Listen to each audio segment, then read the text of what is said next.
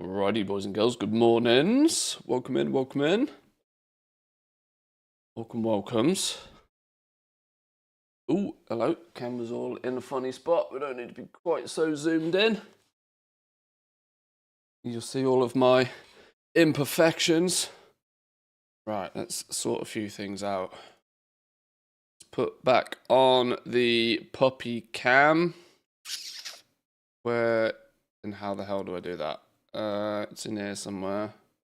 Puppy cam, let's switch that back on. Milk that for all it's worth. What I should probably do is make one of these.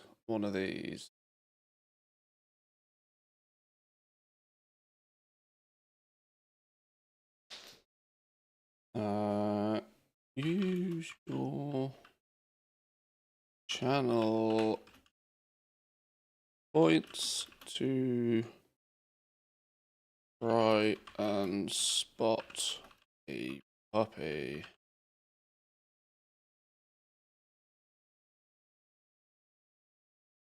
Confirm. Alright, let's see if this works. See if this works. See if Streamlabs is going to play a game today.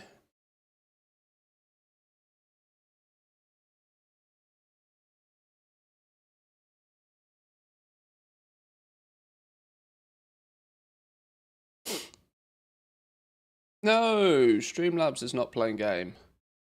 Good job, Streamlabs. Well done. What's the flipping point? Please hold. Turn CloudBot off. Turn CloudBot back on.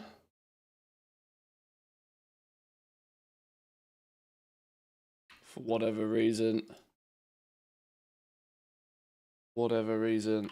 let's do this just in case. Streamlabs is already a channel mod.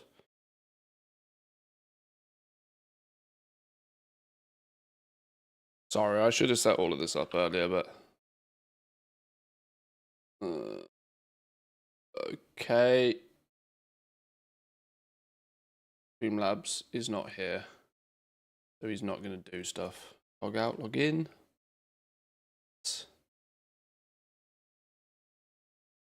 Woke up to the sound of a fighter jet flying over the city. Scared the shit out of me. Then I realised it's our national holiday. Haha, okay. It's really weird, isn't it? Though, when you see the fighter jets like high up in the sky and they just go zoom, they're like loud, but they're not crazy. They're at their loudest when they fly slow. It feels when they're like gunning it. I mean, they're still loud, but they're like when they just kind of crawl across, they are flipping horrendously loud.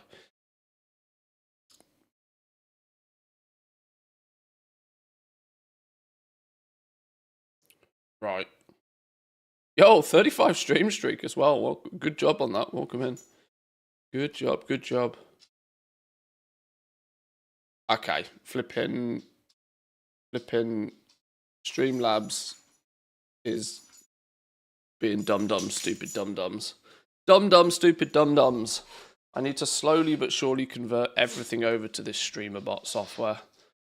Convert everything over to this StreamerBot software so that I can do all of the commands and all of the good stuff via this instead, because flipping Streamlabs is useless. Useless. Well, we got a midnight reveal last night, even though it flipping took a lot longer than it should have done. I'd have really appreciated a heads up from Blizzard that they were going to be last in a 2-hour show. Sons of... I could have done with knowing that ahead of time. Feel bad for Team Australia, who were up at like 4 o'clock in the morning to start watching it, and it didn't announce till 6 or something. Could have had an extra hours kip. But there's loads of stuff to go through today. The show could have been an email. Well, the funny thing is I can't disclose everything in here, but I got all of the links to all of the videos at like 9 o'clock. We were given all of the links of all of the information that we needed ahead of time. In fact, what's the timestamps on it? Where's the timestamps on this?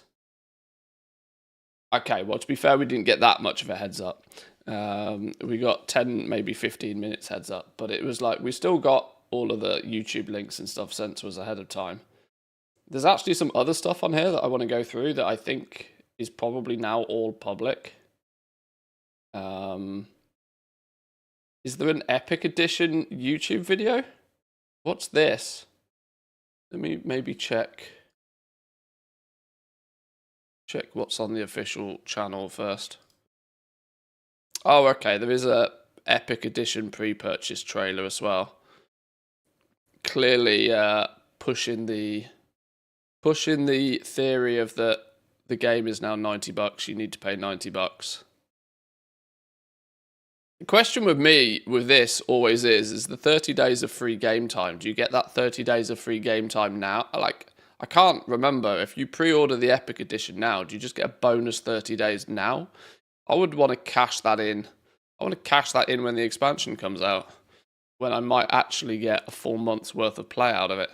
As of right now, I'm going to dip in probably once, maybe twice a week to do some basic gearing, and then we'll be off doing other stuff. I don't really need the game time right now. But we got a nice little they did give oh, the puppies. Where is the puppy? That's a really good question. Oh no. Puppy's here. Puppy's here. Puppy's fast asleep.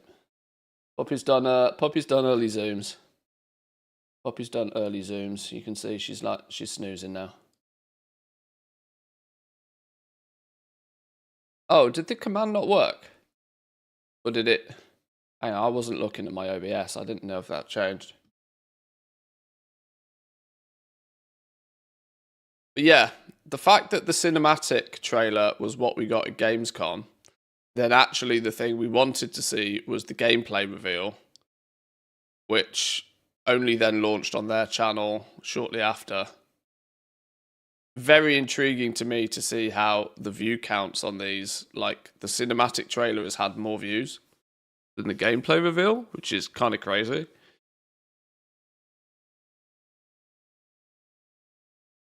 But I got a little short list of stuff that we're expecting to see. The key highlights. I think I can probably show. Key highlights.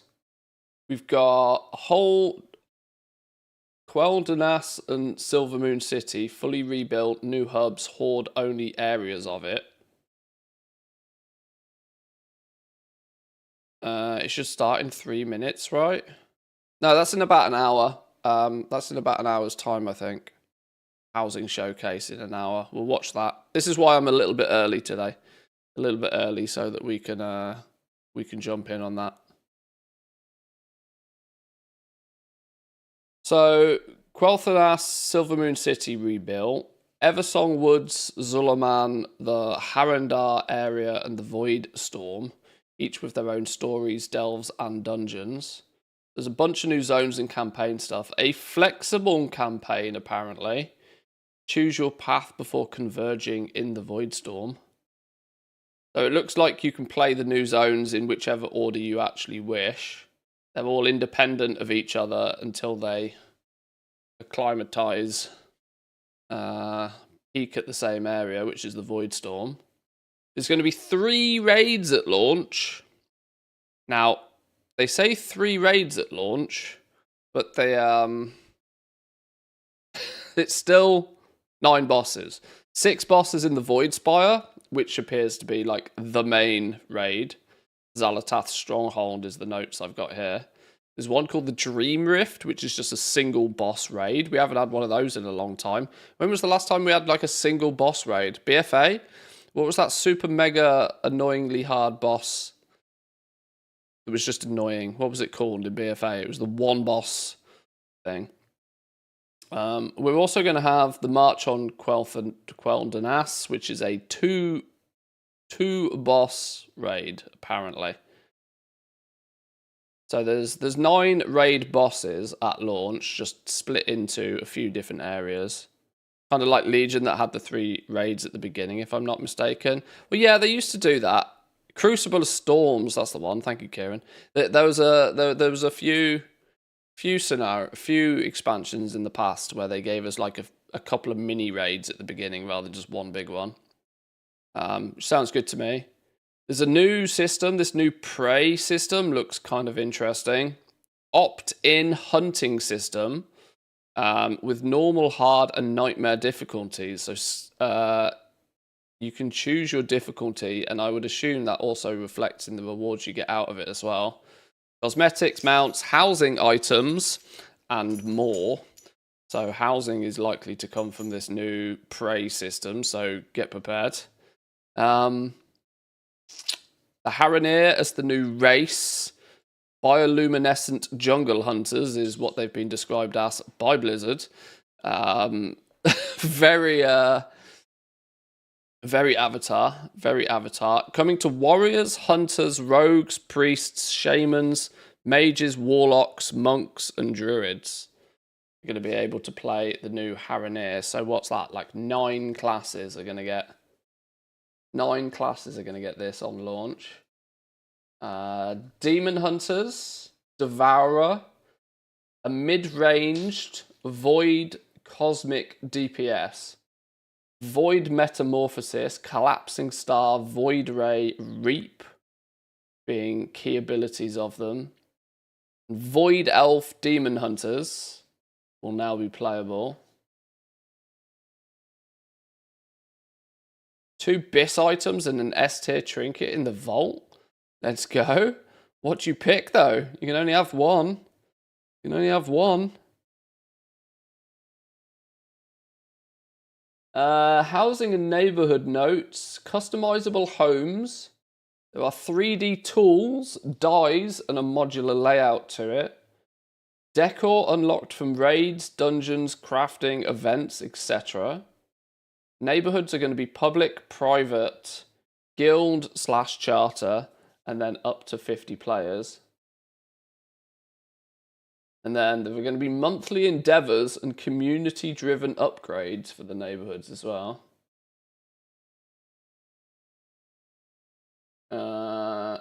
PvP stuff. Slayer's Rise is going to be a new epic battleground located in the Voidstorm. That could be kind of funny.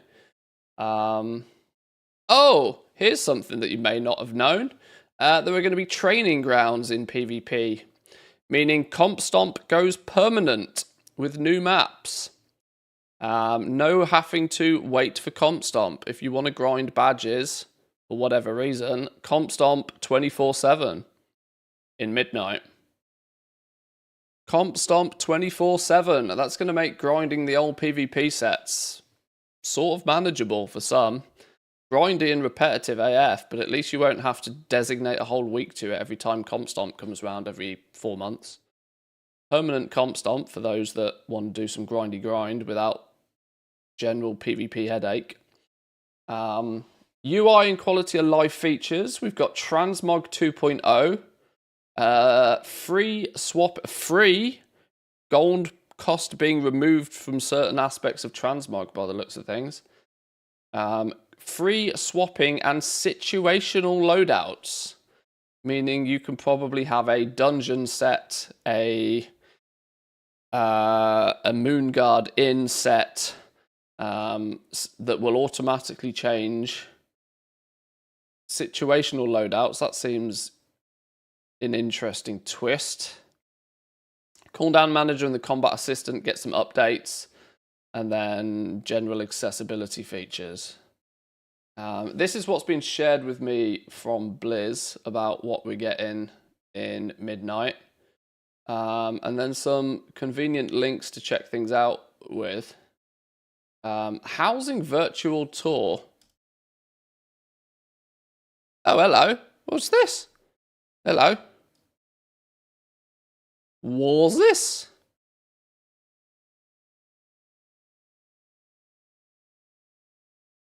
Haha, okay.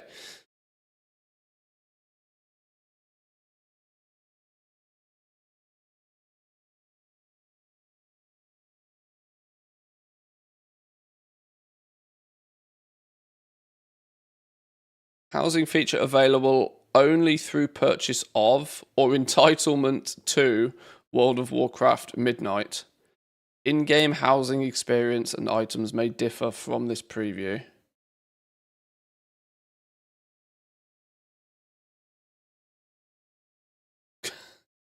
Got Nixia's head up on the wall.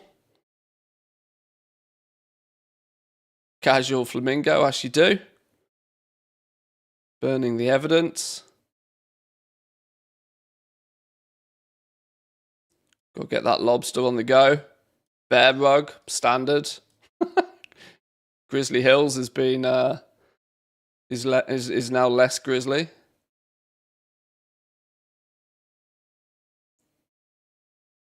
People are going to come up with some crazy stuff, aren't they? Crazy stuff. Somebody's made a full-on library style area with like scaling elevation based on the staircase by the looks of things, going up to the second floor.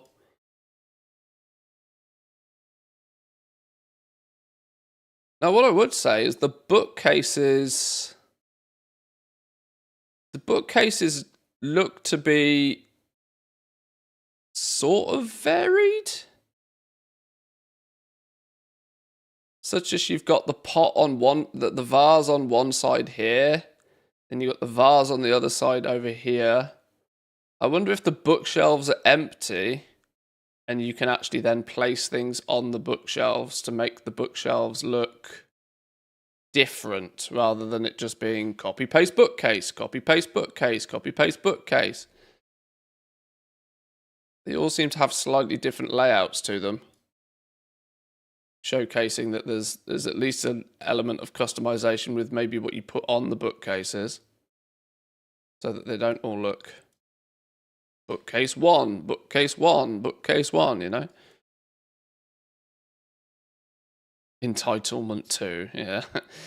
Means if they give you access, you can have it. If they don't, you know, zod off.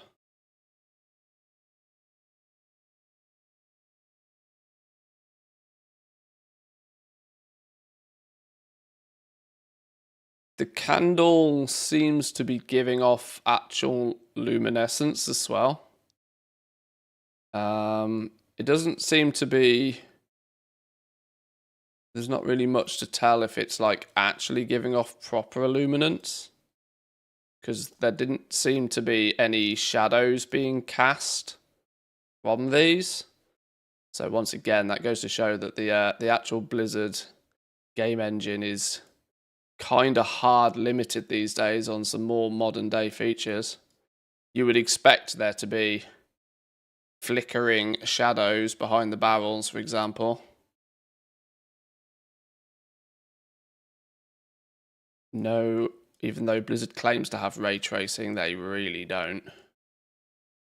But, like, it's looking kind of fancy, isn't it, what you can do? And then, what we got going on over here?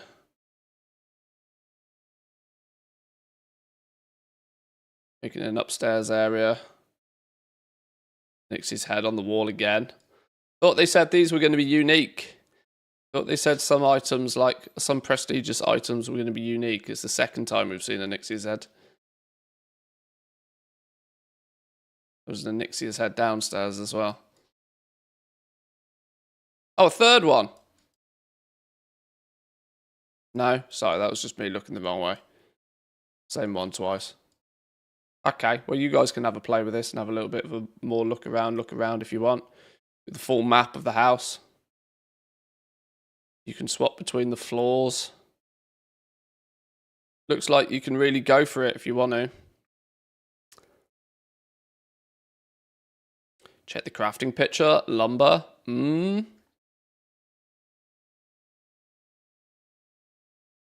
Where's the official post?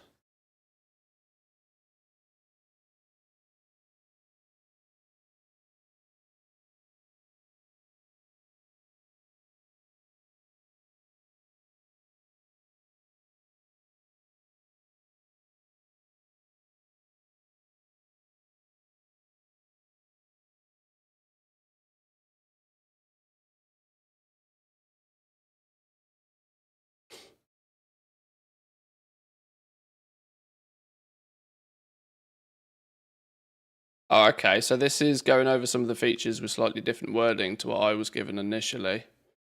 New zones. The Harandar race.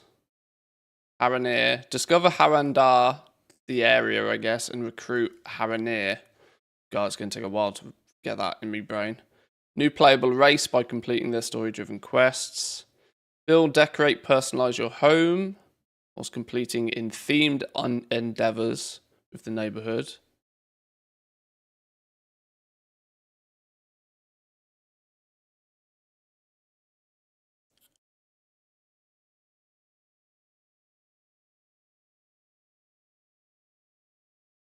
Midnight will embark on an epic journey through the second chapter of the World Soul Saga as the Void threatens our world. Xalatath, the Harbinger, poses our great threat as she grasps for more power and unleashes chaos in her wake with the invasion of Azeroth. Players will level up to 90, explore 4 new and reimagined zones to uncover the heart of Xalatath's stuff.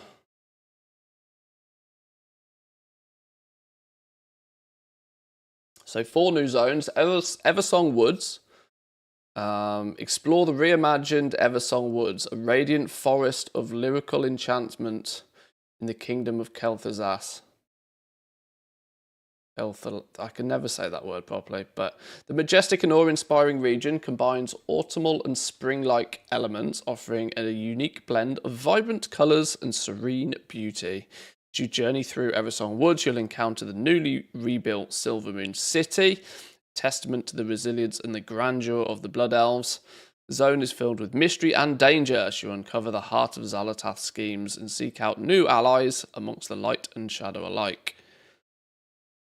Back into Zulaman, explore the Armani troll capital, Zulaman, the temperate rainforest fiercely protected from outsiders by the forest tribes who call it home.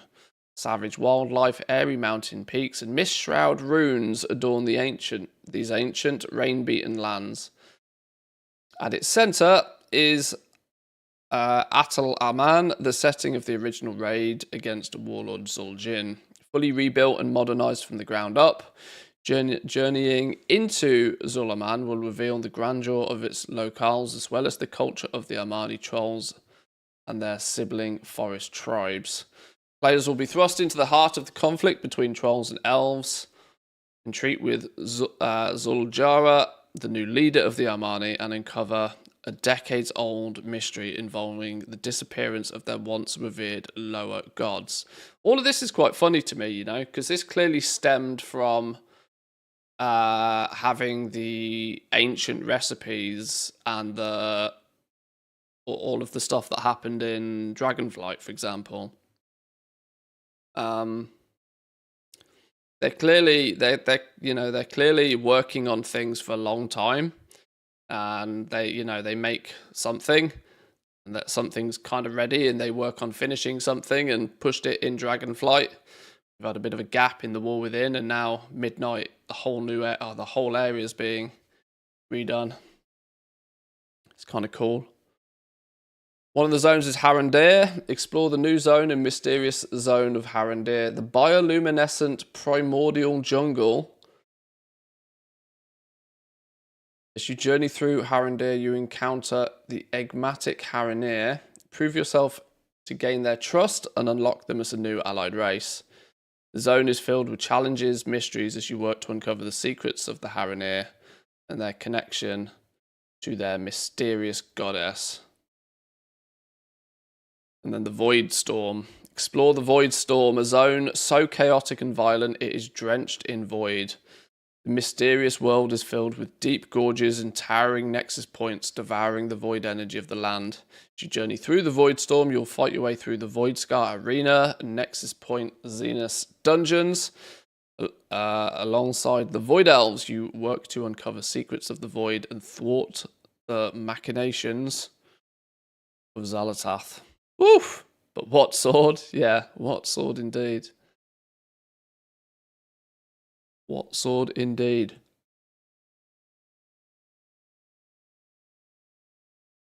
Order Alliance, Druid, Warrior, Hunter, Rogue, Priest, Mage, Warlock, Monk, or Shaman for the new playable race. A big selection to get you going there. We'll probably unlock a Hunter. Surprise, surprise. Then into housing. Build, decorate, personalise your home in Azeroth with the new housing feature. Players can earn their own house and a plot of land, move into a neighbourhood with other players or even their guild or stream buddies, and collect a variety of items to decorate and modify their house. Complete themed endeavours in your neighbourhood, adding a unique touch to your home.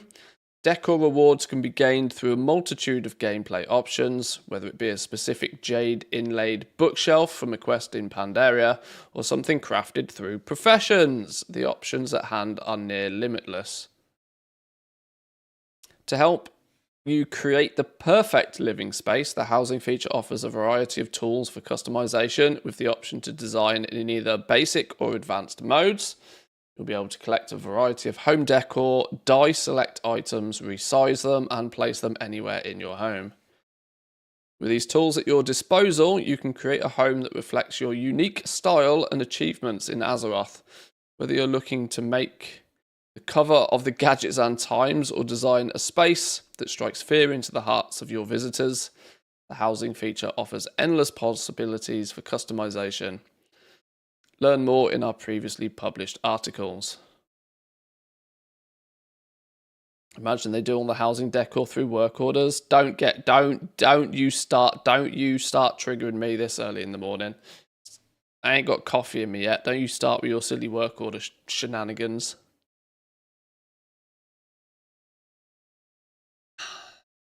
Hunt deadly enemies with a prey system. They've not put a lot in about this so far. Prey system introduces a new exciting layer of gameplay where players can track down powerful targets throughout the Midnight expansion. You'll choose between 3 difficulty levels, normal, hard, and nightmare, each presenting unique challenges and rewards. As you hunt your targets, be prepared, they will also be hunting you. Successfully corner and defeat your prey to earn valuable rewards and progress through the system.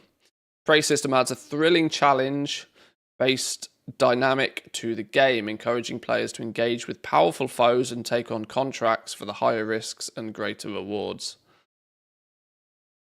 This sounds like it could end up being an interesting system, and I wonder how far it spreads, because leaks were leading us to believe that this was a way to revamp the entire leveling experience via this prey system, but it does seem that it's being more closely linked to just Midnight content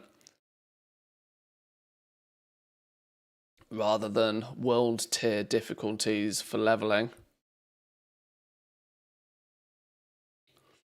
Nightmare Diablo is closer than you think. Yeah, clearly some strong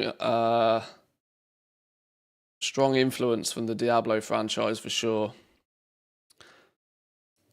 Devour a spec for the Demon Hunters. Maybe we should pick up a Devourer Demon Hunter character at some point as well. Unlock the new 3rd specialization for Demon Hunters, the Devourer. Harnesses the Void with unique ranged abilities ripped from your enemies. Engage foes from a distance. Utilize soul harvesting techniques to fuel devastating Void abilities. Summon a Void Scythe for powerful attacks, including ranged strikes, cone slams, and melee spin attacks. This new specialization offers a fresh playstyle, expanding the role and capabilities of the Demon Hunters in combat. Midnight, you'll also be able to join the fray for the first time as a Void Elf Demon Hunter. That'll be the play, won't it? A Void Elf Devourer Demon Hunter. New raids, dungeons, and delves. Mizara Caverns. Oh, that looks kind of pretty, doesn't it? Don't mind caves when they're like nicely lit and green and lush. Players face thrilling challenges against 9 bosses split across 3 epic raid encounters, designed to test skills and teamwork as you unravel the deepest secrets of Xalatath. Each raid offers unique environments, formidable bosses, and engaging mechanics that will keep players on the edge of their seats.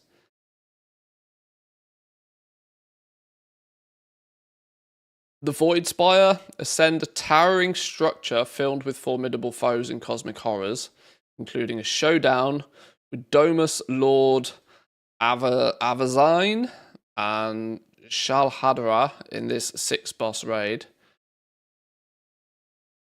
The Dream Rift, we're going to step into the permeable veil between primordial dreams and brutal reality in this single boss raid encounter. And then march on Quell Danas, the story reaching a thrilling climax as the united armies of the Elven tribes march on the iconic Sunwell Plateau. That's going to be interesting, how having it split into 3 separate raids affects like race to world first sort of stuff. Is there going to be clearly one boss that is considered the final boss? You would assume so, as it says that the story reaches a thrilling climax where you are looking at fighting 6, 7, 8, 9, 2 bosses in the final 2 tier bosses in the final mini raid. 8 new dungeons to go with it. Windrunner Spire, Magister's Terrace, revisited, I presume. Murder Row, Den of Nalarak, Mizara Caverns, the Blinding Veil, Nexus Point Zenus, and the Void Scar Arena. Undertake new challenges in Delves with a new companion at your side. The legendary Blood Elf Rogue. Okay, we get a rogue companion. See you later, Bran. Valera. See you later, Bran.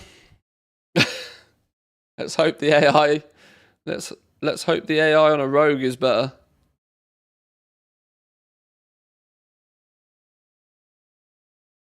It's going to be interesting how they're going to make a rogue tank and a rogue heal. Bran kind of felt very class agnostic in a way. He never really felt like he was any... I mean, I know he's technically kind of meant to be a hunter, isn't he? But he's been able to put a shield on and throw out some potions, and he's been able to be quite generic in that regard. Yeah. A rogue tanking? I mean, rogues like to think they can solo everything anyway, don't they? So I guess it makes sense. 1, 2, 3, 4, 5, 6, 7, 8, 9, 10, and the Nemesis Delve. The 10 major delves at launch. Tormentor's Rise being where the Nemesis boss will be. New PvP battleground, the Slayer's Rise. 40 vs 40 battle in the new Slayer's Rise battleground that's set in the Void Storm. Features a push-pull dynamic along the path of predation, along with side objectives to keep the action moving. Players will need to strategize and work together to conquer the bases and ultimately defeat the rival faction, making Slayer's Rise a thrilling and strategic addition to the PvP experience. Updated new and returning player experiences. Enjoy a streamlined leveling experience focused on big characters and epic stories. It does look like they are extending the leveling journey in some way, shape or form. We'll have to see how far. The update experience ensures that new and returning players are ready for midnight, with gameplay and narrative adjustments made to Exile's Reach and the Dragonflight expansion to improve approachability. Oh, okay. So it doesn't seem like it's going to be a complete overhaul yet, but more tweaks and adjustments. Adjustments made to Exile's Reach. Adjustments being it gets you to level 20, maybe? I go to bed, you're streaming. I wake up, you're streaming. I get home from work, you're streaming.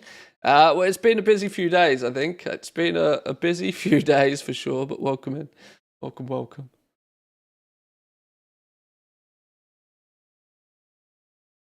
And of course, nothing without making some money. Pre-purchase, World of Warcraft Midnight, The Adventure is Calling. What I would say, though, no rush. Don't run out and pre-purchase this yet. At least wait till we see an alpha, for Christ's sake. People like myself are probably going to get it nice and quickly because, well, even if Midnight's shit, I'm going to be playing it because it's kind of my job these days.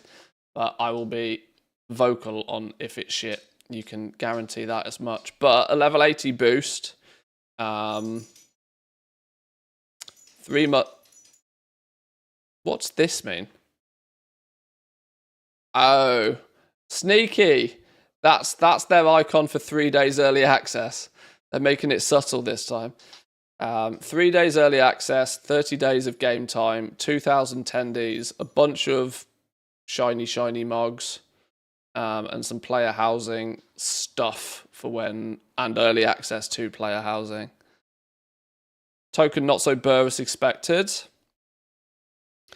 Well, they haven't really, I was talking about this yesterday, they haven't really, in my opinion, actually given us anything that is definitive to say, take my money. Because we knew housing is going to be the major feature of the expansion.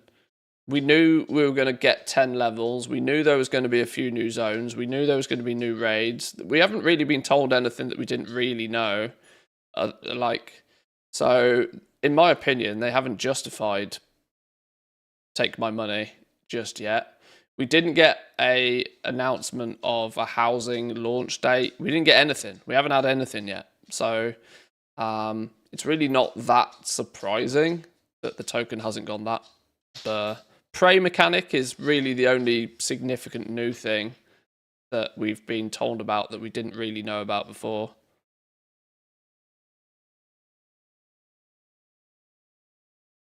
Housing is this expansion's delves, I guess. Well, delves are, in theory, meant to be evergreen from this point on.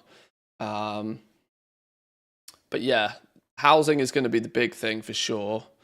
This prey system as an alternative way to... This could be quite good. This is clearly, I think, focused towards the outer world kind of player. You go into your delves, you get yourself some reasonably mediocre gear from the delves, and then you can sort of chip away at this prey system, maybe to give yourself another option for a couple of bits of gear or cosmetics and stuff. More sort of outer worldy, solo-y sort of stuff. That said, this prey system could end up being that, like, parties of 5 just absolutely stomp the nightmare versions of it, just to, you know, don't know, we'll see. It does sound kind of mage towery. It does depend on how they dial the knobs with the difficulty, you know. Having 3 different difficulties does mean that they can go all in on the nightmare one and make it kind of, you know, hard. They're not restricted to... There's been a huge discussion about Remix about scaling and how scaling is just flipping annoying in many areas of the game. So them actually saying this is normal mode, they can tune it accordingly. They can tune mob health, they can tune mob damage, and it can be fixed. You know, it's old school, right? Having 3 separate difficulties, but it works. Scaling tech is great because it gives the dev less work in theory because half the game is made by an algorithm. But it does actually then require significant amounts of fine-tuning to make sure that scaling isn't busted. So maybe having strict normal mode, hard mode, you know, nightmare mode. They haven't done scaling for the raid for that exact reason, of that it would take just as long to tweak it and tune it. I mean, flex raiding is about the close to a scaling system as we have, but it's still kind of, you know, you still have your difficulty predominantly. But looks quite cool. Looks quite cool. There's nothing that's going to part me with my money just yet because I want to see it. I've learned over the years that Blizzard can talk a lot of talk. I want to see it first. So they're not got my money yet. They will get my money quite soon, I am sure. Let's log into the game. We've got about half an hour before the housing thing. So let's get into the game. Let's see what's in our vault. And then let's go and have a look at housing stuff in about half an hour.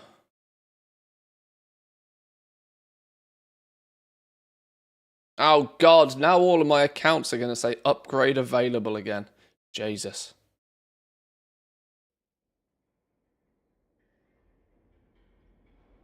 They got my money pretty quick yesterday and I'm not even a streamer. Well, I mean, like I said, at the end of the day, they will get my money. It's just I'm not giving it them that early unless I really need it. I've still got 2 level 70 boosts. They're kind of useless these days, aren't they?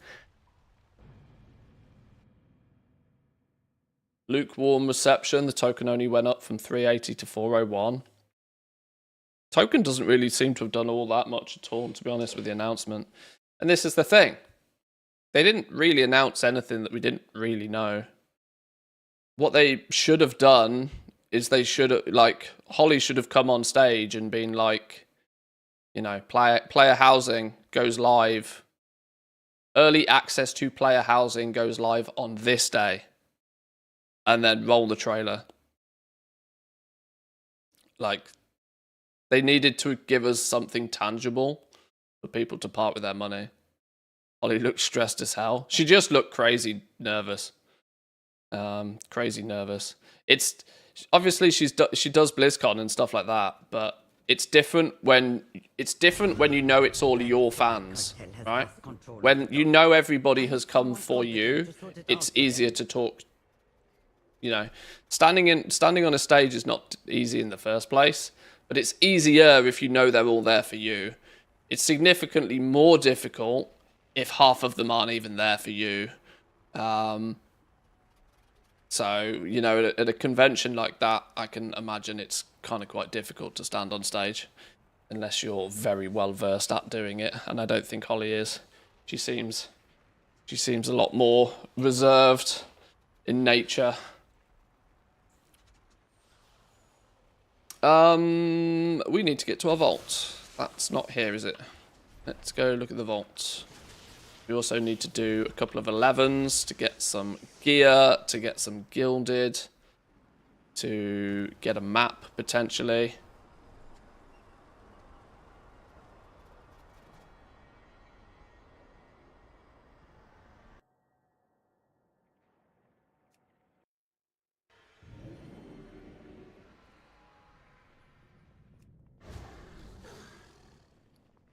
God, my bags. Jesus, don't look at them. Don't look at those.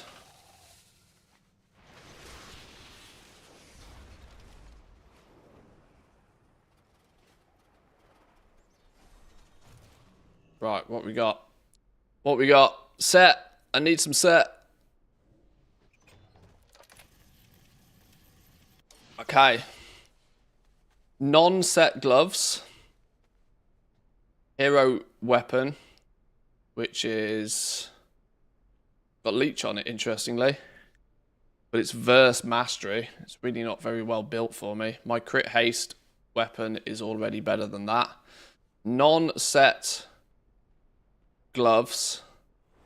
Can always catalyst them. Can always throw them in the catalyst. Void touched fragment. Harmful spells and abilities have a chance to grant you a void fragment. Slaying an enemy guarantees a void fragment. Upon collecting 15 void fragments, you absorb their void energy, increasing your mastery by 14,000 for 10 seconds. Wow, do pet things for 10 seconds. Ooh. Could use the catalyst on the hero track gloves to turn them into tier. Yeah, this is a very strong candidate. I need to look and see how this trinket stands out, because a hero trinket, if it's a reasonably good one. Mastery, 14,000. What does 14,000 mastery look like? That doubles my mastery.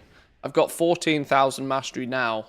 That would double my mastery. Now, with diminishing returns on top, that could push my pet to do not 53% damage, but probably something more like 80% damage. Is it C tier? It's not a great trinket.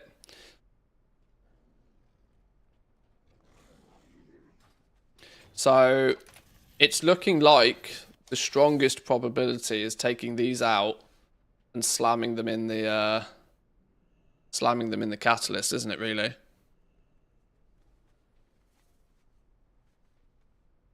Delve trinkets aren't really good for BM hunters, sadly.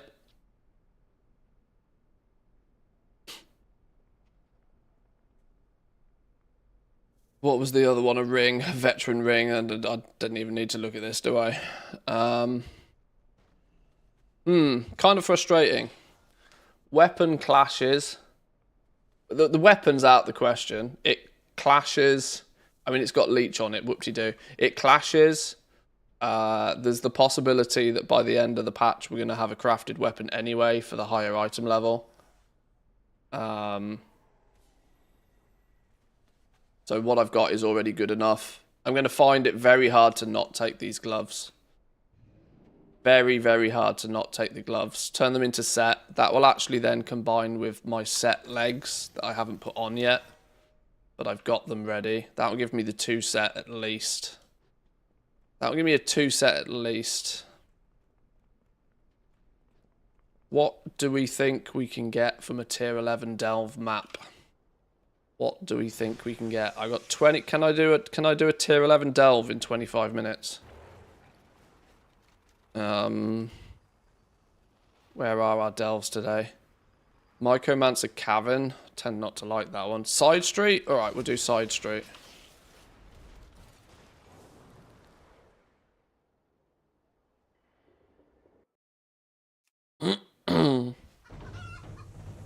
There's a few shorts on the YouTube channel of the zones and the dungeons. Oh, they're okay. We'll have a little look at those. Let me see if I can quickly do an 11 out here. Side Street. Usually not too terrible a one. Shit, do I have one of those summon the dude things? I do have a summon the dude things. Oh, I ain't got any fucking keys. Ain't got no keys, mate.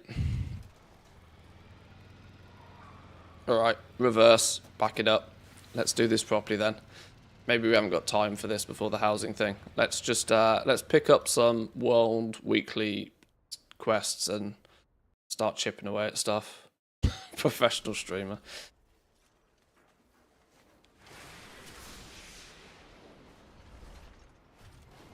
Right, weekly dungeon quest. Where are we going? Dark Flame Cleft.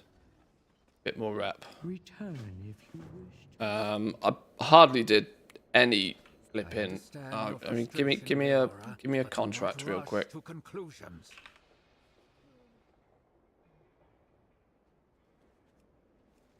If you find anything exotic, bring it to me.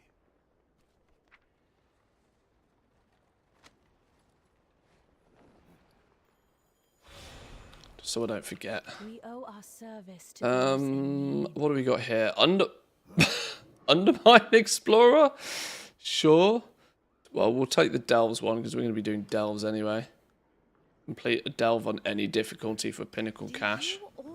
That isn't going to help me with keys for said Pinnacle Cache. Do 10 world quests. Oh, that's only the old school rep. It's only the old school rep. I don't care about any of that. I'll take it anyway, just because otherwise it'll be weird not having it. Oh, that's really annoying. World Quest Week. Ew. Gross.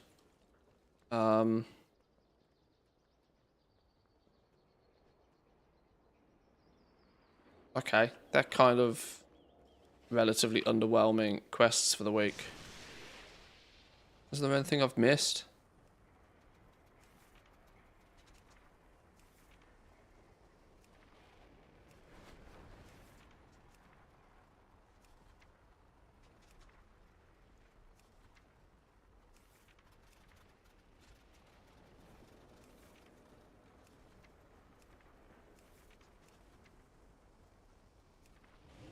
Okay, not really. Okay. Quick and easy week this week, isn't it? Quick and easy week. Do I have enough of those? I don't know what they're called. You collect 100 of them, you turn them into a key. Offer shards, but season 3 ones. No, I have 0. Flipping out. Alright, we're going to have to do some stuff to get some keys. To speak? Ancestors watch over you. Burnt all me flipping keys last week trying to get damn journey rep stupid. Let's do some patron orders real fast then. Get that out of the way. Get that out of the way.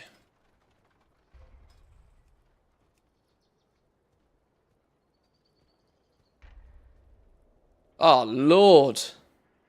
Lord have mercy. Right, well, you're cheap. You're 2 knowledge points. You're also cheap. You're 2 knowledge points. You're 1 knowledge point. No. How? Crafting cost far outweighs even the cost of the augment rune. Flipping, Lord have mercy. Okay. Right, 1,000 gold to get a few bits and pieces sorted. You had some coffee key shards, middle area. Yeah, they're season 2 ones. Yeah, these are season 2 ones.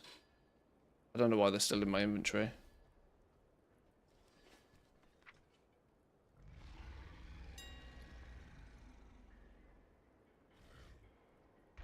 I assume it's a Gamescom panel then for this housing preview thing.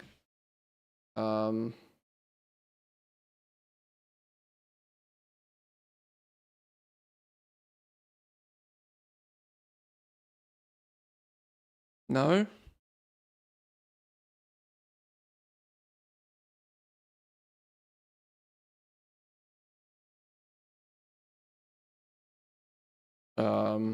Is it on the World of Warcraft channel? Ah, yeah, World of Warcraft channel. There we go.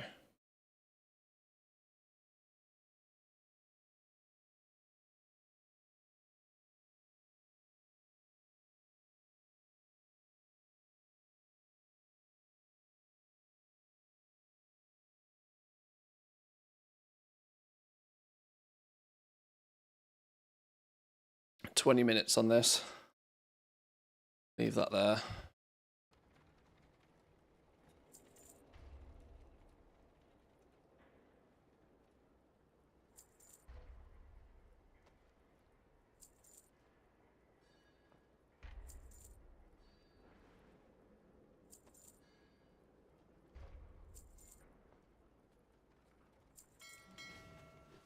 Oh, no, I've done the same mistake again. Not actually looted the stuff I bought.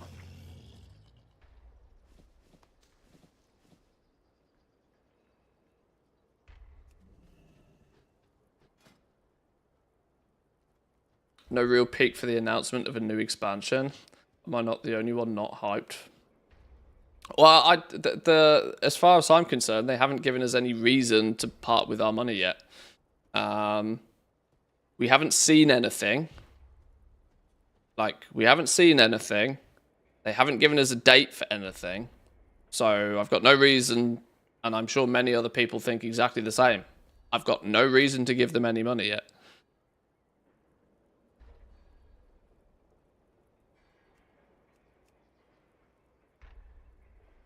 They can have some money when they give us something concrete.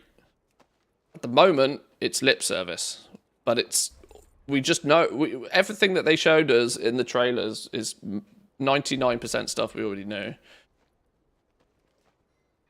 There's usually always a peak at the announcement with just a cinematic. But it's different this time, isn't it? Because we kind of know most of the stuff ahead.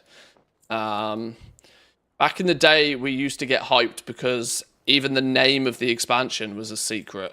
Whereas now we kind of know most of this ahead of time. So they're going to have to go one better than that for them to part with our money.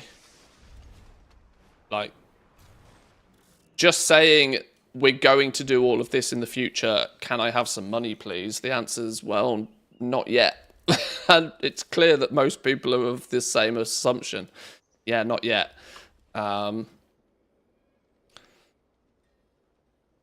Which arguably, from the perspective of the token, is kind of good. Because the token spiking unnecessarily isn't helpful. Who puts 12 gold as a commission?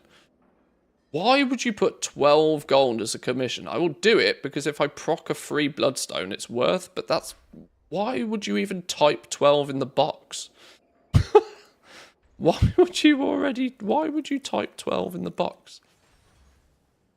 No bloodstone proc.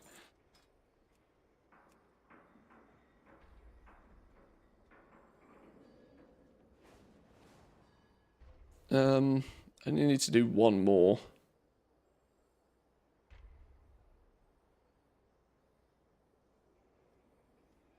My orders have been absolutely double level stinky the last few days.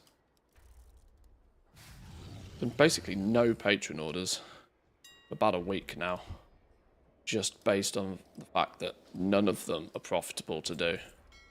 And I'm not at the point in the expansion where I'm buying knowledge points. If they make me gold, I will take them. But I'm not buying knowledge points anymore.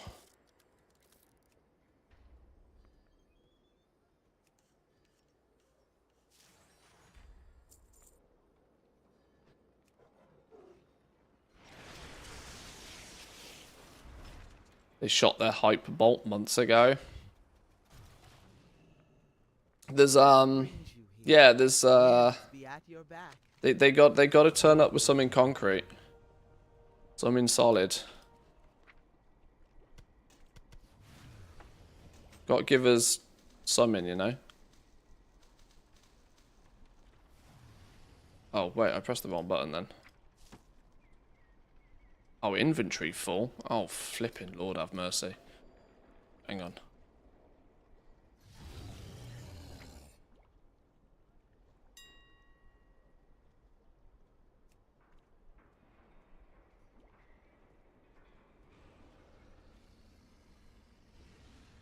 Jesus, these are some brave numbers. These are some brave numbers. I like those brave numbers.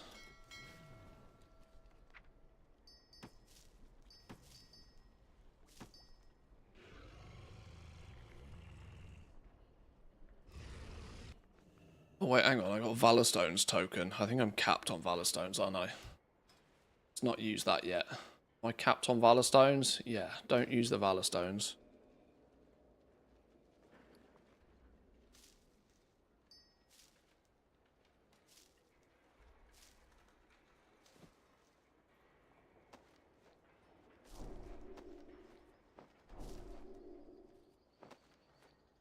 They got my WoW gold, they ain't getting my real money.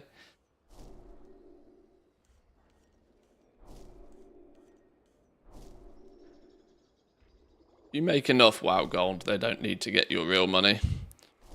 But they still get it based upon the fact that your real money had to come from somewhere. The only reason you can change your WoW gold for something is because somebody else changed their real money for WoW gold. May your feet find good trails. Clever system. You pay in WoW gold, they actually get more real money. Yeah, you're making the wheels of the token go round.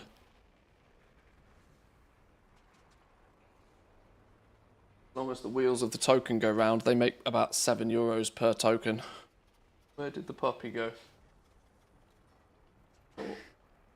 Papers, which is a good start. Where is the puppy, though?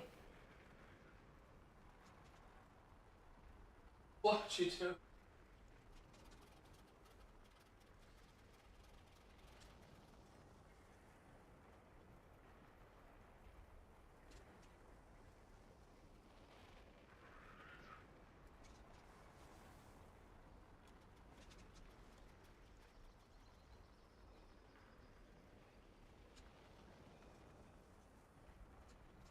That dog seems to, like, create liquid. Doesn't seem to drink a huge amount. She gets a bit of water in her food, yet she pisses like a sailor.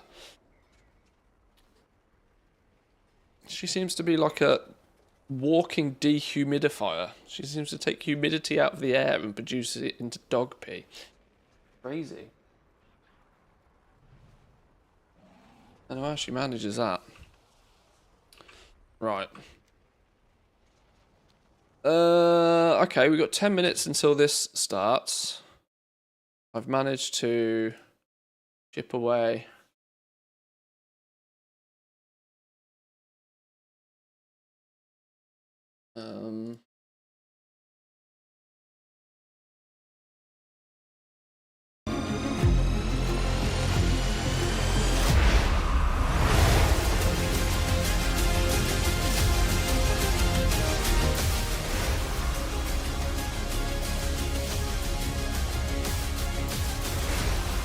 Are these creators also streaming it themselves?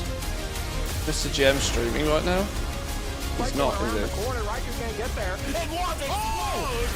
G Blockler are playing out of their minds. This is personal. Oh, almost not dodging the song of Chi G, but everybody is dead. How is Sidu gonna pull this one back?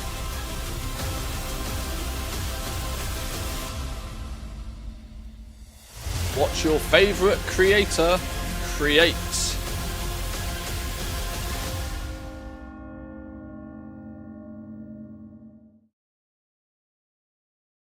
Right, 9 minutes. 9 minutes to go. 9 minutes to go. How can we keep ourselves busy for 9 minutes? How do we keep ourselves busy for 9 minutes? What can I do in 9 minutes? Get the weekly follower dungeon out of the way. Dark Flame Cleft.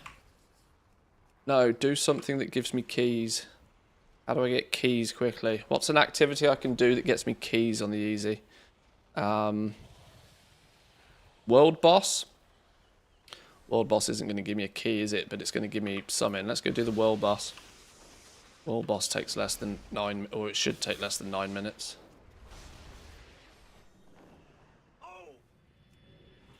Also the chance at a hero piece of gear. As long as the game doesn't hate me. I've had a plate, belt, and a cloth cape from the World Boss so far this patch.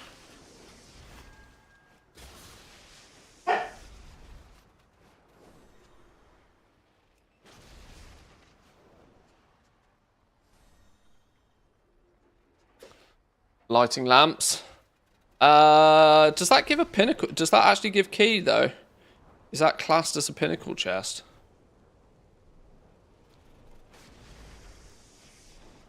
If it is, that is a quick and easy one.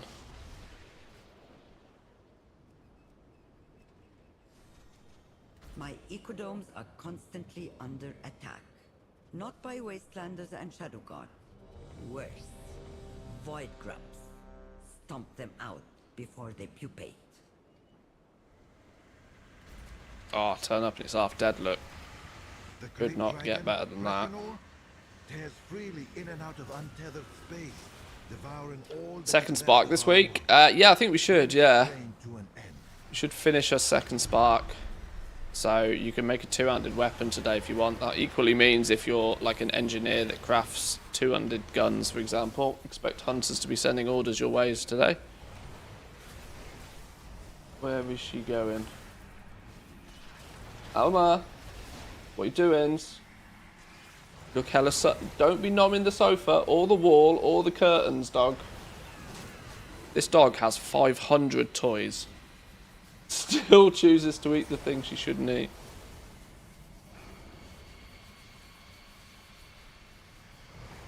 I don't know where she's gone now.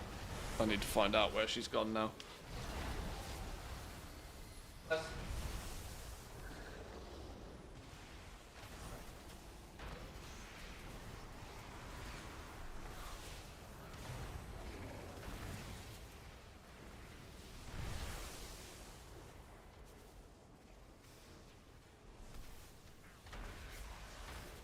Forbidden fruit tastes the best, clearly.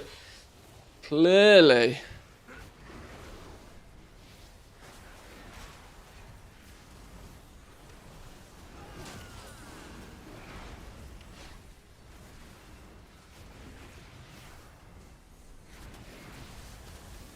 I think this world boss is just lagged out. Doesn't seem to be doing anything. Dead. Leather legs. Damn. Damn. Is there no gear on this dude that I actually want? I'm starting to believe there's nothing on here that I actually want. I've had cloth, leather, and plate now. Cloth, leather, and plate. Flipping hell.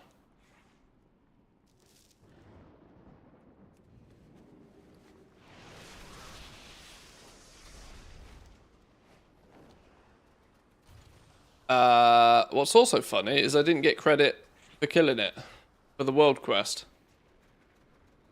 It was actually the flipping coffer key shards I could have done with.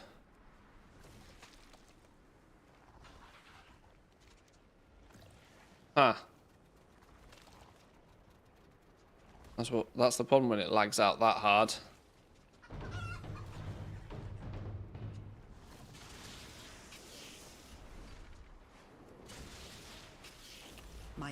Oh, we can go get another Ecodome pet. I don't think I actually sold my Ecodome pet last week. Void grubs. Stomp them out. Did anybody else sell their pet last week? Or not sell it? Intercepted a recent shipment of weapons. Kind of weird that it didn't really grab much attention. Flipped a few of them.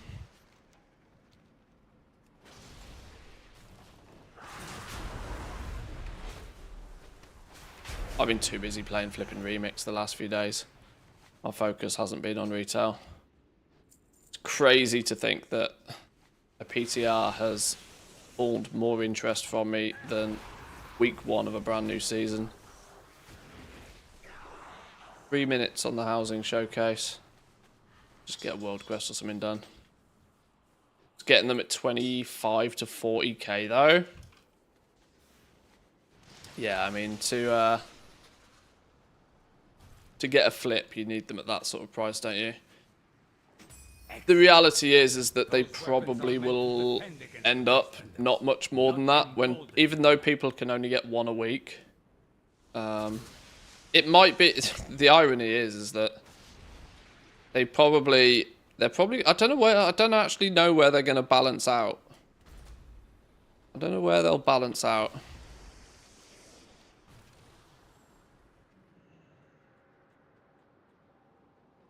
Grubby grubs.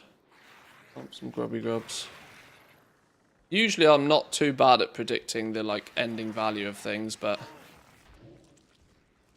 they're kind of weird ones because people will be able to just get 1 per week. It'll be interesting to see if over the next couple of weeks, 1 or 2 of the pets end up being significantly rarer than others. Because we're just not going to know that until there's a shortage of them.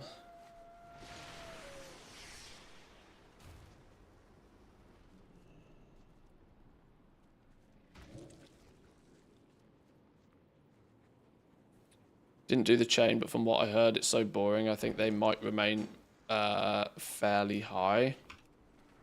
Well, the Ecodome weekly quest thing's not that challenging or tasking, really. In fact, I was able to do it 10 times last Wednesday, and I did most of it via fishing rather than actually playing the game even properly. Getting your weekly pet is a 5-minute job when you know what you're doing, once you've done it once or twice.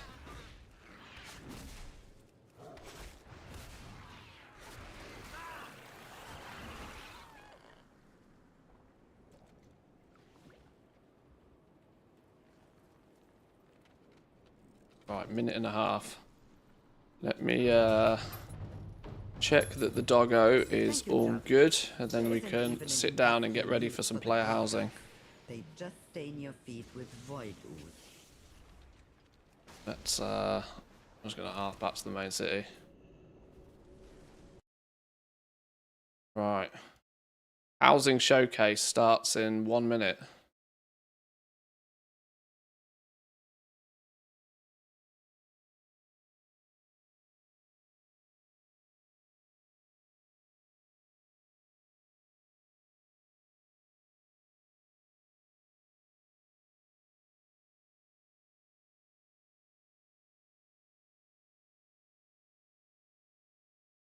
Yeah, it's so funny to me, the Ecodome quest line with the bees. Like, 50% of people are like, what is this trash tier content? And 50 people are like, oh, it was really cool. And I know there's always, you know, a matter of, you know, there's a difference in opinions, but it seemed to be really black or white. And I think, I'm just of the belief that it's probably another great example of Blizzard being able to write a good story, but not be able to tell it. 50% of the people not reading the quest is probably why they think it's trash. Yeah, because if you base it entirely on the merits of its gameplay, it's trash. Because you basically get told to take pictures of bees, collect bees, collect honey, take pictures of bees, move bees, take more pictures of bees, collect more honey, and then drop them all in front of the queen. It's like, it's just trash tier questing. But if you actually stop and read all of the quests and try and enjoy the story of it, it probably is much more enjoyable. But as I said, that emphasis is on Blizzard to tell... Oh, don't put a countdown for a countdown. Alright, we're back in 15 minutes. Countdown for a flipping countdown.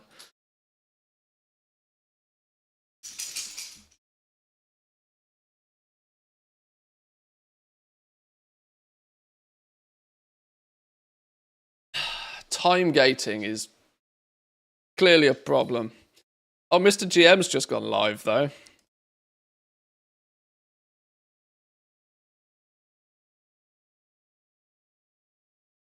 So Dan's also just gone live. It looks like SFand is hosting whatever this event is. Because World of Warcraft channel is linking with SFand on this one.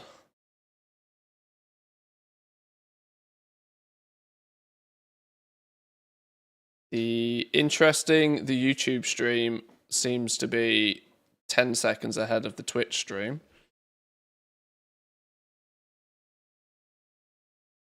Maybe this will be a countdown for an even shorter countdown.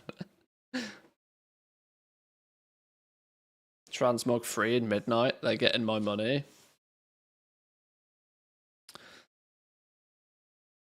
Maybe you'll have money to spare if you don't have to piss it all up with the wall on Transmog.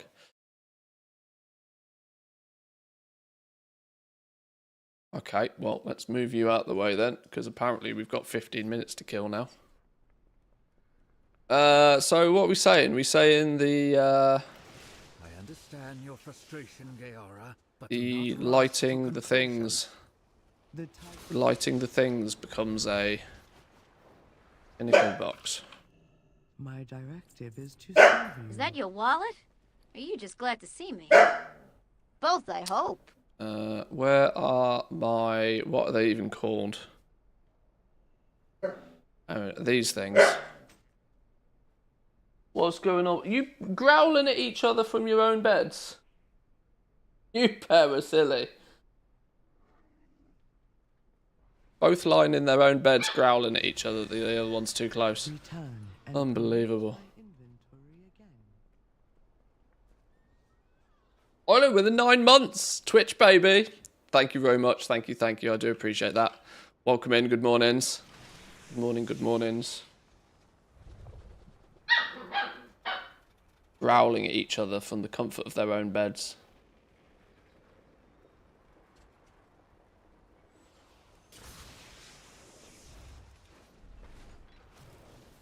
The coreway must be protected. We bang out the Awakening the Machine thing real quick. Oh, the Theatre Troves thing's on as well this very second, isn't it? Damn. Forgot about that.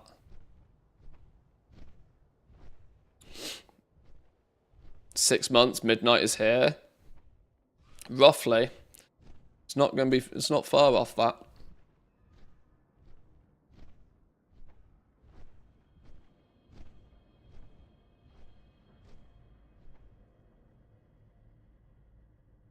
They're not getting mine for the epic one, that's for sure. It's bullshit making people pay for the real launch because 3 days is not pre-launch. I don't like the 3 days early access. I will 100% agree with you that I don't like the early access. I didn't like the early access for The War Within. I also feel that the early access for The War Within made the time before anything really substantial happens in the game feel too long. If you even bought the early access, which is kind of crazy.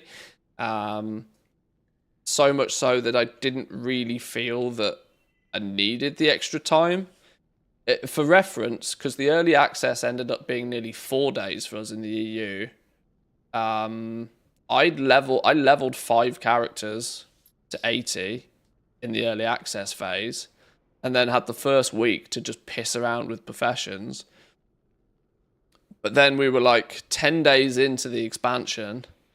I'd spent 25 million gold leveling all the professions, yet it was still a week before anybody would like flipping wanted anything.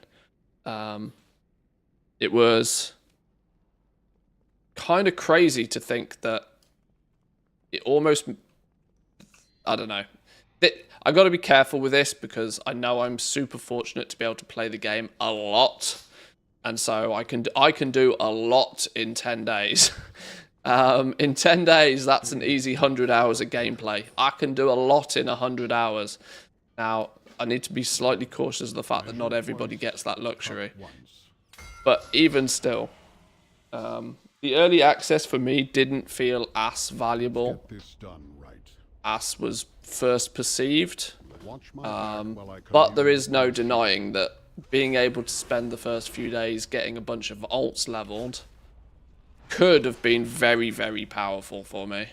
If I was big on raiding and wanted to have a bunch of alts ready so that my raid leader could tell me to bring this class instead of this class or that class instead of another class, then being able to get those 5 characters to 80 and then have a week before anything like significant begins would have been worth the money for sure. But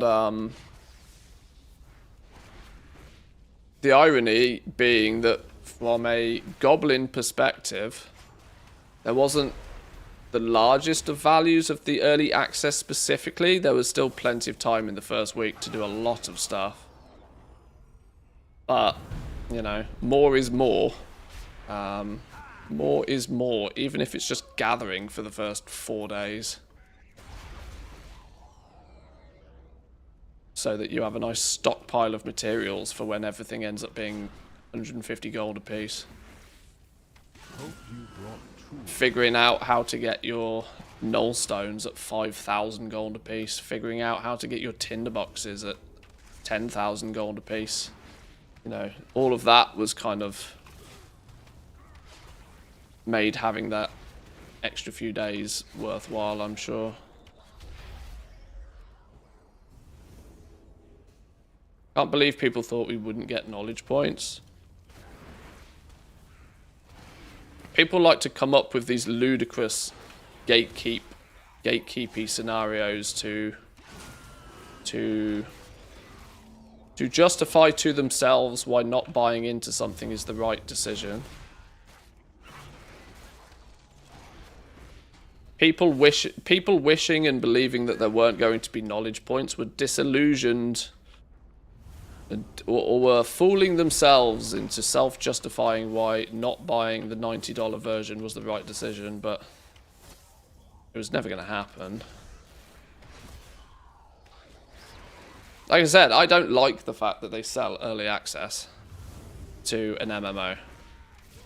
Because it fundamentally means that it's not 3 days early access. It's you can pay less and play late. I know that's kind of like the glass is half empty way of looking at it. And I know it's marketed with the glass is half full, or you get to play early. But the reality is that if you pay $50 for midnight, you play late. Not, you know, you have to. The game costs $90. The expansion costs $90. If you want to pay only $50, you can, but you have to play 3 days late. That's the reality. And if more people viewed it that way, there'd be more pushback on it.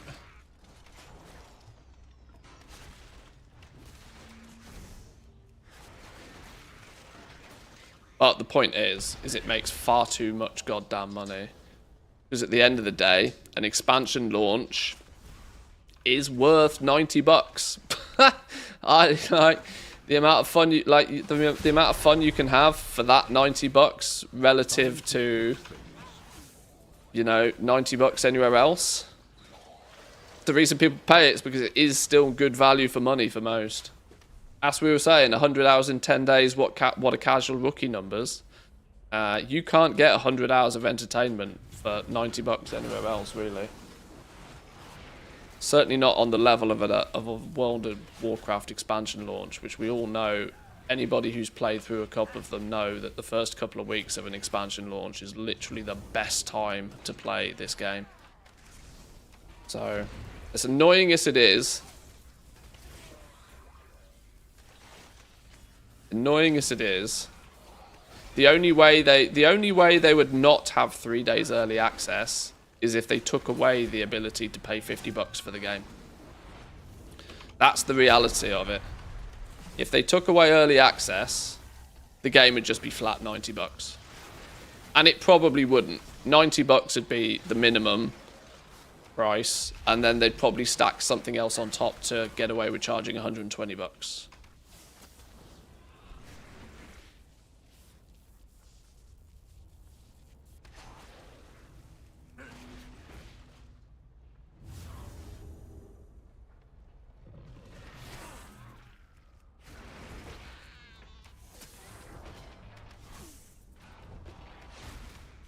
Price has been high for years for the Epic one. Yeah, it's expensive relative to what we've paid historically. But as I mentioned, being a fully grown adult in an adult world, it's very difficult to get that much entertainment for $100 anywhere else. Very difficult. I joke with the wife that we can't leave the house without spending $100 nowadays. Literally can't leave the house. Keep the gears turning. If you want to go out somewhere to do something, by the time you have also eaten in some way, shape or form and done a thing, you're $100 deep easy. You are $100 easy.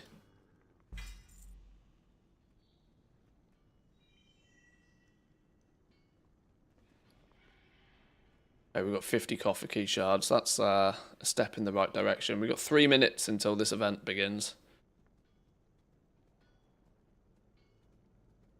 Dan's already streaming the housing. Is he actually live now? Yeah. Oh, he is. He's already tinkering. He's already playing. Pretty self-explanatory, really. He's already tinkering. He's already playing.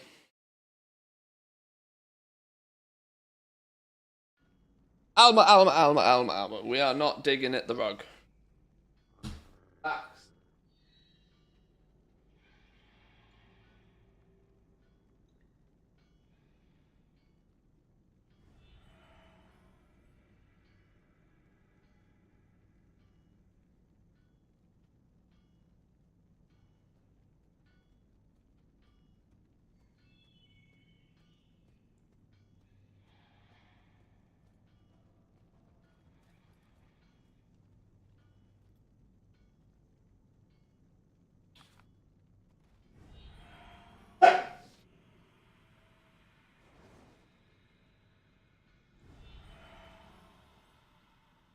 Right. Housing crafters, we have Annie Fuchsia, Mr. GM, Zaryu, and Peekaboo. Dive deeper into the War Within campaign in the Ghost of Koresh content update. They're doing some casual free advertising here. Explore a new zone, blah, blah, blah. If you're attending Gamescom, join us at the World of Warcraft booth in Hall 8 for live updates, activities, and a hands-on housing demo. If you are attending Gamescom, you're probably not watching this. Have I got this muted, or is there...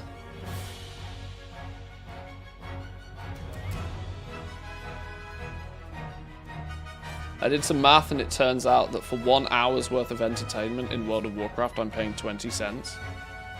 I don't think I'm even paying that much the amount I play the game. Alma, what are you doing, girl?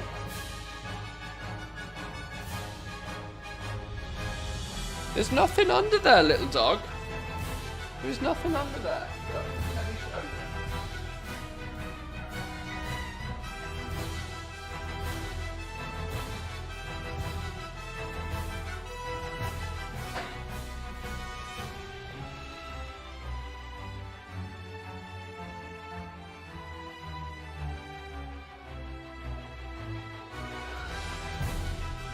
Once they show housing, people start pre-ordering. Let's see. Let's see.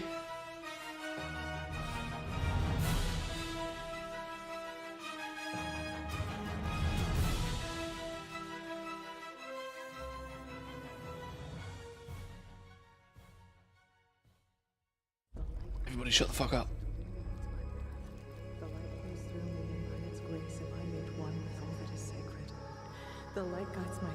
Oh, are they just going to show the trailer again? They're just going to show the trailer again. Liadrin, it has begun. I need you with me on the wall.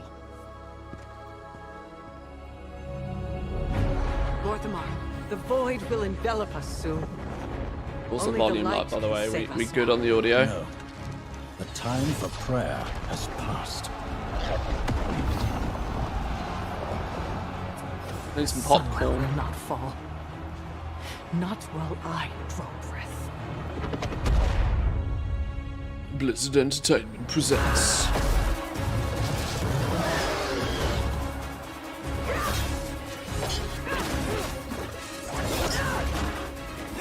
Little elves. We waited 2 hours for this flipping cinematic yesterday. How much longer can you Alma, hold out? stop it. Hey. Flee and save yourselves. Liadrin, don't. Light be with you. You see? She understands it's hopeless. Soon, you all will. The light guides my steps and illuminates my path. The light flows through me, and by its grace am I made one with all that is sacred. The light guides my steps and illuminates my path. The light flows through...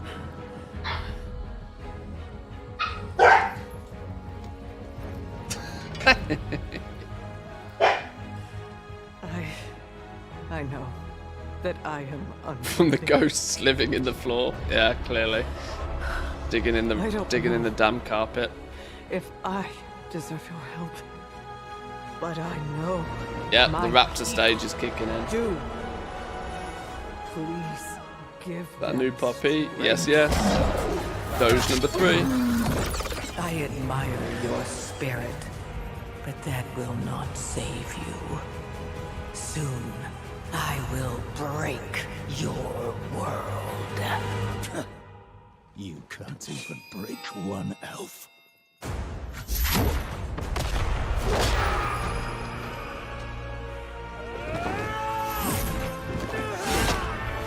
She's run away. This darkness You missed. comes to devour. Just getting the drink. Everything. And when it is finished, there will be no more light. Without your aid, we will perish. I beg you, help us.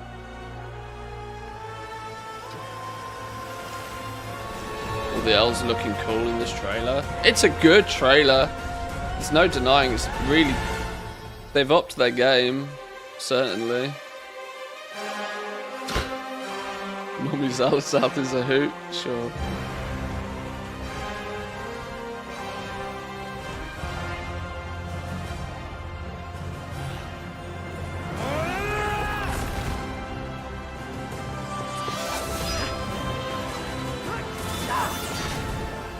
The Sunwell will not fall! Not while we draw breath.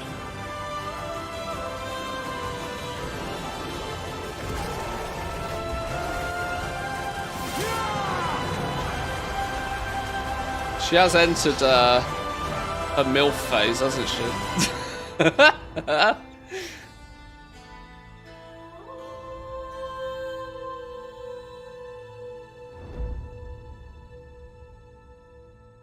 Part 2.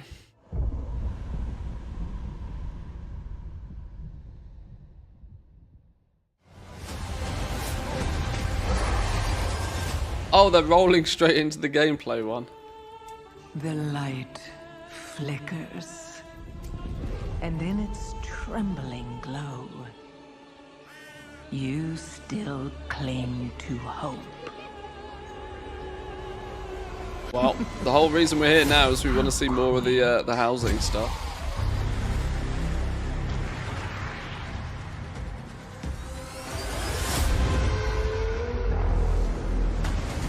The shadow is closing in. It hungers to devour everything.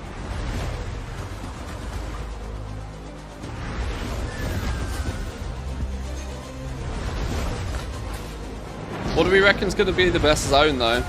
I'm thinking the Harandir zone is probably going to end up being the best one.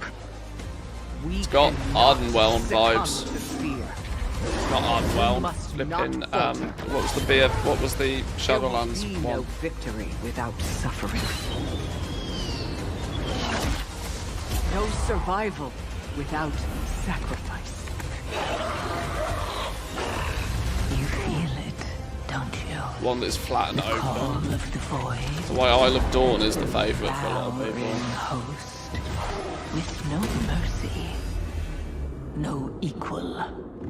Come, little lights, and be extinguished.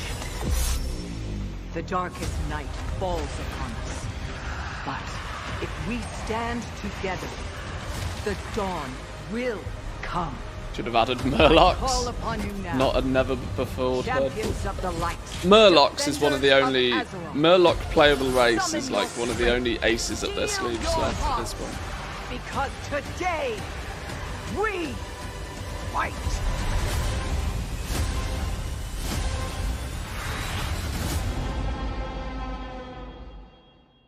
Dun dun dun. Can't be any more trailers. Hello Internet, my name is Taliesin. And I'm Evitel. And welcome to Cologne, Germany for Gamescom 2025! Woo! And welcome to the Creator Clash live from What is Gamescom. she wearing? Starting off with the Oh player my god. housing showcase today. Evie, what time is it? It is Xaladath time. It's midnight really all quiet. of the time, all week, the whole place. It's just midnight all of the time. The new expansion, you might have heard, we are rebuilding Silvermoon. Half of it has been rebuilt in this hall. It's right here. This is where the entire budget has gone. If there's a feature in the new expansion that you were expecting you didn't get, that's why. It's because it's all here. We've got this massive stage here where we're going to be having the Creator Clash later on, all day, all week. But we've got our huge player housing hub. It's Home a house. base. It's a home. massive house. Oh, just it's wait until you see it, guys. It even bigger than our house. unbelievable. It's incredible. Not And just- there's a queue around the block, fittingly, to get in there. We're thinking of having a barbecue later on. You know, Hey. just a little Make neighborhood yourself party. at home. It'll be fantastic. But Evertel, is there any finer time to be a World of Warcraft player than in the wake of a new expansion announcement? The morning after, and I have to say, there is no better way to start your day than seeing that cinematic play, seeing that gameplay features trailer go live, and seeing the reactions of the crowd here and now. stop It is hitting the another wall. level. Tally, how are you feeling? How am I feeling? I'm feeling like I want to see a lot more Xaladath, and the good news is I'm going to, because every, what feels like 5 or 10 minutes, she appears on that screen, and she's like 10 foot tall. And I'm not being funny, do you have any idea how big that makes her feet? they're the size of me, and it's like every dream I ever had. You know, like I feel very close to Xalatath, and it used to be a meme, and I used to enjoy the meme, but recently I've noticed it's kind of become very real, and almost my entire Tali has so personality, much Saturday and I'm completely morning fine with that, children's honestly. TV presenter energy. I was a priest in Legion, so we've known each other for a long time. Not quite as long as I've known you, but nearly as long. You know, but you can come too. It's absolutely fine. We saw you from across the bar. We really love your vibe. You can come on adventures with me and Xalatath. It's all going to be brilliant. So, like, I'm absolutely in Nirvana right now. It's fantastic. But that's not all that Midnight is offering, believe it or not. What was your reaction to the cinematic last night? Oh, it was just sublime. Saturday morning children's TV presenter from the 80s energy. Like, so gloriously sometimes. rendered on the screen, Lorthamar absolutely going for it. It really felt like coming home. I know that you are a big night elf enjoyer. Blood elf enjoyer. I'm an elf enjoyer overall. Exactly, and so am I, man. And I did not know that what I really needed in my life was nose sweat. I needed to see Blood Elf nose sweat, and it's made my life better, frankly. Liadrin is incredible. But joking aside, like, glorious to see the Blood Elves center stage, just being incredibly cool and elfy and fighting and laying it down. Oh, the moment and when spitting. I thought we banned that, but no, it's right back in the game. It's back, but when they along with /lean. Sunwell, you've got the armies assembling, mysterious armies. Thank you. Can I just say a big thank you here to the Ret Paladins who all quit the game en masse, but when Liandrin called and you got that 5% buff, they were right back again, out of the Sunwell, ready to fight. And I just want to, we see you, Ret Paladins, and we're thankful to you. Thank you for being here. Oh, I got chills. I've got chills now just thinking about it. It's just absolutely amazing. What about the features that we've seen of the expansion so far? What's kind of stood out to you? I'm really curious about the prey system. I think it's one of those features that I don't really know much about yet, but I want to see it in action. You're looking forward to being hunted through the forest by a big troll. Like cat and mouse, right? Hunter being hunted back and forth. I like that. I like that addition to kind of like world gameplay enjoyment. How about you, Tali? For me, like, it's housing, obviously, but like really surprising to see all the new zones and things like that. Yes. And like, you know, we were all expecting Silvermoon. Having those Silvermoon vibes back again is so special to me. And look, I know this is the Void expansion, okay? I know it's like the Light versus Void and all these things tackling together, but what I'm really pleased to see is the fact that Silvermoon, basically untouched. Eversong Woods, just how we left it. In fact, even nicer than how we left it. Exactly. Like, the undead are gone. It's had a full revamp. It looks absolutely beautiful and stunning and has been rebuilt from the ground up. So those of you who love Silvermoon, who want to go back and want to see it in its full glory, you are in for an absolute treat. And it's going to be huge. It's like the vibes look immaculate. The Ghostlands, it's autumn lands now. It's just, there's no ghosts in there. It's just beautiful trees. It's just wonderful things. I can't wait. And that's what I'm really looking forward to on day one of this expansion, is logging in, them telling me how vitally important it is that I take the fight to the Void and to Xalatath, and me kind of being like, yeah, but also, maybe I'm just going to hang around in Eversong and enjoy the vibes. It's not just us here today, you will be very, very pleased to note, because we have... He's clearly being told by production to hurry the fuck up. Who's going to take us around all of the player housing stuff right now. There is shills. Yo, what's up, guys? It's S-Fan here. I'm here in Gamescom in Germany for World of Warcraft Midnight. It's very exciting. I'm telling you, I don't know if I want to say this. I think this booth is freaking sick. I think it blows all the other booths out of the water.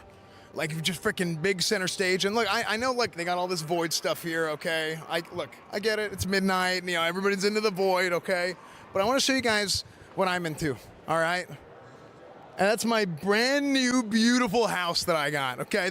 Who cares about the neighbors? Look at this. Home sweet home. My brand new, beautiful house that I bought with gold that I farmed on my own. It wasn't given to me just because I'm a streamer. Unique style, doesn't it? I did not dance for it on a mailbox. I didn't do a hot tub stream in the Stormwind Fountain. Not for this one, anyway. Bam! Look at that. Pretty sick, huh? I did just close on this house. Yeah, my big, beautiful house. We have this this portrait here. This is a nice, more modern-looking portrait, very fancy. A lot of, nice graphics and stuff. We can change whoever's in there at times. We got all these beautiful Librams, these books. right? What You know, I I'm was gonna paladin. say, I'm a class. big paladin, you know, Libram guy. I know how to read. I don't mean to brag, but I can read a lot. I promise. I know how to read. We have this this other bookshelf here, and again, you know, showing off how much I can read because I can. This isn't just any normal bookshelf. And this, ladies and gentlemen, is my magic bookcase. So, yeah, as you can see, only the finest here in Azeroth for the Retribution Paladins. I got all these beautiful PC setups for all my friends. I have so many friends, guys. Lots of friends. Tons of friends. We got our Razer mouse and keyboard, the Samsung monitor, the Razer headset. Yeah, but I invite my friends over like all the time. Hashtag And sponsored. We just have housing parties. Yeah, we just have like housing LAN parties, and we just, you know, go and do different things. So, you know, I'll invite some friends over later, and maybe they'll come in here and check out the housing. I got setups over there. I got setups over here as well, as you can see, with these nice nice bars. So these actually, I got these from Stormwind Marketplace. Yeah, these were from the Blue Recluse Tavern. There was like a big thing that happened with like a fire-breathing dragon years ago. But they had these in storage in the back, and they wanted to get rid of them. So they were renovating, but I got these on the cheap. So my nice little bars over here. We have, oh, here's another. Look, I know we had the nice modern portrait, but I like having these classic portraits too. You know, it's a little bit different. How we doing, You know, Adjusty? it's a little Welcome bit- in. Good morning. It's a little bit vintage, but you know, this is my speed. I like it. I like it. But yeah, Since there's oh, no you know, we more got chairs loading as screen well. for Chairs are Eversong words, sick. etc., So, would that mean that I'm a big since chair it's guy. a zone revamp, These all the chairs old actually been rewards crafted. will be unavailable? The frick, dude! I'm telling you, the neighbors are. They so do have the loud. habit of doing that. I'm telling the HOA. But Yeah, I got. I gotta talk to the alternatively, HOA you about might that. be able to go But, old zone, but new yeah, zone. I can't wait, man. You know, welcome to Amazing. my new humble abode. I mean, it's humble. It's so humble. Welcome in, Mikey, by the way. Very humble. But I did buy it with my own gold, that I have lots of. And That you definitely yeah, didn't here buy. at Gamescom Germany. Very excited. Oh, also, you know what else I almost forgot? About this. The Creator Clash live from Gamescom. Ooh. So here's what's going to happen. We're going to have some other people, like, you know, just some of the locals here. You know, they don't have nice, lavish houses like me, but if they can put together a house as good as mine, then they're going to get to win this trophy. You see that? So that's going to happen here shortly. I hope you guys enjoy. Amazing stuff. So as you can see, we've got our Creator Clash schedule up on screen now. It is a jam-packed 3 days, kicking off today with the Housing Showcase, Dungeon Showcase following on later this afternoon, followed by a Delve Showcase. Tomorrow is all-out Arena Day, starting off with Echo Dire Wolves and going throughout the day until the grand Profession showcase. Not. And we're popping back in on Friday evening for yet another housing showcase because we absolutely cannot get enough of that. So come by for sure if you are about and tune in. It's about time Oh, hello. that we made housing competitive. And speaking of competitive, here's our PvP host, Zico. Hi, Zico. Hey, How hello. are you doing? I'm good. How are you guys doing? Yeah, good. Are you looking forward to the PvP side of Oh, this I am match? so excited. We got some amazing games lined up tomorrow. It's finally happening. We got Europe and North America both being flown in to finally face off against each other because it's been a minute. So we're going to have a lot of questions that will be answered tomorrow on the Arena Showcase. Amazing. Fantastic. And, you know, you are an old hand at all of this. And what does it take to win a competition like this, live in an arena like this? I mean, the stakes are going to be high. It's going to be, you know, a crowded area here. It's going to be just a test He's of mental under the fortitude, camera. I think, I for know sure. a lot of these people are very off-putting, very distracting. You know, She's so under these the guys got to have camera, their A desperately game on. trying Oh, to eat the 100%. cable. 100%. Do you have like a tip for the winner? A tip for the winner, just basically if they watch my gameplay and my VODs and try to mimic that as much as possible, then they're going to have a good shot. Alma. I'm just kidding. So for tomorrow, we have the Dire Wolves, which is going to be Sea-Doo's team, former Team Liquid, with a little bit of twist, going up against Echo, which have been the dominant team here in Europe. And then we also have Welcome to the Jungle. Watch out, or Tally will be mad because you're streaming his his content. Somebody's an old school Asmongold fan. Second place team in Europe.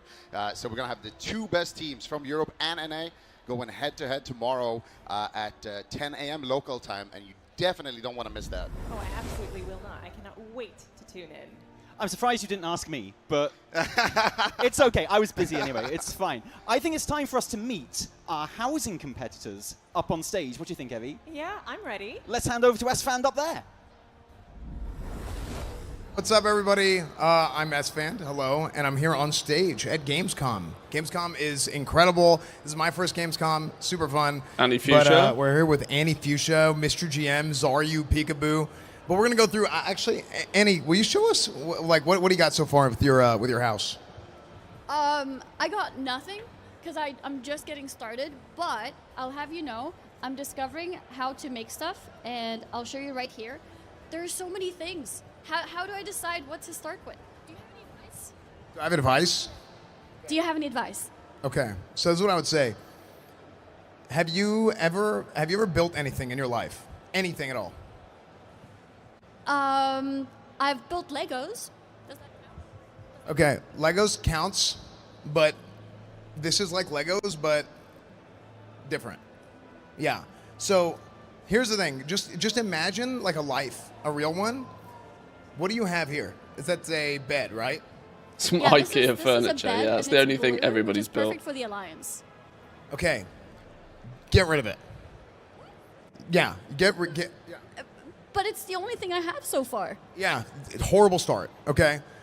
You don't need a bed. You can just sleep on the ground. Waste of money. Okay, hold on. I do have one more thing. Okay, I'm gonna show you. You turn around. I have a bookshelf. There's a few spider webs, but I think it's okay. What do you think? No. Terrible bookshelf. It's great. It looks so nice. Look at all those skulls and everything, the details around that, and the spider web especially. This means that you can have some guests in your house, even if you don't have any friends. You got your spider friends. Spiders are not friends. They are Secondhand embarrassment. Food? Yes. Yeah. No, spiders are friends. No, there's like a cooking recipe with like 50 cooking where you make like spider legs in Elwyn Forest. No, that's gruesome. You just don't get it, man. You just don't get it. Look, here, this is what I would do. I would take this bookshelf, throw it in the trash. Okay, well, are you gonna do it? Because it looks really heavy. I can't do that. No, we'll get someone to do that. Look at the set. Look, the set's incredible. Just get the same people that did the set to do that. Okay, well, is there anyone on the set who wants to help me do what S1 is asking for? No, nobody. Yeah, they don't pay them enough. Yeah, they got to pay them extra overtime for that. Look, so here's what Fashion I would do. tables I in would housing. Take this house, I actually don't think we will. and I No, would they've make said it they more want to of a keep the home, 'cause it's a utility house, not a to home. like a minimum. You just got to make it more like homely. Oh, because Otherwise, it's time people to go live home. in them like garrisons. It is time to go home. To Mr. GM's house, actually. Mr. GM. Hello. Yo. Hello there, how you doing? I'm good. Dude, your house is so much nicer than Annie's. I've been up all night. You're what? I've been awake all night making this. See, this is what like hard work, whenever hard work is actually on display, that's what you see with Mr. GM's. Annie's house, just, look, dark, gloomy, no lighting. I'm just getting started. She's been working all night on this and has barely gotten anything done.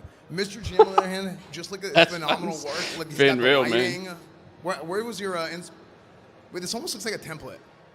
No, it's not a template. No, I made this, obviously. You made this yourself? Yeah, the whole thing to be all night. Wow, look at that. Look at what Mr. GM is capable of. Incredible. Yeah, incredible work. So what was your inspiration? A house. Yeah, this is actually like my house in the UK. That's what they all look like, so. Are all houses in the UK like this? Yes. Wow, okay. Yeah, our houses in NA are made out of paper, so. True. Yeah, lots of wood, lots of candles. You can turn them off and on, which is quite fun. But yeah, it's...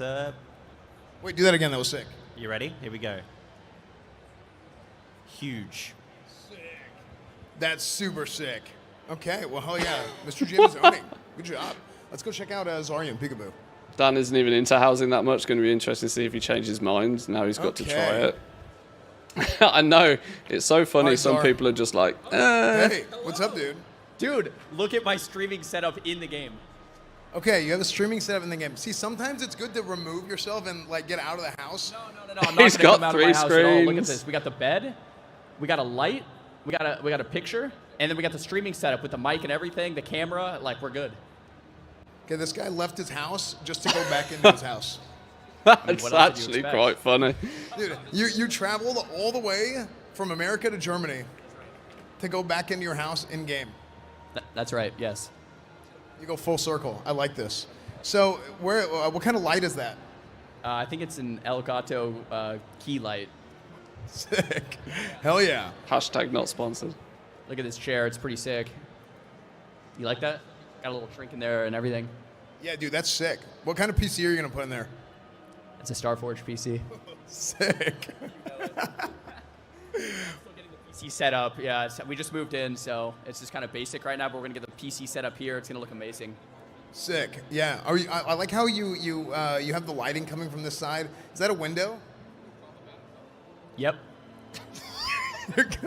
These guys are fucking useless yeah, natural today. lighting. Yeah. Is that a window? Natural Yeah. lighting is pretty much the only way. Yeah. Peak entertainment. Sick. Okay, I like the inspiration here. Who do you think's gonna have a better house, you or Pika?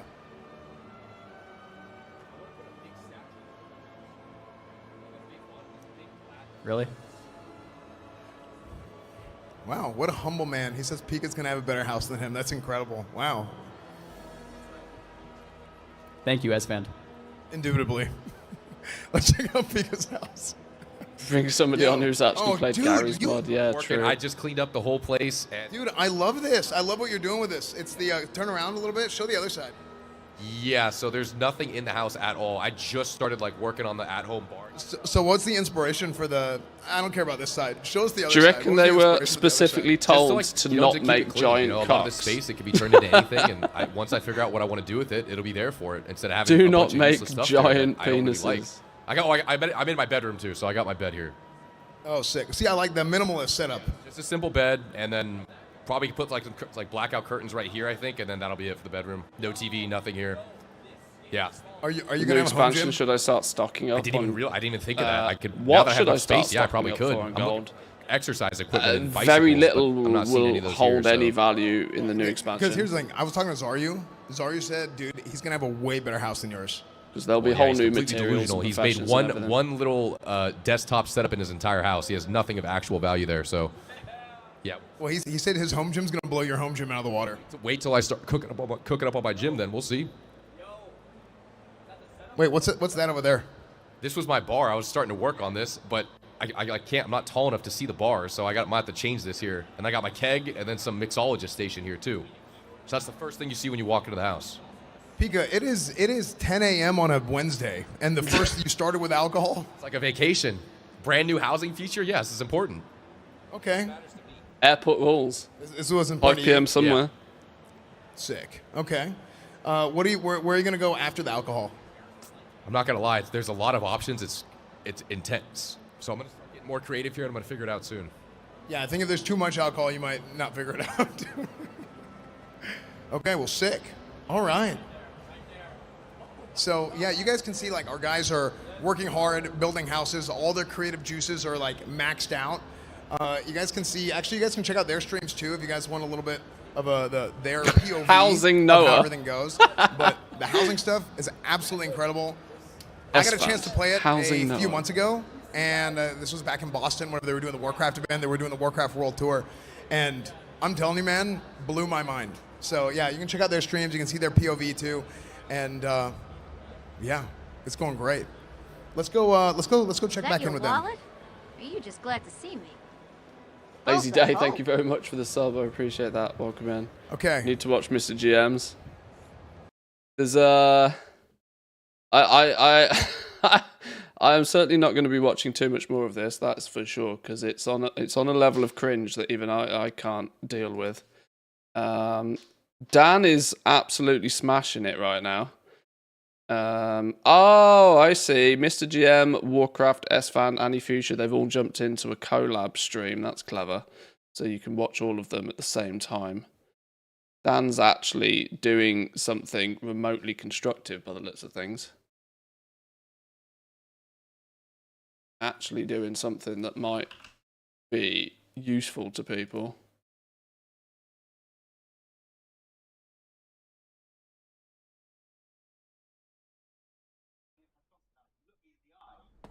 Nope, it's the same. I mean, this is something that we wanted to do for forever, and it just... Oh, you can move it, look. Oh, he's got You Tiny rotate Acid it, and Evertol doing rotate something in it, the background. Move it. Where are we moving it to? Oh, you can't make it like glitch or anything. Oh, wait. Here's an idea. Okay, let's try this. Let's try this. Oh, You so ready? you can just like You slap can do down 3 bonus floors. rooms. Let's put something in here, like this bed. Yo, Tink! Thank you Make very it much for the giant. raid. Welcome in. Good morning. Then Whoa, that's a big bed. move the room. You then move the whole I'm guessing thing with this it will in. work. Is he deliberately trying to break it? Oh, that's really janky. There you go. Nice.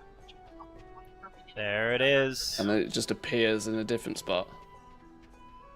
When I play a hunter, do my pets despawn? I don't know. The only class available is warrior. Can you move the room while you're in it? Oh yeah, let's try that. Move the room I think it'll while just you're move in me it. out. Yeah, so this is annoying. I can't... You have to, like, pick your view first before moving it. Oh no, just put me at the beginning. Not trying a Okay. background game, but if you turn a wall into a fake window to this giant room to make a fake outdoors, you don't actually use the room. Dress that up as an outside, and I bet you can get an eye catcher of the show and win the trophy. I love that. Did Blizzard confirm how neighborhoods will work cross-faction guilds? I don't think so. Okay, well... I don't think so. Because I want to play the game Pets a and little bit mouse? today. There is, I haven't seen anything like that. there is the opportunity to go watch Dan if you wish, to try and catch some actual housing preview. I would imagine he is probably the closest to actually informative. I kind of think Zayu and Peekaboo are just going to piss about. Annie Fuchsia's probably doing some good stuff in there. But I reckon if you want the sort of like the testing perspective, Dan's probably got you covered today. Wondering if you can have visitors to the house, trap them in a box room with no windows, then turn off editing for the guests. That way they're then trapped. I mean, that's what Hearthstones are designed for, isn't it? So, yeah, that's what the Hearthstone's designed for. But it looks like Mr. GM's going to go through some actual useful stuff today, which is kind of cool.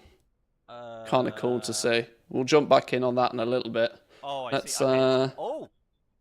The Warcraft channel is now showing more of the housing stuff. Oh, flipping now. Which tab is it now? This one? First player house. What's the situation? How much decor do I have there to use straight away, and what does it look like? You will start with a pretty generous sort of starting decor chest that you can start getting into trouble decorating your house without going and collecting anything additional. Everybody, if you're a brand new player, if you've been playing for a while, you'll have this nice starting chest. In addition, if you have been playing for a little bit, you should see that, based on your past achievements, there should be a couple things that are that you already have as well that you've sort of earned over the last however many years, up to 20, 21 years that you've been playing Warcraft up to this point.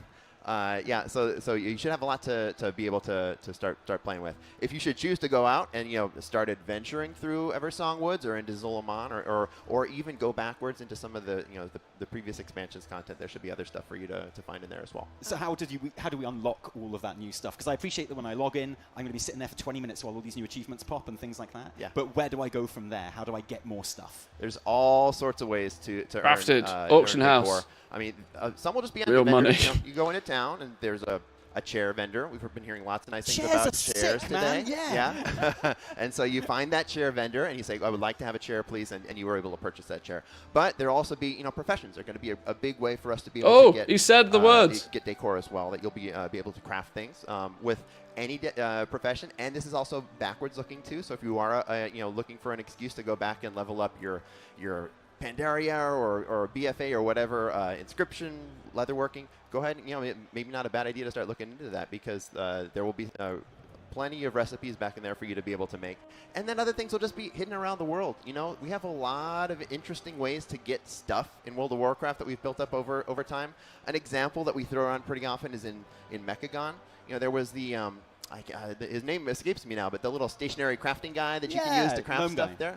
Yeah, that you can use that to be able to craft a couple Mechanome specific things as well. So you should be looking for things like that. You know, maybe there's something that's really close to the Molten Front, and so you have to advance the Molten Front a little bit to be able to find the vendor in that space. Like, there'll be lots of interesting pieces of decor that are tucked into Please little don't make places me of the world grind that the give you Molten excuses Front to go anymore. back, either explore those places for the first time or experience a little bit of nostalgia in going back to the Molten question. Front Where and is the remembering what Doge? those druids were doing back there. I think you have the opportunity to do the funniest thing ever by putting all of the best decor in old Silvermoon.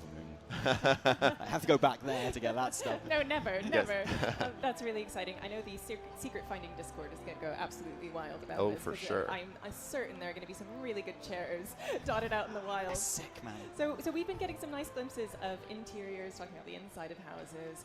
I'm curious about the outside and what's happening there. How much can we customize the outside of our homes, particularly in regard to... Can we put maybe giant dicks in the garden? Gardening? Yeah, for sure. Yeah, so yeah, you will be able to decorate the outside of your home in a couple different ways. First, the house itself. You'll be able to choose through a couple different options of different eaves, different gables and gutters, and there's a whole bunch of terms about the different things that appear on the roofs and outsides of the house. You can tweak that so that they won't all look the same. It won't be tract housing. You'll be able to define how that looks. And then, yes, you can do some gardening. You can put out some bushes, some fences, maybe a little gazebo or a rotunda, or whatever sorts of front yard items you want to have. A banana hammer. Very important question. If I plant a beautiful garden and then just fail to water it, not like I've ever done that in real life, will my plants die or am I okay?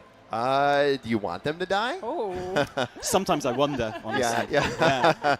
No, they will not die. They'll just sit there. I mean, there's some cool opportunities for role play there. If you wanted to replace them later with big flamingos to as a poor gardener, then Rotunda, then for sure if you'd you probably buy the replace Epic Edition. a night elf plant with a forsaken plant or something like that over time. An aubergine But plant. They'll just sit there. Paul, Grizzling Rose is thinking along the right lines. I like humans, but what if I am an elf enjoyer of some sort? Can I make my house on the outside look elfy as well? This is very important to me. Yeah, absolutely. So yeah, we have some orc and human inspired looks for sure, but also cage up some night elf gnomes in the and garden, inspired maybe. as well. So and also, as I mentioned, this is a feature that we're planning to build up over time as well. And so this and multiple other areas are places where we're looking for this will grow. We will have more options become available over time, and so we're really excited to get people in to start playing it, and then start seeing what are people hungry for? What are people most excited for us to build next? So can we assume Did you notice how there's a quantity on those? And decor and stuff added to the now game he's on a got fairly regular 56 basis? because he's used 4 I of them. think you can think of it how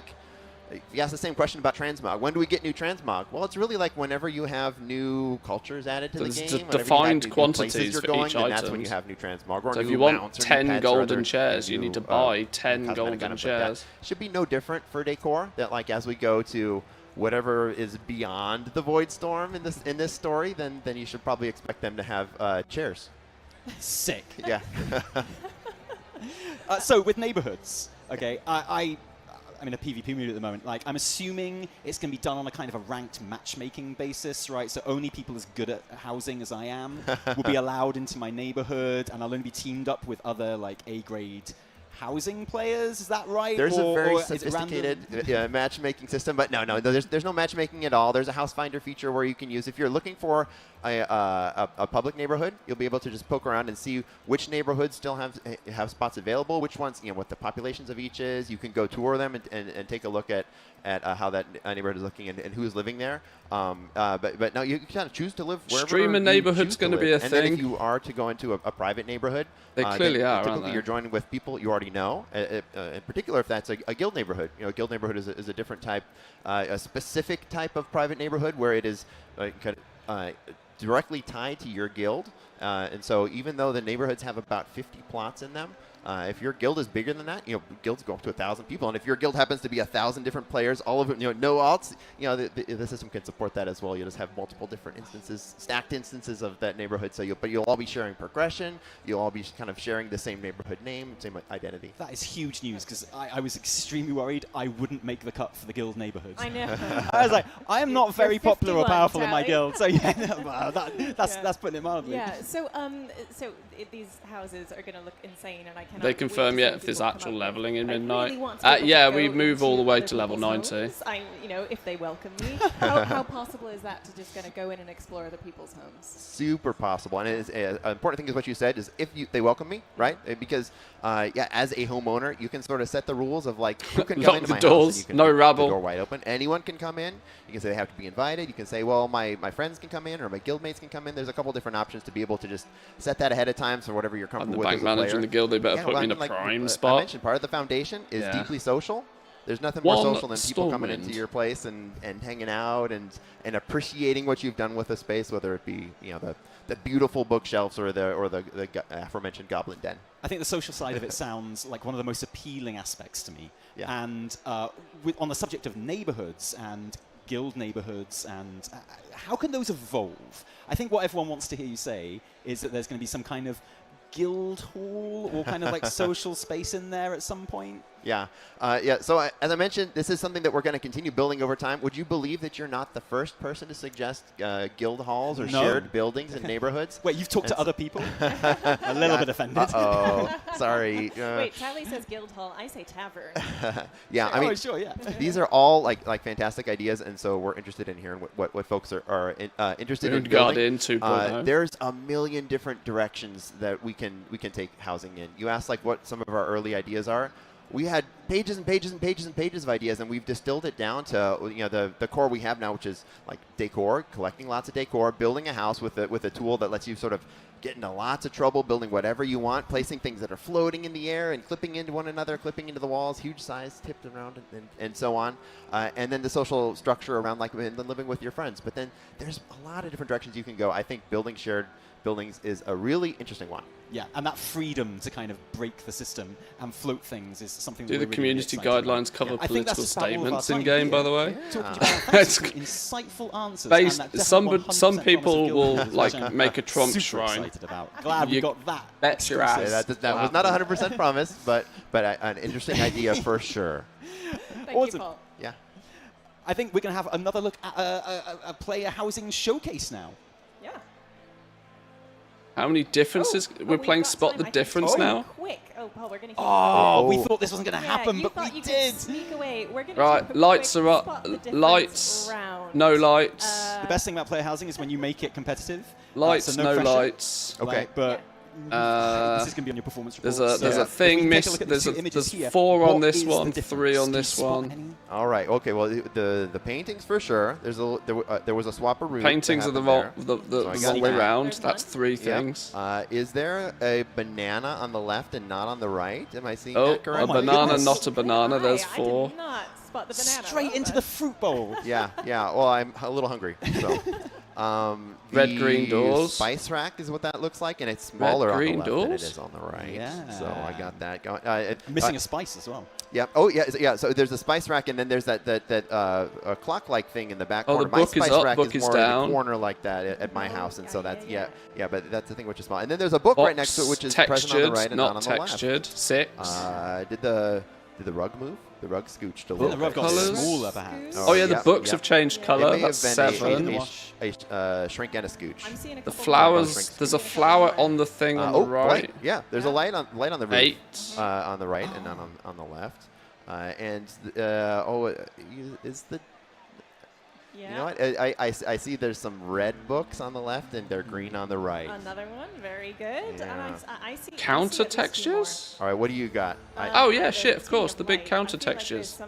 9. on the right and just some There's blue probably light 10, coming isn't on there? the I've lost count. I think that might be to do with the dynamic lighting of the hanging lights, which I think is really cool. There That we casts go. more of a glow over the pictures. Okay, Got to be I something take with the that back. chairs, right? Surely. Flowers in little table setting are different Table colors. cloth, Yeah, basically the and same. there's a difference in the quality of flame in the pizza oven as well. Oh. Yeah. In one of those pizza ovens, it's cooking nicely. It's going to be floppy. It's going to be all nice. And in the other one, that's coming out as a crisp. Yeah. You know, so yeah. Oh someone yeah, needs the to watch that. size of the spice rack. Well, there we go. That's you have probably passed the 10th, isn't test. it? All right. Congratulations. Thank you for your time. Thank you for your insight. Thank you. And for the your rug answers is to our in different questions. places. We'll be Thank you seeing guys, yeah. lots more of you over the course of the event, I think. Thanks Ooh, for there we coming go. to. Oh, here's the circles. Okay, what we missed? Oh, there we go. Right. Oh, we missed some all paneling. those, yeah, the Some paneling. there, and that Did we little get the black box? The little black box. We missed it.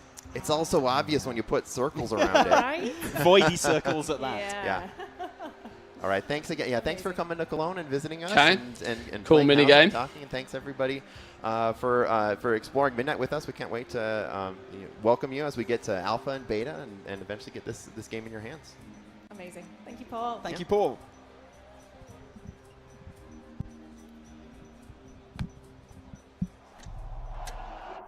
If that's to showcase the sort of the most fun I've had with the whole presentation. If that's, I mean, that's quite a good way for them to showcase just quite how customizable it is. Being able to make things bigger, make things smaller, change the textures on stuff, change the colors on stuff.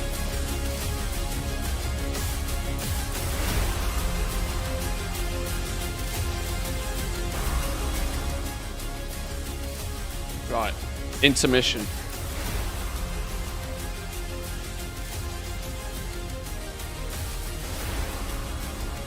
Cyclone around the corner, Raikou can't get there. And Waz explodes! G-Blocker are playing out of their minds. This is personal. Oh, almost not dodging the Song of Chi-Ji, but everybody is dead. How is Sea-Doo gonna pull this one back?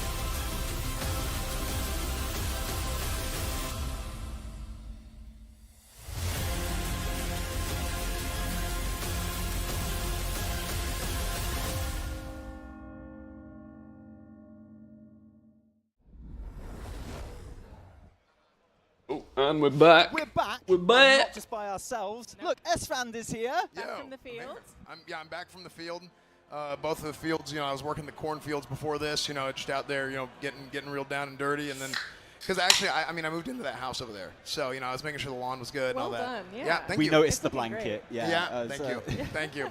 Yeah, so a lot of work went into that. I'm really proud of it, that's kind of like it's my life, my whole sort of life achievement, I guess. Like, that's not even a joke. In the times I've had to play with player housing, because I'm a YouTuber, I want to break stuff. I want to see stuff I'm not supposed to see and get secrets. But every time got completely caught up in putting things together and the intricacies of making books bigger and smaller and slotting them on shelves and floating them up in the air and clipping them through things. And the potential for creativity is amazing. And I think we're going to see loads of that in this Creator Clash here. Have they covered anything about how and when they're breaking the useful add-ons yet?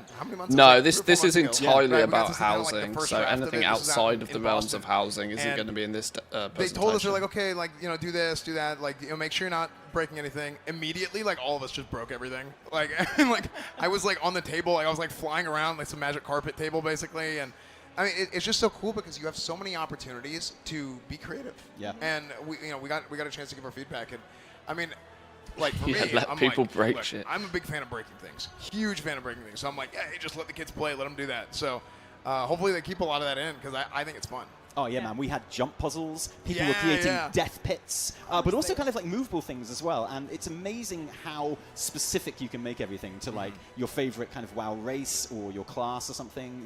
If you're a Night Elf Rogue, you can make an interior that is very Night Elf Rogue themed. Which is awesome. Jumping into the housing showcase, which actually you have no idea how hard it is for me. Theme-based building, 3 timed rounds, 4 creators per day. They're trying to PvP player housing. Okay. So in terms of the actual showcase, we are running it today, right now, and then we're doing another round in a couple of days. So the way this is going to work today, we have theme-based building tasks. Think of this as kind of like a baking style competition, right? If you've ever heard of the Trial of Style, forget that. This is completely different. What's going to happen is you're going to get given a special theme to build your house around, and then you'll build the house around that theme, and then we'll all judge how good that was an application of that theme. So nothing like the Trial of Style. Get the Trial of Style out of your mind. It's the housing creator clash. Exactly, and we've got 4 competitors lined up for you today. We've got Mr. GM, we've got Annie Fuchsia, Zaryu, and Peekaboo, who have y'all all met already. When I think player housing, need I think housing Zarya, early I think September. Oh, No, 100%. it's so not. I'm glad we're doing It's Yeah, going to without be a doubt. 11.2.7. Just in any sort of like sort of interior design in general. It's not just housing. You know, We're these guys are super looking into just like the flash and the pizzazz. January. They care about all the extracurriculars. Late Yeah, December. both of those guys. Just Exactly. giga. In fact, I heard them talking earlier, and both were pretty much saying they're going to give up on PvP from now on. Yeah. And just focus squarely on player housing. And frankly, I can't blame them. Yeah, I mean, look, for them, it's just like that's just what they're into now. You know, they're old. You know, that's what happens. You know, these guys, That's they my age out a estimation, little bit, anyway. They're retired. You know, I saw, you know, Zaryu walked in here, and you know, this guy stretches and does exercise. He wakes up in the morning. He does like an hour of stretches. You know, He looked tired though, didn't he? He's a dad. Yeah. You know, Yeah. this guy, you know, he's an old man now, and that's just how it goes. Happens to us all, man. Yeah. So, like, from what you've seen of the creators so far, who sort of caught your eye with their pizzazz, with what they've been working on? Mr. GM. Yeah. You know, I was really impressed with his house. I mean, it was like that. It was almost like this guy had a whole blueprint set up. Yeah. You know, Almost just like he'd been data mining all the assets he could Yeah. use and like formulating a plan in advance. Yeah, but I love he just kind of instantly leaned into like the cozy like English cottage thing. Yeah. It was just like in his bones. Yeah. I was amazed. I mean, it was either that or it was like a template, but probably not. That's quite the accusation, okay? Yeah, This you know. competitive environment. Yeah. So we're getting our first theme coming in now. Our first challenge is to build a home that celebrates the rich cultures and history of England. Housing feature only available through purchase What for the faction would you go entitlement for, of Evie? World of Warcraft Midnight. Decor items will be granted No, during the I'm Starting 11.2.7 Alliance, content I'm update always gonna be and available to anti-Alliance use player starting with like housing dipping my early toes in access. the Horde. Yeah, so Well, you know what? No 11.2.7 alliance in will my be the house. patch Oh, that No it alliance in my neighborhood. adds We've got some everything. examples to run through just to inspire you, to inspire And then at some competitors point to get after the 11.2.7, interior housing early design, access will kick blood in. flowing, I don't think we're getting beautiful housing Horde much before midnight. camp kind of. It will kind of The maybe be starfish the net. pre-patch It's like a to little bit midnight. of something here and there. Cobwebs up in Plus the a corners bonus event for sort of extra thing. Realism. Horde and Alliance living together. Oh, Mass hysteria. like siblings. Oh. This is just completely disgusting to me. You've got a Horde child, you've got an Alliance child. a blue and a Horde red child curtain. and an Oh, Alliance no. child. Oh my We're goodness. going to need a bit more war going on inside these houses.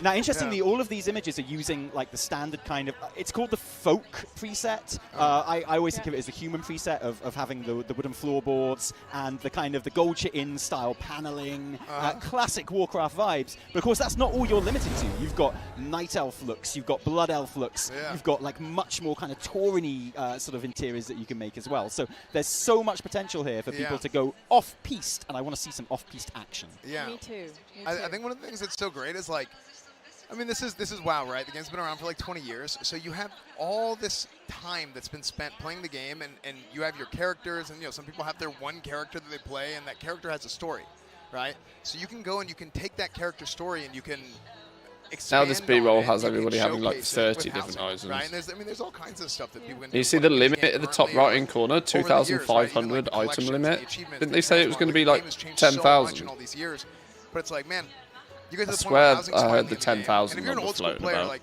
I mean, you remember, people have been begging for housing for years. Oh, yeah. Day one. Years and years and Yeah. years. So people have wanted housing forever, even whenever the game first came And placing one of those out. cost I like mean, people 5 know of the now budget as there was well. the It's not portal individual installment items. in Classic, where it was like, what's this portal? And then eventually people found out it's like, yeah, like that was intended to be a housing area.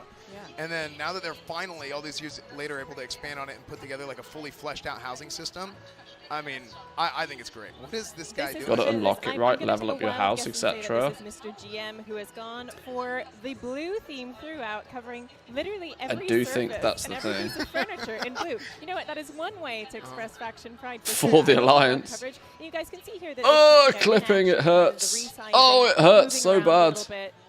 The way you can place items, the way you can recolor items, you can see like the candelabra there that's standing has been He's just, blue with a there's a dye, flood. and you can Of the really poor go bear. wild, and I think it's nice to see these.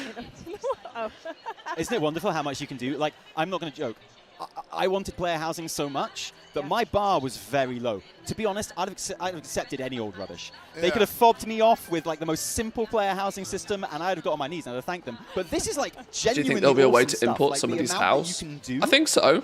And create here. I hope there is a way to like It is Mr. GM. Yeah. import, export, share. But yeah, you're right, Charlie. In my opinion, that's critical for the longevity of it. There's a snap to grid function, there's a resize function, and there's a more kind of you guys have tried this out. As you can see, there's a gimbal, right? Look at that. Look at love that. a gimbal. Yeah, this is on great. any axis. And it's super intuitive. Yeah, so you can move things literally anywhere. As you can see, I think he's using the advanced. There's two modes, isn't there? There's an easy mode and an advanced mode. Where easy mode things just snap into place, and then advanced mode you can place things like pixel perfect. Torture area. Yeah. Whoever this is, they're trying to give him the chair. This is a puke here. Yeah. They're trying to give someone the chair here. It looks like a trap. No, it's like Looking to see the stuff people get banned for. Yeah, it's a peek up. Yeah. I do appreciate the just for like a little Top 10 most degen houses of the month of December. Ferment it. Yeah. Oh, but look, so right, you can resize, you can move, you can stick anything you like anywhere. Relax on that lovely sofa and just admire the view of the fireplace. We've got any Top 4 Blood Elf sex dungeons. And exploring the features there. I don't know about you, but I am just so excited just to cycle through all of the options that we can have, just to go through every potential. Help! I'm stuck in the washer. Things that I can find out Yeah. that's going to be such an incredible experience. The way they're connecting all the collections to professions, flipping out and to questing, and to going back and doing old achievements and stuff like that. I think it's incredible. I think it to get us back out into the world and collecting all that stuff, because that's what WoW's at its core, at its best. It's just a big old collectathon.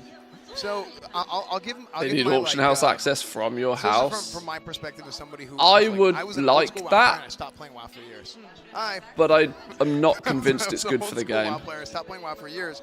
They've already kind of said that they don't want to make it Garrisons 2.0. They want you to be in your house, enjoying being in your house. But then I came back in at the end of. They don't want you to be in your house because it's the best place to be. If that makes sense. As somebody who played a lot in Vanilla WoW, somebody who played a lot in Burning Crusade, I wasn't really into collections. But then over time, I realized I was like, wait a second. Your mounts, your appearances, all these things that you can get over the years. It's something that, as time has gone on, has become more and more valuable because that's you got rid of the bear. Tangible Put the bear back. that you have that I didn't really think about whenever I played WoW back then. Because to me, it was like, okay, well, what's the gear? Like, what are the stats? You know, Auction house, mailbox, crafting stations. Now, mailbox makes sense. you don't want to waste having all these It'll be questionable if in the outside area you can use your mounts, because if you can, then hello, long boy. You're able to do that with your housing as well. So I think that's going to be super sick. I love the idea that it won't just be random stuff in a catalogue or collection. This is stuff that you've earned. This is stuff that, some of it will be quite rare, I guess, from achievements and things like that. And it's funny you were mentioning that connection that you have to your character after all that time. Because we can show all of this other people's work, and we can show you sort of pre-made things that we got to show off later on. But I get the feeling that a lot of WoW players, they already know exactly Fair to think what the Gold Shear RP community will come up with. And they know that You let people be creative, they come up with outrageous I've got a stuff. little RP headcanon for all of my characters. Yeah, surely. I think it's going to be amazing going in. I'm really excited to see kind of, where my design will go, and even just like cycling through items. That Noodle cart. Yeah. Give me a Pandarian noodle cart. Do it. Like a whole, We're just going to recreate the auction house, by the way. We're going to have the sickest, goldest, most bling auction house you've ever seen. Directly in the game, and not in a way that you can just kind of show off to your buddies, right? You can go full goblin mode. Like, check out this shelf. Yeah. Interior decoration boosting will be a that's my thing. buddies all the time. What are you talking about? Check out my shelf. You'll be able to commission your skills as an interior designer. But the idea of like collecting trophies, or maybe from like little plus dog. seasons or PvP seasons, and literally displaying those in your house, Yeah. pretty cool. Looking at the work here, I'm really hoping that one of our creators up on stage discovers the whole button you can press to literally just change all of the walls and all of the ceilings and all of the floors, and suddenly you're in Silverman. There's a button. I found the button. Yeah, that's what's funny is this is a showcase, right? To get somebody in there, get creators in there playing for the first time, but it's also kind of like They're like lab rats. Right? Because now it's like, okay, what is somebody who has no idea what to expect going into this? Because none of these guys were actually, I think Mr. GM was there. Look at the housing. Mr. GM was Look there at the in Boston. player housing. No, he wasn't? Okay. He was there in spirit. He's there in spirit. He's always there in spirit. I was carrying a picture of him in my wallet, as always. So. Yeah. So yeah, but no, it's we go put her in it's our cool. bed. It's just like cool to see like, okay, like somebody has no idea, go in there and just like, how is somebody going to react to this? So how is somebody going to use the tools? And I know one of the things too is like looking at the gimbal, for example. Yeah. Right. The gimbal. Like, let's say if you've done any like 3D sort of like design stuff, that's a very common thing there. But like maybe if somebody's never done that, they might not. They might not find that as intuitive, but no, I mean, you just see it and it's like, oh yeah, this makes sense. Well, and you don't have to use the gimbal, of course. That's just the advanced option. that's the there is like a snap-to-grid function where it's all very, very simple. And you're literally just kind of placing things in the room with all the physics taken care of. Yeah, I love that flexibility, right? Like I get the sense that even if you're you know, someone who's not. Yeah, so if you could put a goblin auctioneer in your house and then a banker as well. Your bed, you put your bedside Yeah, they've got to be table, put careful your chair, just and how you're much done, you know, and if utility that they does give it for you, people. that's perfect. Otherwise, I it does love turn your into exercise garrisons thing again. as well. Good to get a posture check there in the background of the camera. Ooh. Yeah. Okay. Thanks for that. Yeah. No, I love the camera. I'm one of those guys. You don't say. I need attention. Thank God I'm on camera. No. It had been a while. Yeah, I was starting to shake, starting to sweat. I was getting stressed like, out, dude. I was getting stressed out. Yeah, I needed attention. So like yeah, and subscribe. I have to say this one for the moment is definitely the bluest of our options. How's And I the love that elderly you go doggos dealing with the right, I love puppy? that their option, you know, features My are oldest outside, but inside as is well. Bring in the greenery. a little bring the stressed. outside in.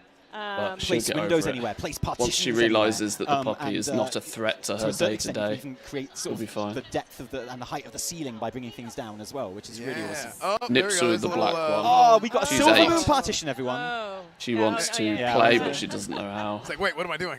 She tries to play too rough Oh, and just another you know what? knocks the puppy over. A floating rug? A floating rug would be nice. Yeah. I think a floating rug would really bring the house together. Yeah. I love the kind of curved wall that Mr. GM has created here as well. It's like so cozy. Man, you know what? It's a very Like, Alliance making den, a isn't house it, this, great Mr. and GM? But man, I would just love to roleplay as the HOE. He's realised he's on camera. Go in there and just, hey, man, your lawn, your grass is too high. You can't have that flower bed over there. See, I would love to do that. I feel like in private and guild neighborhoods, Well, if people could level up their neighbourhood to have a essentially an shared owner like bank guild of does. an auction You house. will have that opportunity, Esfan. Yeah, you can be I as dunno. tyrannical as you like. Dunno. Go in there. You already own the biggest house at Gamescom. Yeah, so, true. You know. Yeah, maybe. I hope I could be as tyrannical as I am in real life. That would be nice. I love the idea of going around That'd being be like, what's this night elf All stuff the we've rugs got going on the clipping. outside Yeah, here? I know. Not in this neighborhood. Painful, isn't We don't do that. You know. I'm loving the approach here, which is just to create a giant fireplace.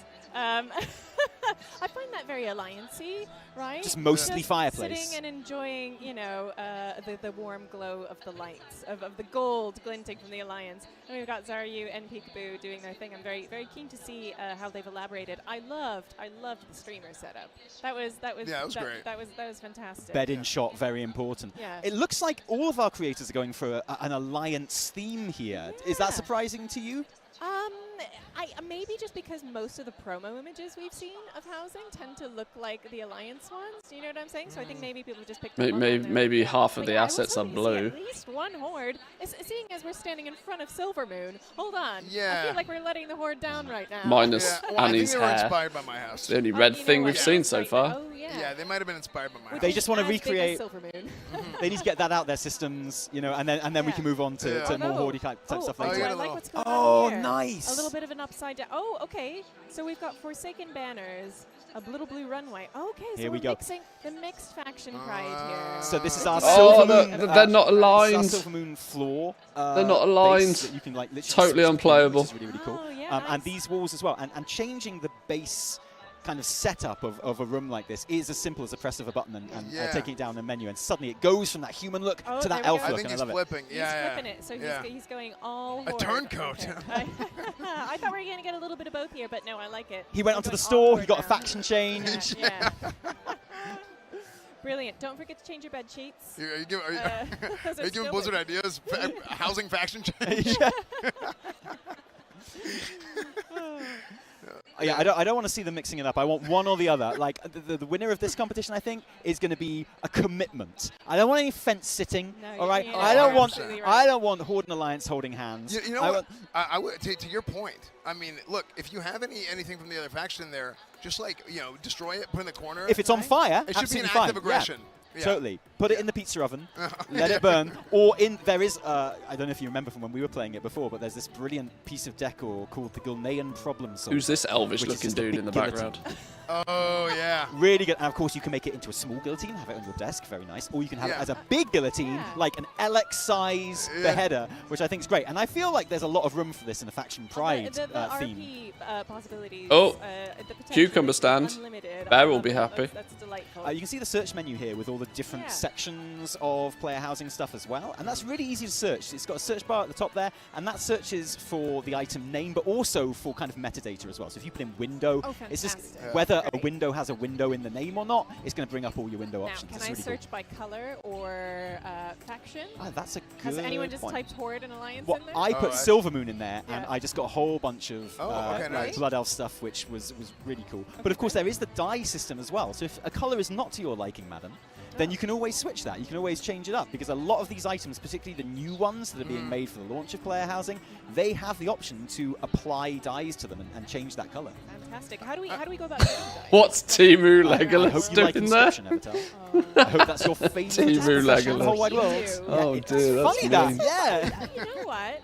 It's Oh, that's an empty And vegetable you can change stand. like Look. loads of different elements of them as well. So the table, you can change like the Fill wood it color, with- but also the color of the sort of the You need the some metal fruits. and everything like that. So it's really cool and gives you like so many options. One thing I want to add in here before I want to get out there with the guys and harass those guys, because there's nothing more than I love than messing with these guys. I was I do budget on wanna the say, curtains. I'm gonna nerd Yeah. out for a second. If you're like a Flamingos. Do the old armor flamingos. sets, like the OG, like from vanilla, everything. There was a big thing whenever WoW came out, versus a lot of other MMOs and whatnot, where WoW had a very different art style, where it's very colorful, and they had a lot of intricate different armors and all these designs on the armor. And then a lot of other MMOs. Oh, there's all the it's like, different types they of had beds, look. armor dyes, but WoW didn't. So it's like, okay, well, if WoW's doing all this stuff that's like cutting edge, how do they not have armor dyes? Well, Do we the reason think what these guys because have got the is design the of the armors and stuff and the details? They were like, yeah, if we just like blanket like dye the something, it's gonna look base really bad. sets So for of them to stuff? go back and Do we think add everybody's dyes going to to have something all like of this this, to or, like, begin make with new assets straight altogether away, that are, like, or do we think that these either very guys have similar to got stuff that like you've seen, or, everything it's- unlocked? they like redid something or made something new altogether. They it's made sure to make it to sandbox. where like you have as many customization options as possible, and I think that's if you know They've that probably history, got the I think that's pretty pre-order cool that we're back stuff. and actually Oh, that's a Do you good think this point. could be a Yeah, first they've step probably on the got way roughly to what you'd get with the Epic transmog Edition. dyes? Yeah. I know that's something to be very popular. that would be wild if they did that. I mean I don't know if that'd be so much work. Yeah, I know. That'd be so much work. Look, I don't want to put words in developers' mouths here, but I'm pretty sure that's definitely going to happen. Yeah. Yeah. Think about it. You go back and you redo all those. I mean, there's just so many different appearances in the game now. But they're having to do that with a lot of the old Can't furniture as well. imagine because, of course, anybody will get basically to start every with this asset that's in much. the game now. There's got to be every enough for doodad, you to every really get table, into it, what have though, you. It's all for going to free. appear in there at some point down the line. But we need to get you to stage to go and. You need to prod those guys. Yeah, I will. Yeah. You need to sort of Get out like. there. There's a bit more. Stoke the fire You a need to bit. like basically instill in them a sense of horde pride. I will. Yeah. I want to see more red. I'll destroy their egos. Yeah. I'll tell them. Perfect That, I mean, strategy. I won't even look. I'll just tell them it's the worst house I've ever seen. So. It's tough love. I yeah. like it. Yeah. So. All right. Okay, I'm gonna head up there. All right. Cannot wait to see. It does look So pretty Annie featured fluid another though when it alliance comes to like theme just here. placing Yeah, there we stuff. go. She's got a loot really chest in stepped there, into it. as you would expect. By Plenty of default, chests. like snapping And to again, the we've floor, gone very, as very you'd hope blue. to, And but this is also like what I clipping would through the describe wall as if you need to. classic player housing right Yes. here. You know, this is what I envision player housing to be. Like you say, this is very much how the initial kind of concepts of player housing were presented to us when it was made a thing. I think the very first kind of little teaser I wonder if you can trailer change cinematic like thing that default they gave us snapping, whereas it was seems to a default house very snap much to like what all is of it, the these, x-axis. where your man comes in, Yep. he's in his armor, he's clunking down to the fire. Why does he puts put his no place windows like to those nowhere? down. Yeah, and there he is. And that's what I want. And we did see in Annie Fuchsia's house there Onyxia's head as well on the Yes, wall, which yeah. is one of those trophy items. You're not going to have a room of Onyxia's heads. Welcome That's in a though, Jack. one-off Good thing. morning. You Good can only morning. have one head, Evertel. Excited about the announcement? what we thinking. I hope so. I hope so. My real question, and I can't believe I didn't get a chance to ask Paul this, although he's walking past, so I'm like, the pre-order pictures, yes. So Zalatath and the Ranger General, portraits, the the portraits that we can put on our wall. Yeah. Can I put multiple of those? Can I have a room of Zalatath? That's the only question I need an answer for. Naturally. Zalatath Shrine. Oh God, So, Mummy Shrine. Hand over to Esmond and see what's going on with our competitors. Oh, what's up, everybody? We are back. We're here with Peekaboo. We're here with Zaryu. We're here with Mr. GM and Andy over there. And feet pics on the wall. Pika, your house looks terrible. I finally decided what I wanted to do, and then they called time. I was about to build this crazy window wall. I was going to build an arena in here and make an alliance theme, but I ran out of time right when I started cooking, because I couldn't find my direction at first. And now I've got my mini bar set up here and my little bed over here, fruit stand. What's the fruit stand? It's always going to have fruit around. It's fresh too. You know what? Fruit actually is like, it's such a good snack. It's very refreshing, but it's got a lot of sugar. But it's like it feels like it's not bad because it's like natural, you know? Yeah, it's good sugar. It's like an energy boost. So for the arena, right? There's a couple ideas coming around, but next challenge, I'm locking in on one idea, and I'm gonna do it better than everybody here. You wanna know what's crazy? We were watching we only saw your screen, right? We were watching a preview, and when we went and we saw that, I was like, okay, this looks like a torture chamber. You got like electricity and all this stuff. It looks like you're trying to give someone the chair. But then I saw the alcohol, and I was, oh, that's Pika. Immediately, yeah, that's Pika's. I mean, yeah, the bar is electric. It's like exciting. This thing's like, there's some danger next to what's going on here. And then I couldn't, you'll see, next one I'm doing way better. We can't even look at this. Just don't even count me in this challenge. We're not counting this challenge. Has anybody asked you if you're an alcoholic before? I've actually never gotten that, no. Well, it's just a standard thing in every house to have like some kind of bar set up. Is it not? Is it? Is it?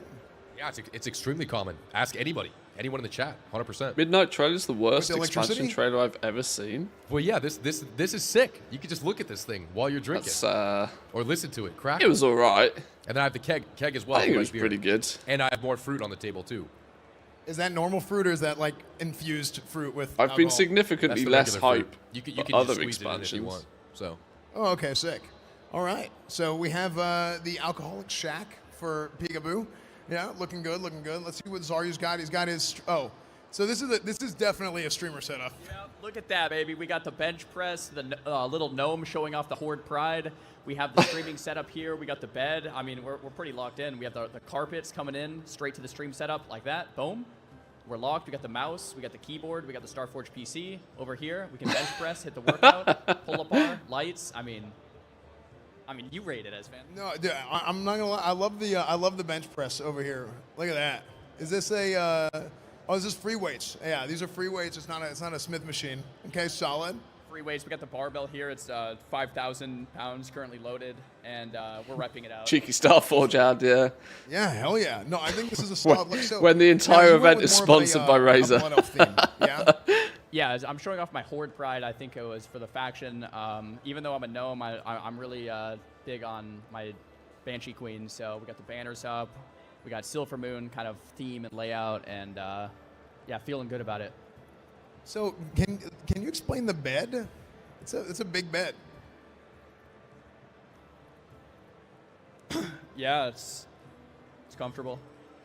Big comfy bed. Yeah, it's just enough room for my wife and I, and can game and stream, and just needed a place to kind of rest after long streaming hours. Is this basically like your life in a nutshell, where you just work out, stream, sleep? Yeah. That is the streamer life. The stream setup. Like I have. And his other wives. Yet, but like the stream would be here, and the stream setup would be like you see the gym in the background. Like that would be sick, right? Yeah. Yeah, that would be sick. And then you like midstream, it's just like right there all the time in the background. But the second I thought, yeah, this is the dream. What is that camera person doing behind Mantis? We're working on it. Yeah, actually, I like this one a lot. I really do. I think this one's great. So yeah, you got the stream setup. You got the home gym in the back is being worked on. You have the bed for Well, he is a dad, so, you know, that's where that bet came from, I think. So. Yep. Yep. Let's go check out the other guys. Fight cringe with cringe. Oh my god.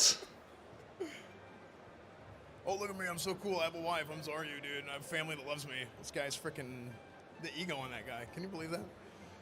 We got Mr. GM's house, which is really blue. Yeah, that's the theme. We're going with a blue theme. Turns out, right, this is unbelievable. The game has Horde logos, but no alliance in the options. That's because they forgot. It's not true.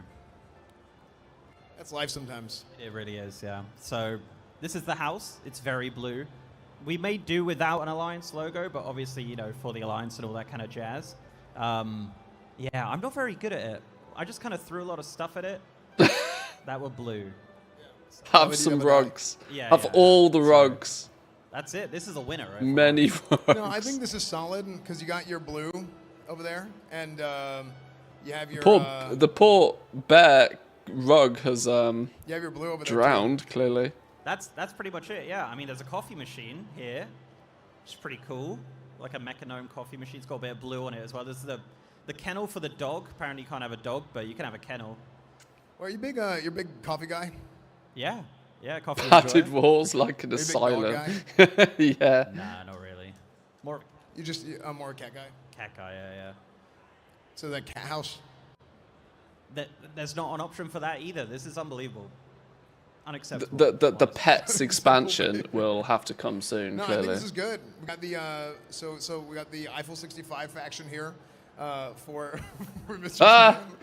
I think I'm this is a blue, solid double D, look. double I really da. like this. This is oh, and you can sit. Look at that. Look how comfy he is.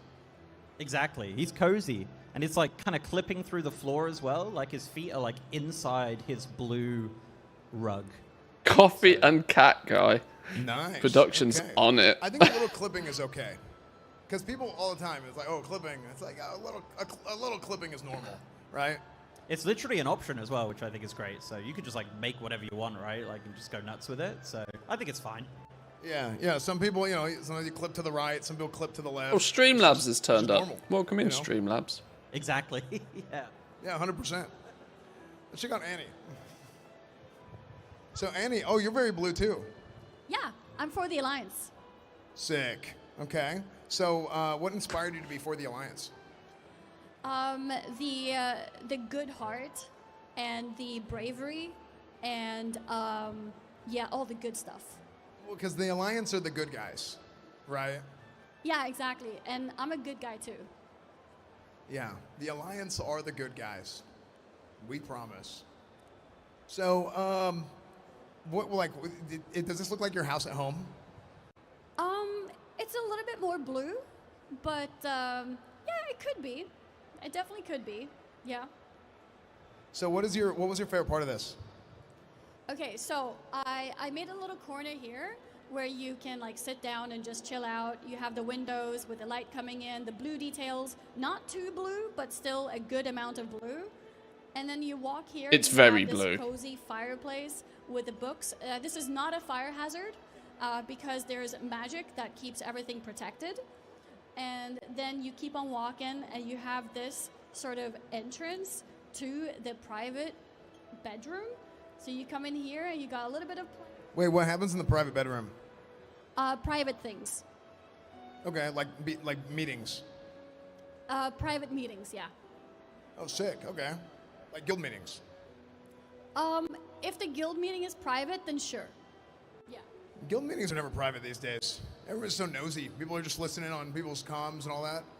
Yeah, true. So sometimes maybe guild meetings would not be appropriate, but yeah, you know, if you want to have a chill time, you even have a little bit of plants and stuff as a little touch to make it extra sweet and cozy. You should get an Xbox. That'd be sick. Just put an Xbox in your room. Can I play WoW on Xbox? Guys, we're going to go back to the desk. So we're going to go back to Talias and Nevatel. And Soon, we'll see you TM. soon. So much blue, so much alliance. So very blue. Look, Is that a as subtle far as I'm hint? concerned, no, this is No, a I broad can expansion. very clearly say I that don't there want is any of that no luck. You scripting keep in that to this yourself. because I they are see that. winging it. I'm already leaning towards Zarya's house. I need Absolutely that winging broad it. goodness. I need that red silver moon action. But you know, I guess I'm kind of biased in that sense. I guess you are as well, which is why no one ever takes us seriously. And what we need is some good, rational, measured opinions, which is why we have started a Twitch poll. Oh. So you can give your opinions on the housing that you're seeing today. Yes. Maybe some hints, maybe some tips, maybe what you'd like to see, and also give your judgment on whose is the best. Obviously, the Horde House Zaryu. Yeah, no, I know it's easy. It's hard to talk. Whose is the best? Obviously, the Horde one. No, I find that quite easy actually. No, there's definitely a good, and there's definitely a bad, and there's definitely the best, and it's the one I like the best. Oh, yeah. But I think there's something to take from all of these examples we've seen so far. It's been so fun to see people like delving into the details. Do you see I use the word delve there? That's just anyway. That's the It just wrong comes- creator it just clash, comes Evie. Naturally, sorry. Jumping into like kind of more details. I loved the Mr. GM all blue. Production, I fix love a the mic. multi-levels of rug. Just, you Rugs know. that you can sink in. Yeah. Rugs that you go into for days. Versus Annie Fuchsia's, I would say more measured use of blue. Sound guys fell asleep. Blue from top to bottom, it would still look pretty blue. But now I think we are I can ready crank to it, move but- on to our next theme. Oh, thank goodness. Let's mix it up with a new look. What's it going to be this time? A home that captures the spirit of your favorite expansion. So I'm thinking for you, it's going to have the jailer in the middle. It's going to be a big, Okay. broken sky. Boys and girls, ladies and gentlemen, people of all ages, I have seen enough Oh, for no, that now. model's going spare. I have seen enough for now. I have some actual game to play, but it's kind of cool to see that there seems to be relatively plentiful amount of stuff. I hope that what we see showcased here is kind of like the base starter set of stuff, so that everybody can dive into housing and have a good crack at it. That is going to mean that most houses will end up looking relatively samey and relatively generic with a base set of stuff, but that's your incentive, right, to go out and collect all of the other decor things. And hopefully if we see, maybe not necessarily at launch, but over the coming years, like significantly themed, focused packs towards certain stuff, it's going to end up very Sims-like. And I think as long as the tool to be able to build your house is good enough, creative people will do creative things, which I like. I think it's going to look pretty good. I think it's going to be pretty good. People are going to get their hands on this and enjoy this for a while, I reckon. I'm sort of impressed. I would have still liked to have had some sort of more concrete, this is happening and when sort of info. But I guess we can keep our fingers crossed for stuff like that. Is there any bonus stuff that we don't know about that we should know about? Probably not. Players will return to the Blood Elf lands in midnight. These are all from last night. There's no new news popped up. I'm sure I'm going to hope that Wowhead is just going to have somebody sat there watching the whole thing, making notes for a nice little this happened on day one kind of stuff. Because I'm certainly not, like, there's a level of cringe they could have done with a bit of a script, but they did a reasonably good job. We actually play the game for a little bit. Let's put some tunes on. I think as a first initial preview, it's not bad. I like. Yeah, they'll do like Christmas theme packs and this sort of stuff, won't they? They'll every time there's a season, there'll be some decor to collect. I would imagine all of the seasonal events will have a flood of decor items added to them. So you can, make a Brewfest bar if you want to, for example.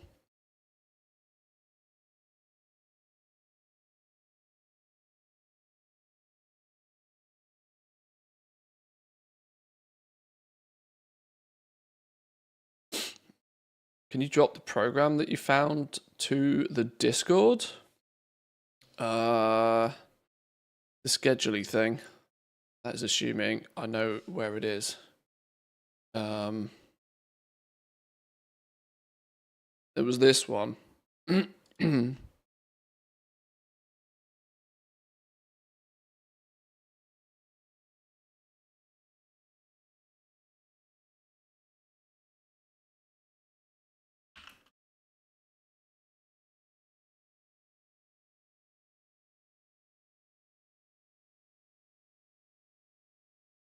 I've put it in Star Schmucks. When certain stuff is.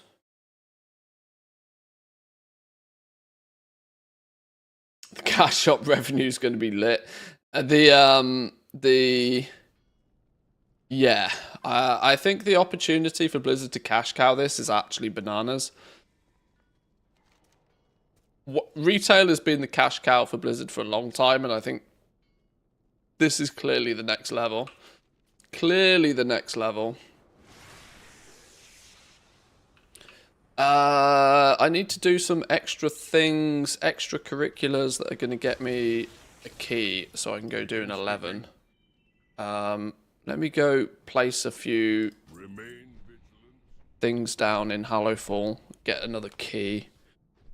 I need to get an 11 done. If I can get an 11 done, drop our map, get our hero piece of gear from our 11, that means we can loot the vault. And actually, for the most part, other than just doing a couple more 11s across the week, there's not huge amounts to do in retail right now. I'm only lightly gearing. I'm certainly not aggressively gearing alts. I want to get back into Remix, if I'm honest. Was there last night, was there a PTR build that dropped?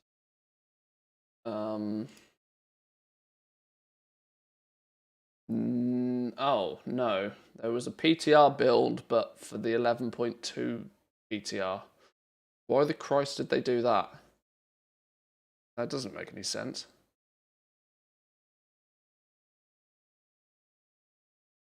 So we'll have to wait for a remix build. Okay.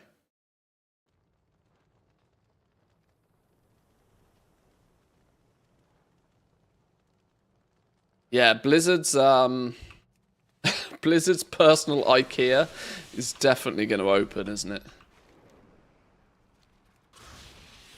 It will be a thing for sure. Dogs are asleep right now. They're chilling. They're chilling. For the Arathi to survive, we must settle in lands shadowed from Beladar's light. Be a bit of a bigger view. The darkness Fast asleep, snoozing. Did loads of zooms this morning. All the zooms. Be our beacon in the darkness. Peaceful. 5 minutes at least. We're all mates now. Sort of. I'll say yes. The oldest and the youngest are still getting to know each other. Let's put it that way.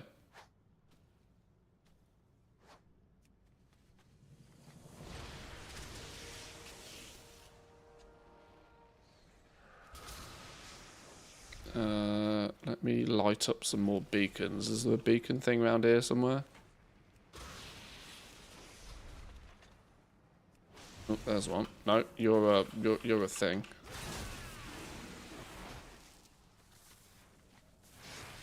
I just hope they don't do brand tie-in rubbish. Here's my Marvel movie release poster for my house, etc. Microsoft at the helm, I wouldn't be surprised. I know what you mean, though.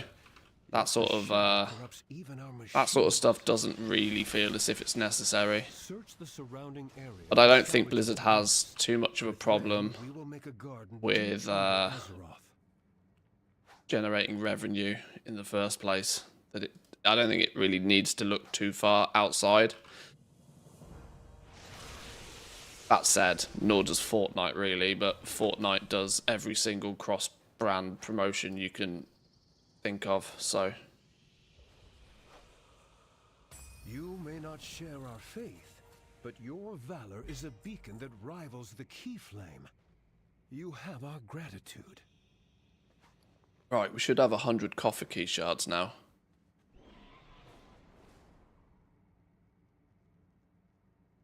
There they are. Give me a key. Give me a key so I can at least go do my 11. Go do our 11 now. Think. Yep. Got Mountain Dew mounts and Gummy Bear pets this expansion. That is true, actually. Yeah, maybe Blizzard's not totally totally diverse to doing cross-brandish. I understand your frustration, Gaora, but do not rush to conclusions. Oh, it's possible to get all the treasures today. Oh, yeah. Because you can upgrade your wraps to rank 5 today, can't you? So that should give you the ability to fly around and pick up all of the extra treasures that have turned up too.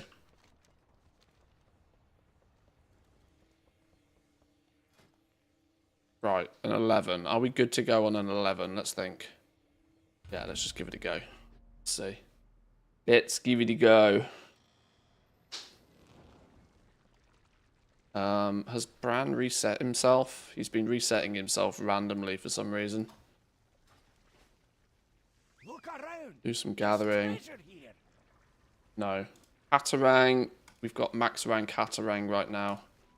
We need an upgrade to our battered Aegis.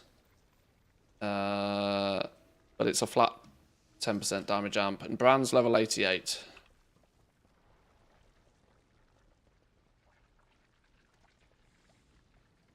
Right, let's see if we can do this.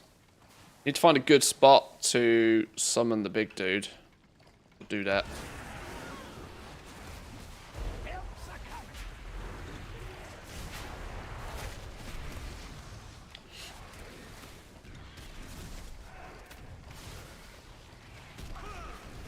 Dropped us straight into a Nemesis pack. Not messing about in this delve. Holy.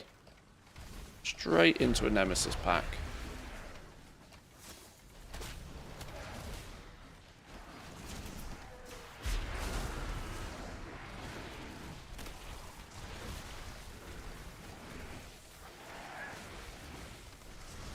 Do you get the wrap upgrades from even a level 1 delve? I don't know for sure, but you are meant to get them pretty easily regardless. So I guess in theory you could just bang out 3 quick low-level delves, I would imagine. But I must admit I haven't personally done that to find out.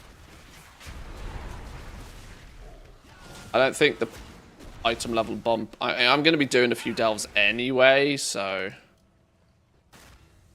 My theory is I'd rather just get a few done and get the wraps upgrade passively, rather than actually focusing on it in any way. Hang in there.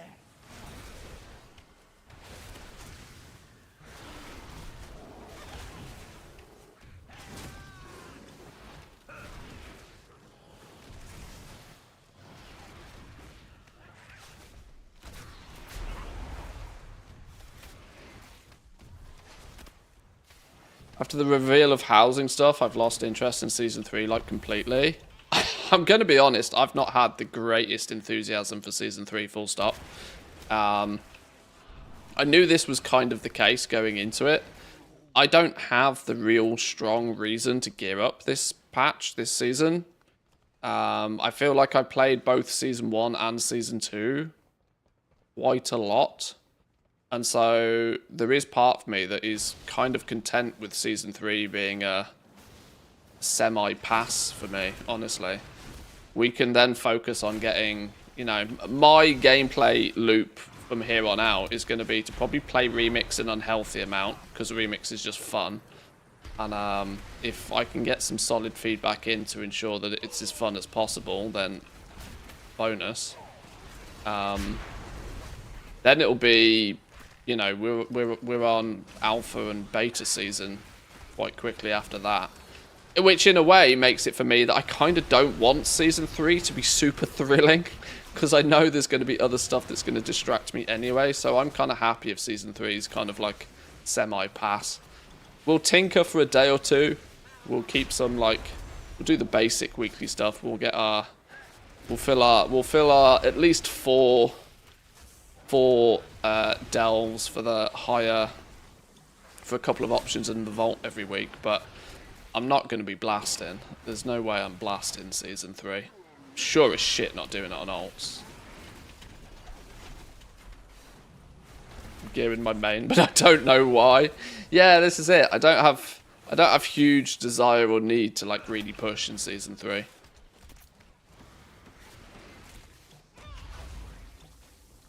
The new zone is average at best. I don't want to QQ on it too hard. I don't want to be Mr. Grumpy here, but like the new zone doesn't really excite me. There's nothing over there of any great interest. The reality is I'm still probably going to spend more time in the Undermine than I will in Koresh, just based upon the fact that I can still make millions of gold a month in the Undermine. So if that be the case, I will probably spend time there.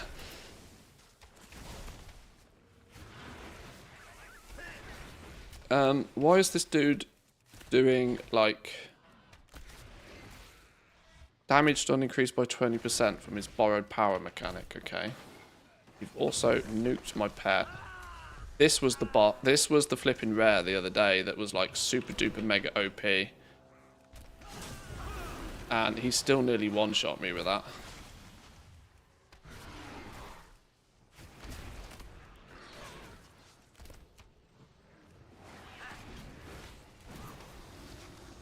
Okay, we stun his borrowed power and then continue to burn him down. There's a big nuke blast something or other. What is it? Is this Arcano construct thing maybe? You can stun him out of that. He's doing it again. Ouch. Yeah, that's the thing that hurts. Can't interrupt to this if I've already interrupted the other thing. Okay, he's just annoying.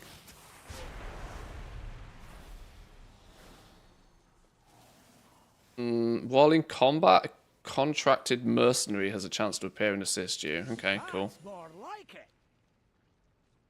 There is 90, but no info on a squish. These finite, yeah, things like a level squish is a system level thing that we never really get info on, particularly until we start seeing alphas and betas.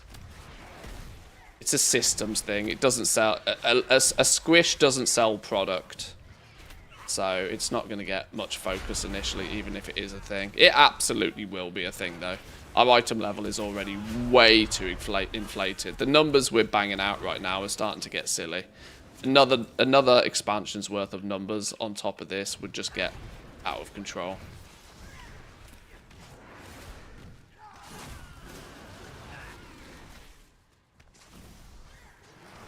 Because it gets to the point where the law of big numbers means that if you do 2 million DPS or you do 2.5 million DPS, it doesn't feel like anything has changed.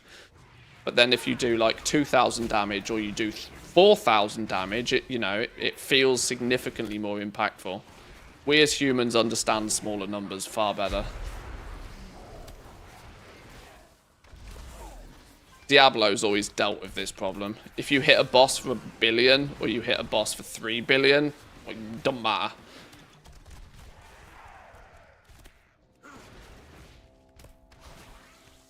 A squish can sell product depending on what you squish.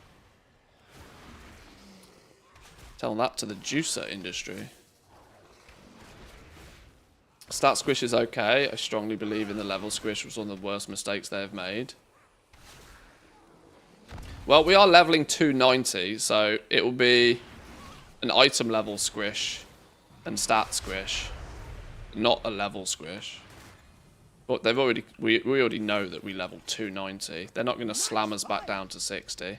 I do kind of agree that the level squish was a bad idea.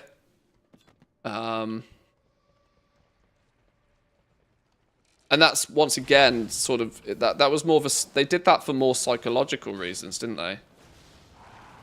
that when you create a brand new character, if you then had the thought of I have to level 150 levels, it feels, before you even begin, it feels worse than if you know there's only 60 levels or something. We're already going to be pushing 90 and then probably 100 again in the last Titan. After the last Titan, I think there's a strong chance that they will need to do like a level squish or something more drastic than that. I've wanted them to just get rid of the leveling number for a few expansions now. I don't see why it matters when we have item level.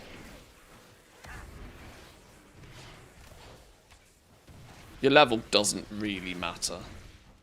Item level is king.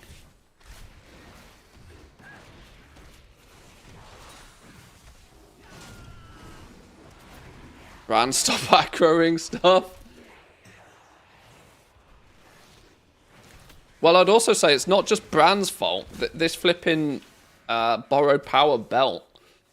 The flipping borrowed power belt randomly tagging things with lightning is also somewhat frustrating.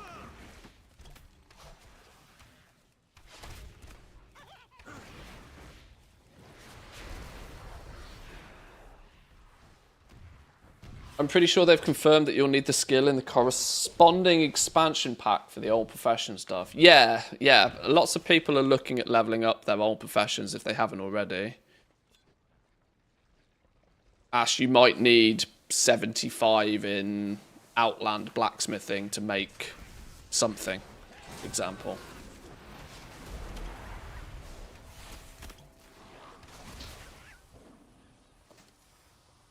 Which, if you do not have characters with the old professions leveled up on already, you've got, obviously, a few months to get on top of that if you wish. Reasonably good use of your time right now, as there will be a bit of a gold rush on it for sure once housing comes out. And preparation is king. Started a few months ago choosing some of the Legion leveling via the Dark Moon Fair. Yeah, the Legion stuff is actually the top end stuff is a bit slower in Legion. Burning Crusade leveling is expensive, and it always has been for some reason.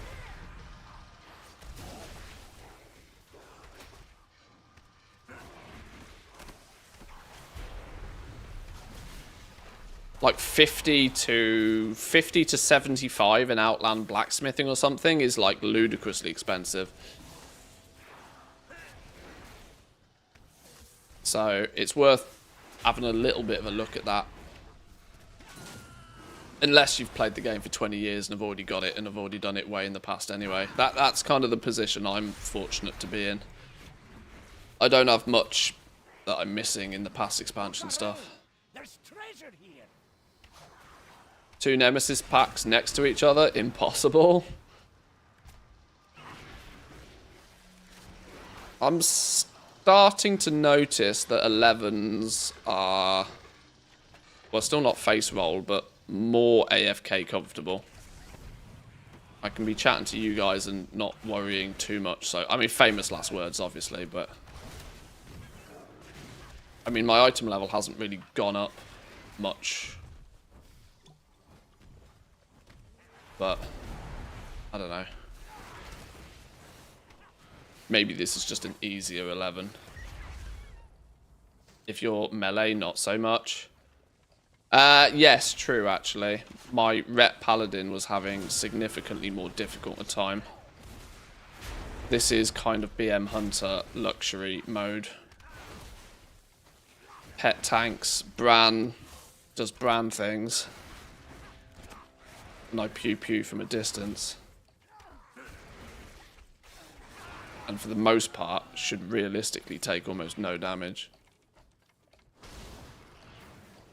Oh yeah, we get story mode today as well. Managed to wipe in story mode. That should come with a feat of strength, that should. Fair play.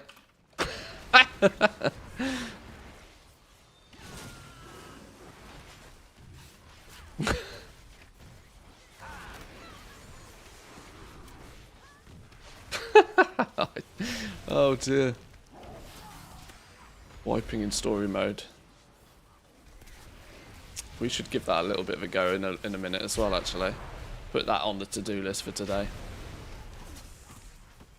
Always found BM easy mode for this with Healer Bran. Even the Kingpin in Portal kills my pet 3 times during the fight with one-shots.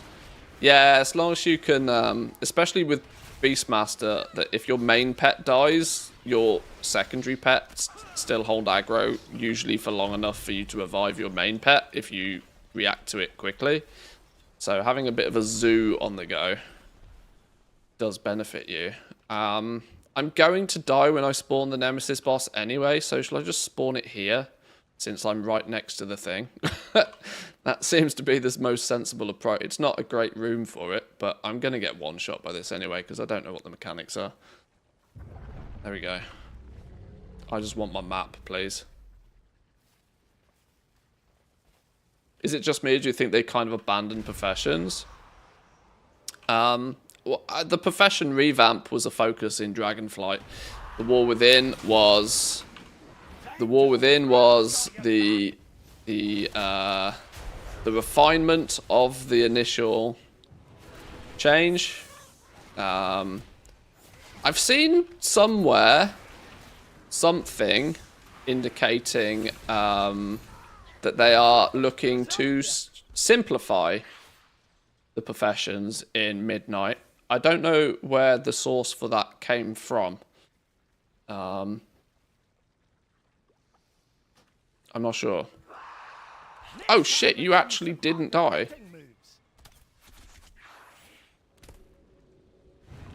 What's going on here? How did you... Okay.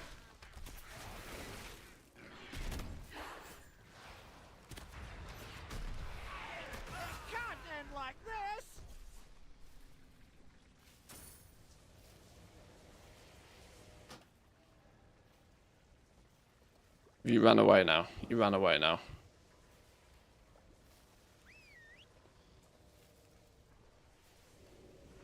Still not sold on the new expansion? Well, they haven't got my money yet, but I want to see it. I want to see it. I want to play it. I would hope to get alpha. I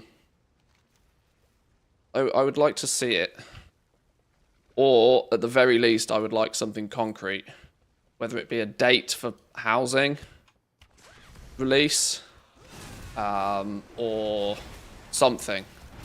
I want something more concrete. They don't get nearly $100 of my money because of a blog post.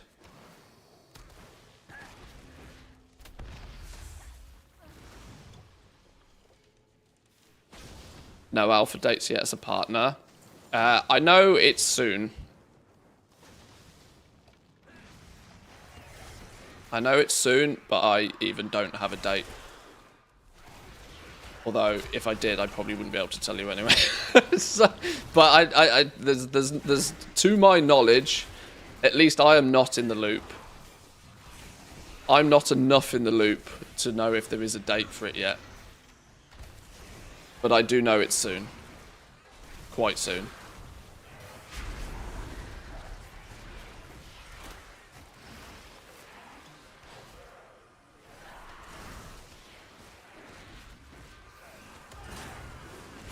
Target needs to be in front of you. The target is literally right in front of me.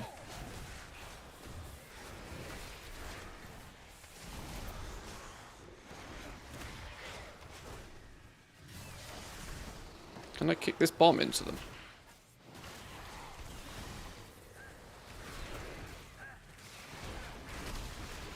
Boom! Headshot. Smell that? It's treasure. I know it. We're close.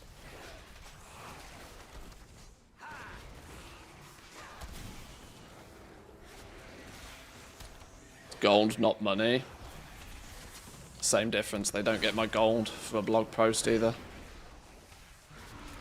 Will you be allowed to stream the alpha? Yeah. Once alpha goes... There's actually 2 phases of alpha. There's an internal alpha, which is up and running now, which big boy creators, not me, big boy creators might already have access to it. I would suspect that the I would suspect that the player housing that is being tested at Gamescom right now is probably on the alpha build.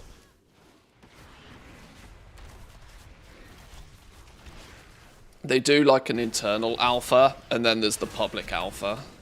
Public alpha, yes, you'll be able to stream if you get access to it. Because it's for the purpose of getting feedback and, you know, free marketing.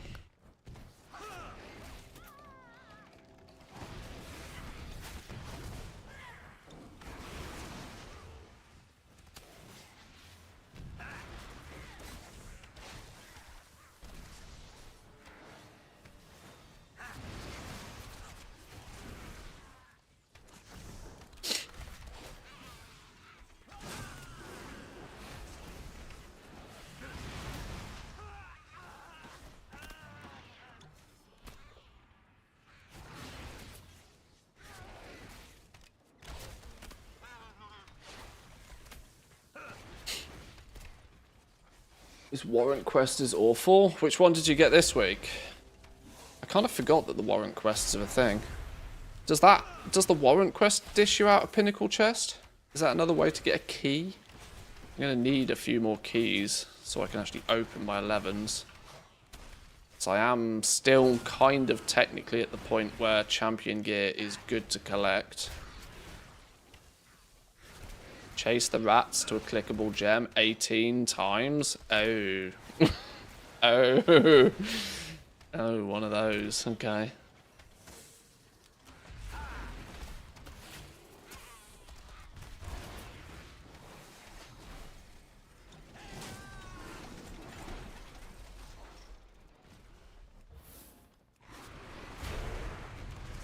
Not to be anything too scary, let's pull a little bit more here.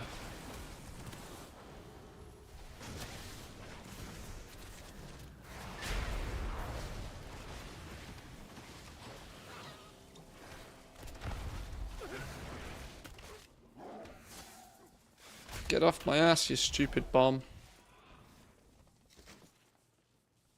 Just sell the warrant items on the auction house. It was the flip, what was it called? There was, yeah, the grouper lure or something is auction houseable, isn't it? I equally am not sure if that was by design or whether that was an accident. Just kind of like the time walking boots being BOE, I kind of think that was a bit of an accident. Slipped through QA.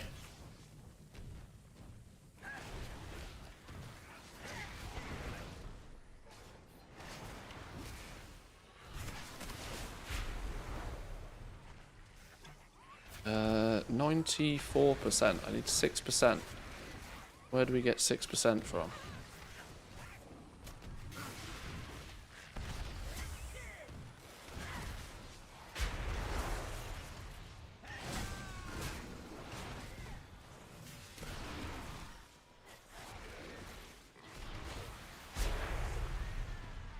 Be another bomb round here. So, oh, there we go. There we go. There's our last bit.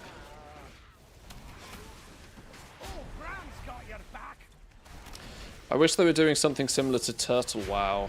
That kind of stuff has me actually thinking of going to that, especially the Unreal upgrade. I got to be slightly careful about this because there's quite strong rules in place about this. But the Turtle WoW is that new private server thing, isn't it? I don't know much about it. I have seen some stuff of it. But I'm also not entirely sure how sensible it is for me to be talking and semi-promoting it too much on stream. But I'm aware it's a thing. I don't know what they're doing though.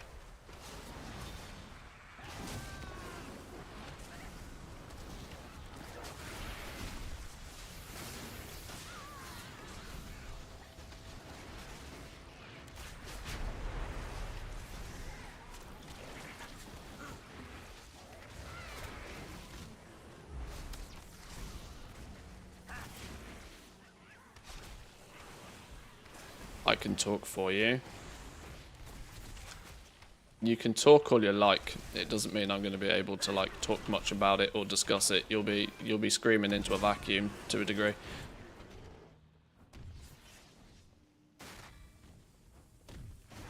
Moving WoW to a different engine will not improve the game. It's a big misconception that players have.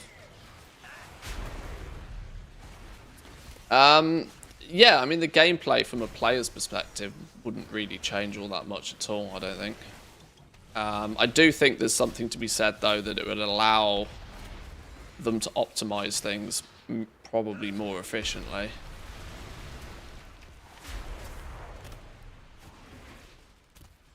Not that I am totally fluent in how game engines function, but 20 years of spaghetti code is clearly not making it very easy to optimize this game. Now, the reality is, as you slam 40 people in an instance on Unreal Engine, it probably is going to run like dog unless you do some serious optimization on it. So I don't know, like, if there is any actual value to be obtained from doing that even. Would it make it easier to run on more modern hardware? Would it allow... World of Warcraft is a game that could absolutely do with something like DLSS, for example, to like really help people even with frame rate, even if the latency is still there. Because there does come a point where just 20 FPS on a world boss is 20 FPS on a world boss is borderline unplayable. If you've got a $5,000 gaming PC and you're getting 20 FPS killing a world boss, something's wrong somewhere, isn't it? You know?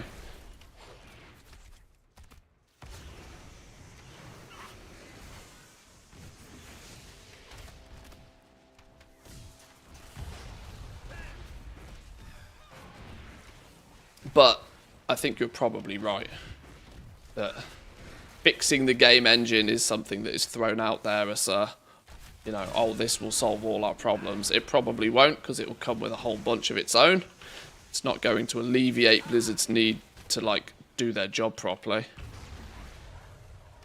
But the thought is that if they do want another 20 years out of this game, some serious enhancements to some clear net coding somewhere along the lines is needed. It will affect gameplay because you'll have 2 years of less gameplay changes because they're actually busy making the existing code function again. Yeah, well, yeah, this is it. This is the issue with any sort of rewrite, isn't it? What was it like when Final Fantasy just basically made the game again? The game basically disappeared for 2 years while they did it. Which I don't think any die-hard World of Warcraft fan really wants the game to just switch off for 2 years and then come back 2 years later. So, disable add-ons, the game runs great. If you're getting 20 FPS on a beefy PC, it's add-ons.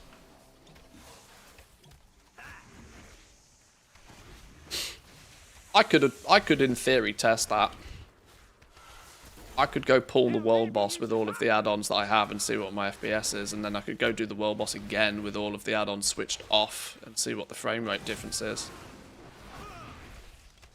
I am aware that for sure my add-ons are problematic, but I really don't think it would take a 20 FPS experience and push it to even 60, to be honest. Nothing old Bran can't get through. Righty. Hero piece of gear. Gimme something juicy. Gimme something good. Oh, there's one of our strands, and there's our quest for the week. Gimme something good. Let's open our Nemesis box. That's more like it. Hey, we got the upgrade we were looking for. Epic Curio. Running double Epic Curios now. Nice. Nice find.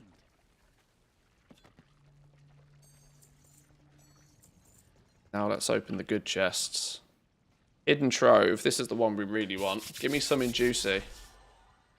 What do we got? A ring. A ring.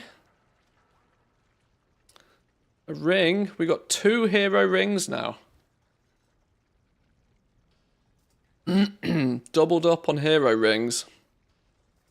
All right. That makes our choice from the vault pretty straightforward. It means we take the gloves, we catalyst them, and then we have 2 set.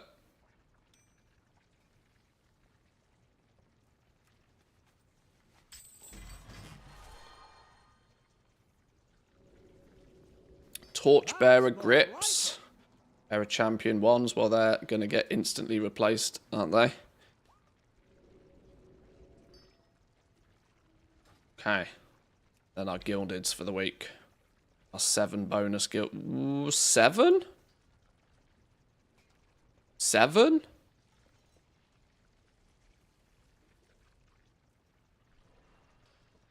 Why 7? Oh yeah, 7, 14, 21. You get 10 from the 10. Yeah. I was expecting that to be 10. I was thinking of the wrong box. 7, 14, 21 for your 3 gilded, and then plus 10 from the yeah. That's right. That's right. Okay. Let's go open the vault then. Catalyze. Pair of gloves. Get our 2 set. Come back 2 years later to the same game with yet more bugs. All existing customizations and add-ons will be broken, and the next 5 years of features will take twice as long to develop. You're probably not wrong. You're probably not wrong. You're far more connected to this stuff than I am, so I will trust your judgment on that one. At the same time, I would kind of half hope that this is roughly something they're considering or are proactively working on in the background. This World Sold Saga, a 3 expansion storyline, which kind of feels like 1 expansion being stretched over 3, to be honest. In terms of actual, like, you know, new stuff. I have no objection to them reusing old assets to be able to make development quicker if the new content is delivered to us and it's good. Siren Isle is a reasonably good example of that for me. I think that I've said this already, but I think Siren Isle was a better piece of content than Koresh. And Koresh was a patch expansion, you know, was a major patch zone. Siren Isle felt better to me. Felt like more stuff to do, more interesting things on Koresh. There was a bit of an actual gameplay. Sorry, there was a bit of a gameplay loop on the Siren Isle. Yeah, sure, they made you go there 6 weeks in a row to upgrade a borrowed power thing and get flying, but, like, you know, there was still rares, that there was a slight rotation of mobs. There felt like there was more on the Siren Isle, believe it or not, than there is in Koresh. Even though the Siren Isle was just a BFA island expedition map re-envisaged.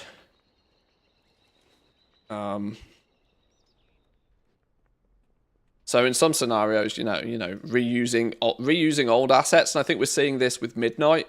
You know, we're going back to old zones that they have already got the core zone and they've just modernized it.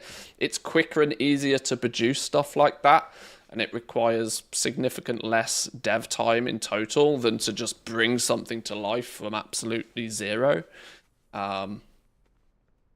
But there is the possibility that whilst they're doing this World Soul Saga over the next few years, we got Midnight, we've then got the Last Titan.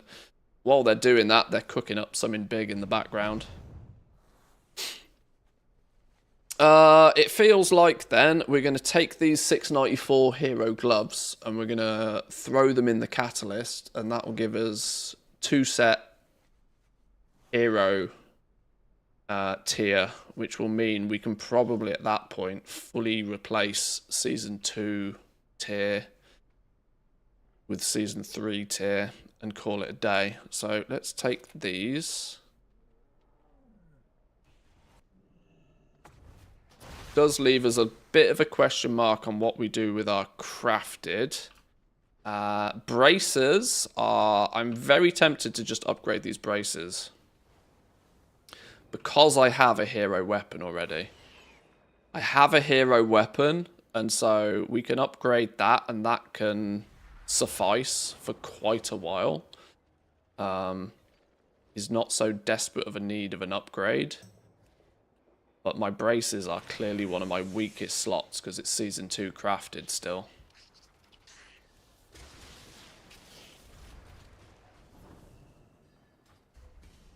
But let's put these in here. The Titans will How many Be ready. options do we? Oh fucking hell! Let's make sure I put the right ones in there. Void Scarred, 694 heroes. You go in there. We've only got one catalyst charge. So that will give me Midnight Herald gloves.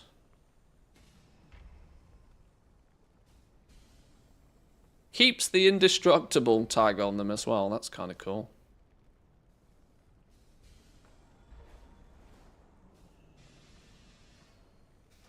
Right.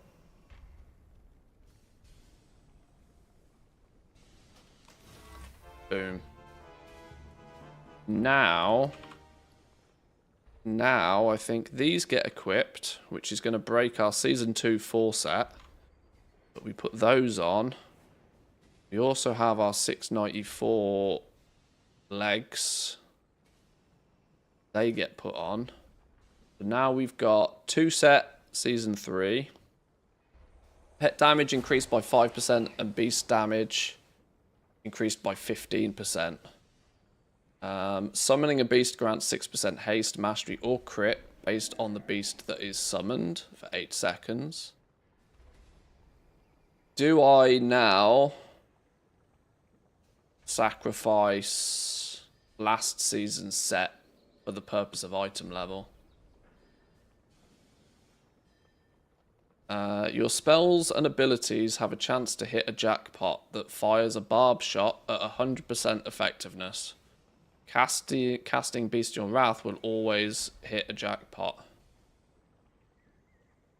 Is that set bonus worth keeping? Or is it worth upgrading the item level of the gear from 671 to 684?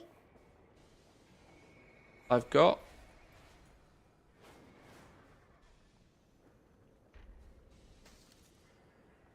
Should we just stack item level a bit now?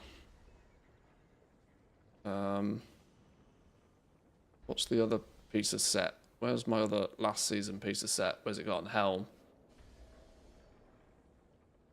We can swap that out for 684 piece of gear as well. Crit Mastery or Haste Verse? Crit Mastery. There we go. 690 item level. 690, 2-piece Season 3.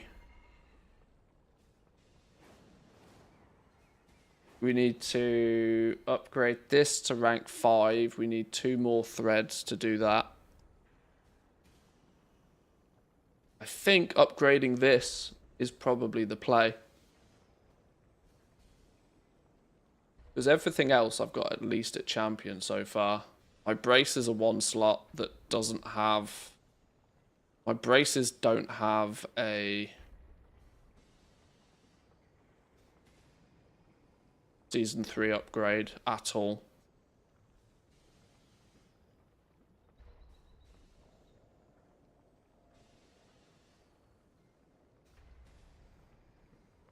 I think for me, I like the idea of expanding more stories with the old part of the game to keep all the maps engaging instead of it just being a place to fly through. Yeah, like I said, I don't mind them rehashing old zones and stuff like that, especially if they're sort of somewhat fan favorite zones and they do a good job of it. No issues with them doing that at all, and I do kind of agree that I like it when they bring life to past used bits of the world. I don't really think when you look at the map, you know, there is part of me that's like, well, when you look at this map, do we really need more on this map? But there's plenty of shit there, especially considering probably 80% of this most players haven't even touched. Only if you're a 20-year veteran have you played it all to death.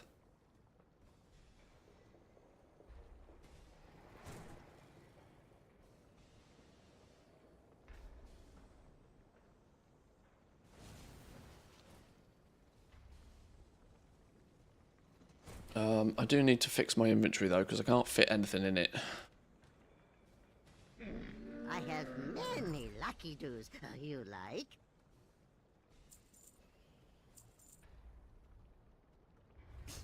Many farewells. I also don't have any keys to go and do anything else key-worthy. Do you give me a pinnacle chest? Or you do give me a pinnacle chest. Wonderful. There's another key. Oh, that's handy. Now, why wouldn't that be warband? I think pinnacle chest gear, once you have far surpassed it, should turn up, not as bind on pickup, but bind on warband. Since pinnacle chests are meant to be like the main chests you collect. Can we upgrade any of this stuff? I've probably got plenty of crests to upgrade a few things. My gilded crests I want to keep for crafted purposes. But any runed, carved and weathered can all be spent and used freely. So what can we zug in item level?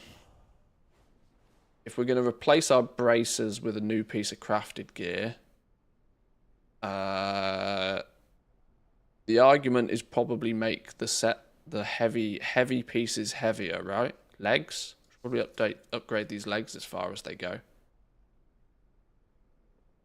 4 of 6 requires only runed. 4 of 6 requires runed.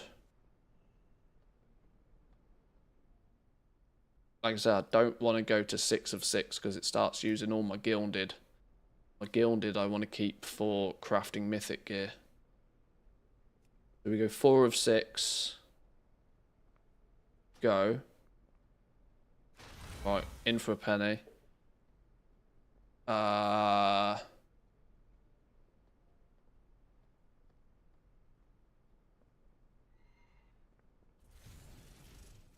Shoulders and chest would be better ones to upgrade from a stat perspective. But these upgrades become...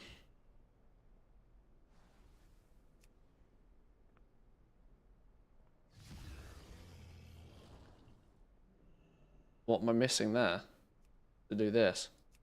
Ah, I'm missing runed. I need 60 runed ethereal crests to upgrade all that way. I'll just upgrade the set to 4 of 6 twice. Do that. Use the rune crests. Use rune crests on hero pieces of gear. And then upgrade anything that's trailing using the lower crests where possible. Ah, should have upgraded the bow first, shouldn't I? Shit. Ah! Whoops. Whoops. Whoops-a-daisies. Still got plenty of runed crests that can be farmed. We've still got some more delves to do. That can make that process easy. Right, where can we use our lower tier crests to the most use? We can bang out carved all day long. We don't need these carved for anything particularly. Let's get you a nice 691 upgrade. Let's get you 4 of 8 as well. Get the champion gear 4 of 8 where possible. Hero, hero.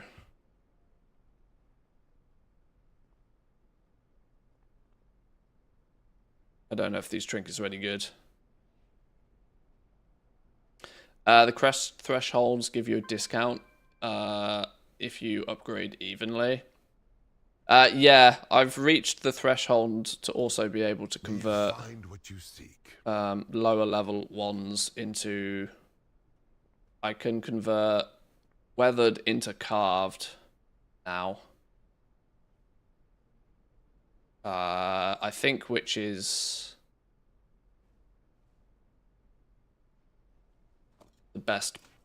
I think I should just do... There's no reason to not do this, is there? Because I can't. The theory being is that I can't use weathered for anything anymore. So there's absolutely no reason not to convert those into carved.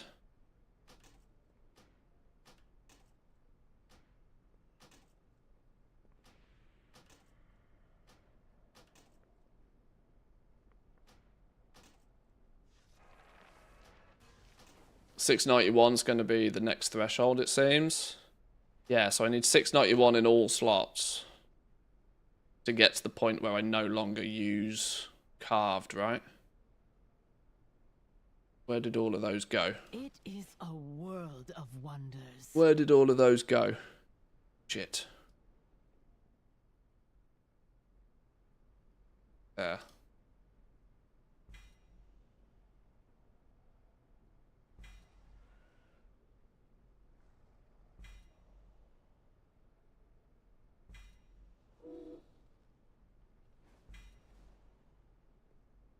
Give me all the crests.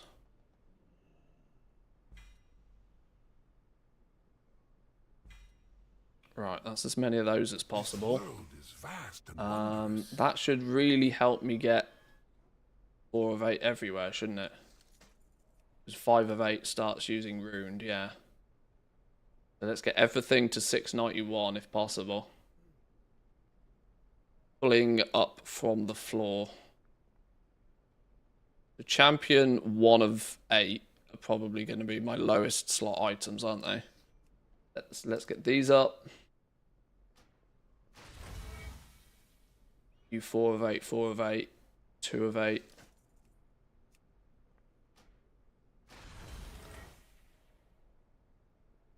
$691, $691, $691,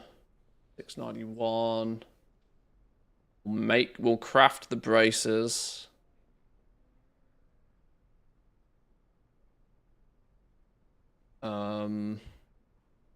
That's already there. That's hero.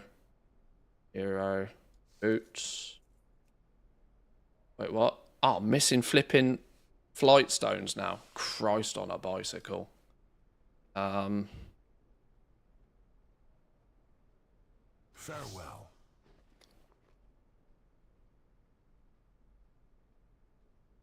Valor stones even.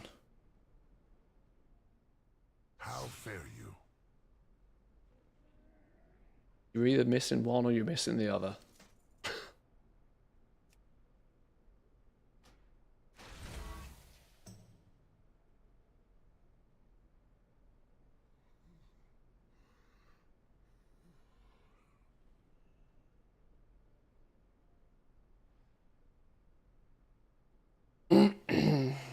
Okay, I've got both my trinkets to upgrade. I need to upgrade both my trinkets to 4 of 8. The irony here is I'm actually short on the Valor Stones. I'm actually short on Valor Stones. I've got more crests than I need to upgrade both of these to 4 of 8. Then I need to make my 6. I need to make my crafted. What does Mythic Crafted end up being this season?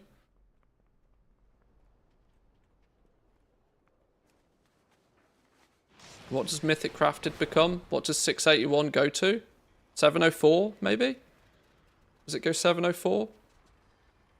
The equivalent of 4 of 6 hero, isn't it, usually? 720? Sheesh! Okay. This is why the Valor Stone system is so garbage. Yeah, it just needs to not be here. If you've got the crests, you've done the hard work. Like, especially considering the amount of Valor Stones I've pissed up the wall in the first week or so. To now then be short on them is just adds insult to injury.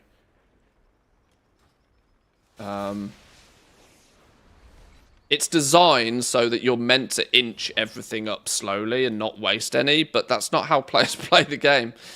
Do I not have any reps that I can just go to and get some freebies? I wonder if I've gone and got all of the Valor Stones from the new faction. I probably haven't. I probably, if I was smart, I left those on the quest giver. Let's go Tazavesh and see if I can get any quick and easy Valor Stones. Where is the pup? That Pup is down here. cartel has lost control of the docks. I need someone competent to sort it out for them. He's flopped.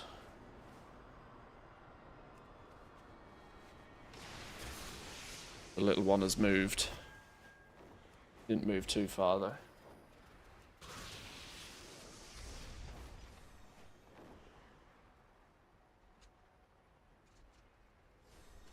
The idea is, oh, I'll go do some world content to get some more. Yeah, that's just not. Yeah, that's just a no for me. Yeah, I totally get it.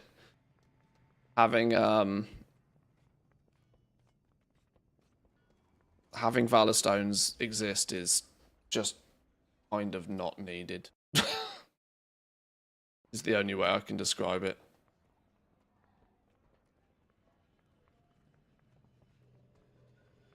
A deal is just another kind of oath. Yay, I did leave some Valor Stones here. 80. Always a pleasure. Oh, and a key. Yoink, I need those. And more carved crests, which I'm about to supersede needing. What was I trying to upgrade then? We've got 691 all over the place. Other than they need one more upgrade. Let's get you done. And you take 120 Valor Stones to do one rank. You son of a bitch.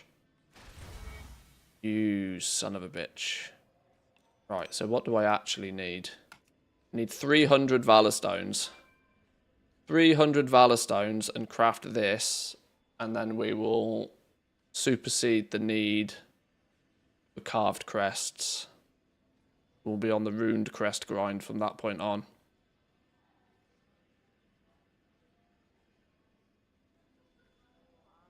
You should get Valor Stone. Like, dare I say it, they should give you Valor Stone. If they're not going to remove Valor Stones, they should at least allow you to put your seasonal gear in a scrapper and get Valor Stones for it. I'm pretty sure the crest discounts are warband wide. I think they are. I think they are. So if you focus on one character, then your ult should have an easier time. But yeah, I'm at nowhere capped on flipping Valor Stones. No, with no cheese way to get them, apparently. So what's the play here? I need some more gilded before we can do... What's this Starlight Spark Dust? Magical residue obtained alongside fractured sparks of starlight, used to track how many fractured sparks of starlight you've obtained so far within Season 3. If you fall behind on fractured sparks of starlight, completing max level content such as delves, mythic plus, raids, instant PvP, some outdoor events may help you catch up. Oh, okay. Well, that's clever. So that shows that we should have second spark. I need 250 Valor Stones to make that thing. Oh, God. Stupid Valor Stones. Stupid Valor Stones. Luckily, I've already made one of the sparks. Oh, actually, if I've made one of the sparks, I don't need to make that one just yet. I only need one spark to upgrade the braces, don't I? It's gilded that I'm actually lacking. Stupid game. Either you're capped or you're dry. Yeah, there's nothing in between. Literally nothing in between. Valor Stone cap is ass. Seems so low as well.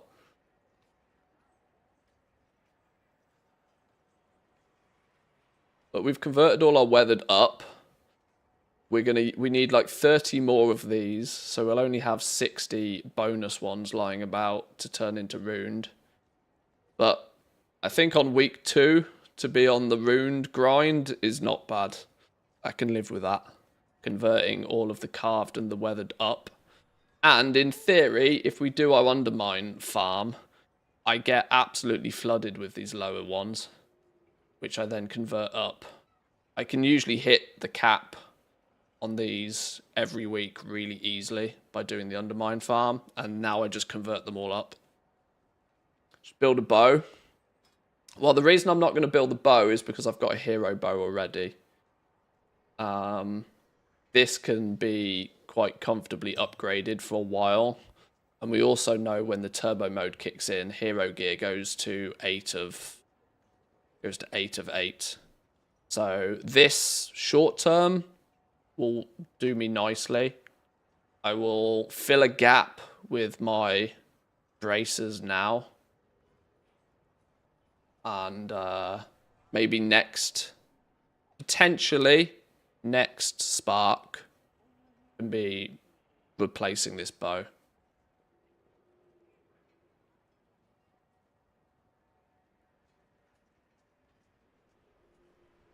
Did you see that they're going to finally scrap Vigor? For dragon riding, you mean?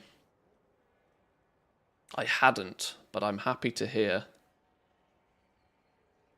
There is no skill in using Vigor anymore. It's just another one of those annoyances if you run out on it. It does mean dragon riding, herbing and mining though. Basically no reason to not use it. Looks like Vigor isn't stopping bots anymore. I mean, it wasn't stopping bots anyway. This is the thing. Dragon riding made it more difficult for bots, but it definitely didn't stop them.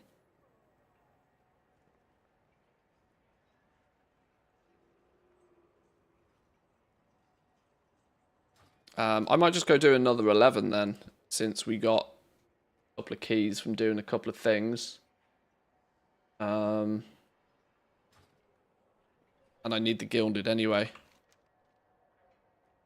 Where is a...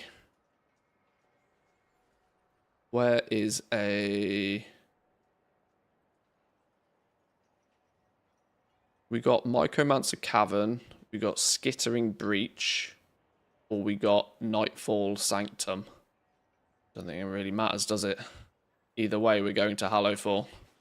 Either way, we're off to Hallowfall. Oh, somebody was saying the other day, have they hotfixed the, or was somebody just doing it wrong? Somebody said the other day that the cheese to get to Hallowfall quickly doesn't work anymore. But were they just doing it wrong?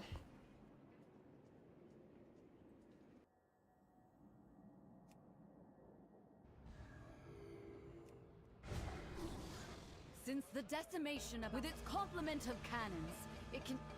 Wait. Who are those intruders? I pray for the flame to show us the way. Yeah, they were just doing it wrong. It's fine. The cheese still works. Right, so now, what were we saying? Mycomancer's easy. It's Mushroom Story. Mycomancer Cavern, that one. I've got Missing Pigs. Is that an easy one, is it? Missing Pigs, Shadow Realm, Signal Noise. Missing Pigs. We're going to do Missing Pigs then. I'll trust Mikey. Mikey wouldn't lie to me.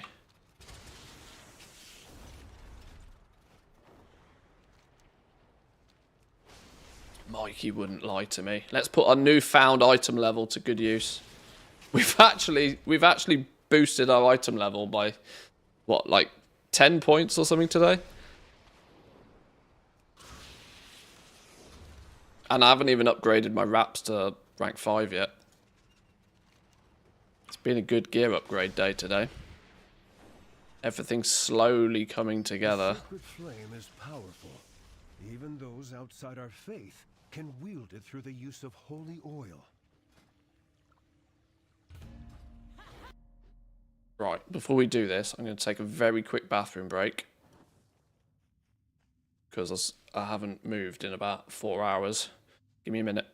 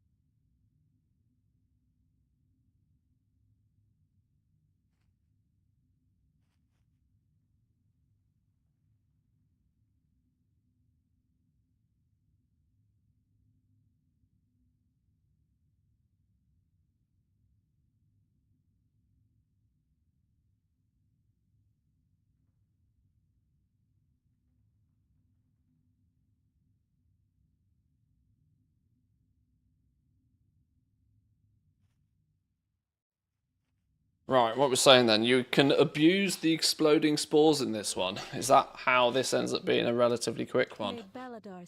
I'll get your piggies back. If the shadows find you, call. Piggies, go, go, go.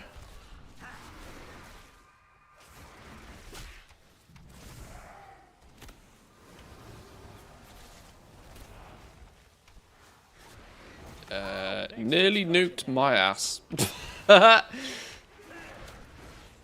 Yes, abuse mechanics. That's a skill issue.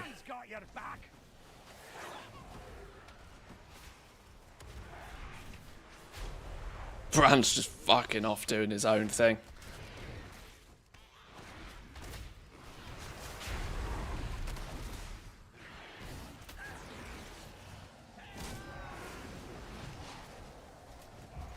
Ow!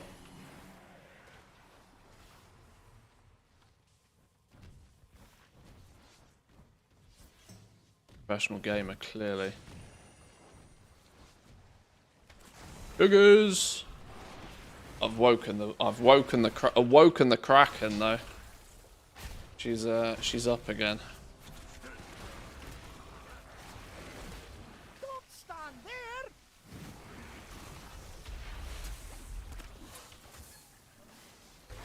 Am I gonna need to do? Oh, I only get 7 from this, aren't I? I'm gonna need to do both my 11s. Might need to do one more after this so that we can make our crafted piece of gear.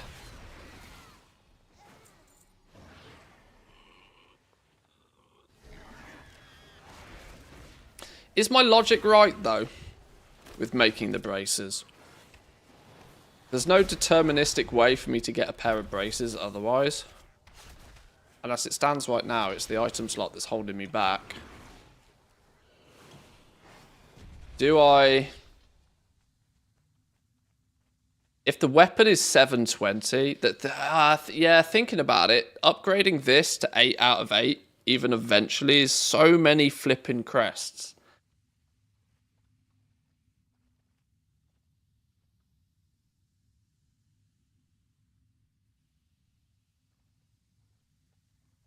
Putting together, upgrading my bow. If it goes to 720, that is a monster of an item level upgrade.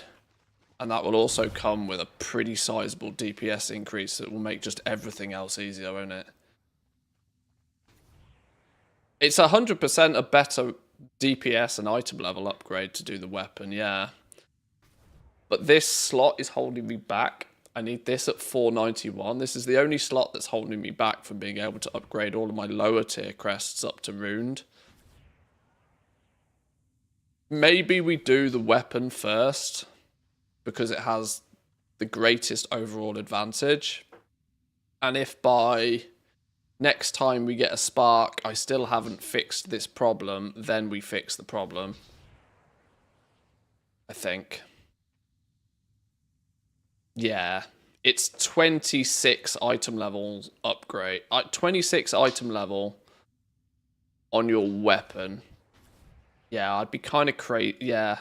I think my logic is kind of flawed. I maybe should just hope I can fix the bracer problem some other way. And I'll... You know, the crests, the weathered and the carved crests can just sit there until I can upgrade them all. There's no need for hero bracers, since champion 8 out of 8 is the same as hero 4 of 6.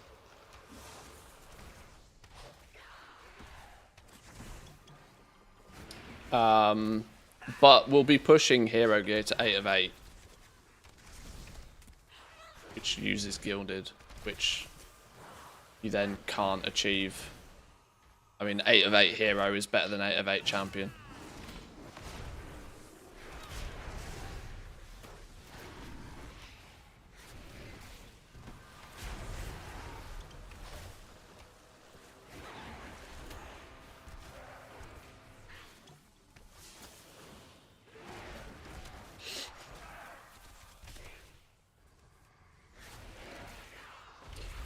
You get an enchanted, runed, ethereal crest from the story mode, if that helps you.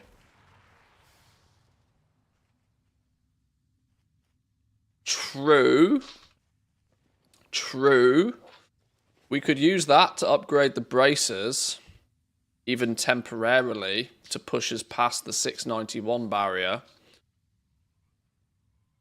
We can always because I actually think I went the entire season without using that thing last time.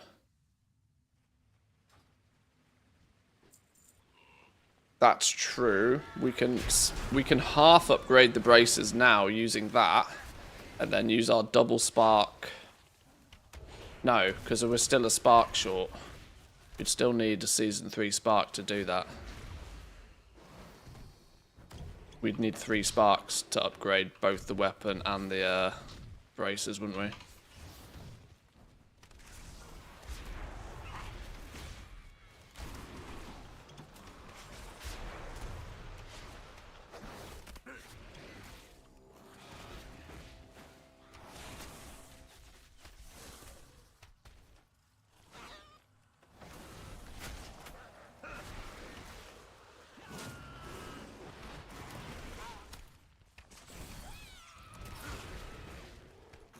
This is why I still think, like, the whole gear system is so flipping convoluted. It's not fun. It's the system seems to be more about, it's not a fun system, it's more about trying your best to make sure you don't waste the very limited resources that you have access to. That's not fun. Like, this is my point. It feels convoluted. It feels like it's so easy to accidentally do the wrong thing. And that's not how gearing should be, I don't think. You shouldn't accidentally be able to make a mistake that could cost you weeks to rectify. An upgrade should always be seen as an upgrade. And if you realise there's a better upgrade to be had, you should be able to do something about it. Dare I say it? Bring back reforging? Fuck it. Let me math some shit out. Let me have an add-on figure this shit out for me, because trying to figure it out yourself isn't fun. It's just a headache. And then trying to balance it against which crests you've got and where your seasonal cap is, and oh shit, I've ran out of Valor Stones again. It's not fun trying to work it out. Need another piggy. I assume you're only getting gilded via the delve. Yeah, I don't do like Mythic Plus or raiding, so yeah, I'm a delve Andy these days. Meaning you won't be able to spend any gilded crests for Hero 6 of 6. You'll need those 31 crests a week for the next one. Well, yes and no. Because once we get the ability to upgrade Runed into Gilded, I exceed the 31 per week cap that way. Which means I then have spare ones left over for the purpose of grading hero gear past 4 of 6.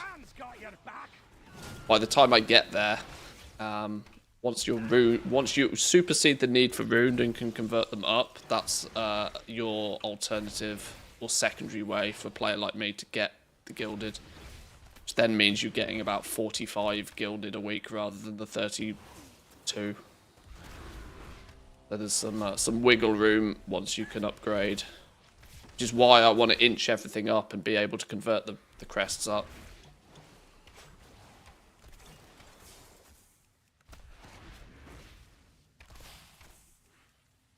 Plus the limit to the amount of Gilded you get from Delves increases once we go into turbo mode. Which means you then get 60 per week, so then you start getting more Gilded than you do Sparks. So there's plenty of opportunity to turn hero gear all the way to 6 of 6 and eventually 8 of 8, just through Delves. It's not the quickest way of doing things, but it's still feasible. I mean, or just go run some M+ dungeons, but I don't enjoy that, so I'm not going to. I'll play within the limits of my playstyle.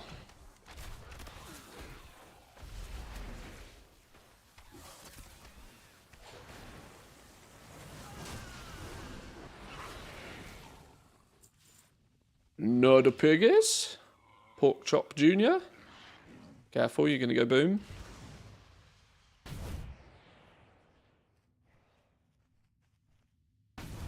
All of piggy pigs. That's more like it.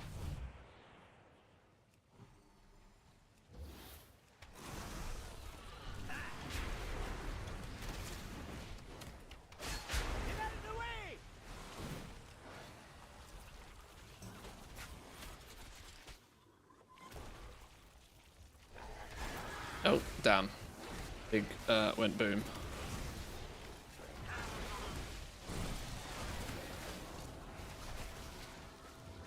Oh, that piggy got turned into bacon.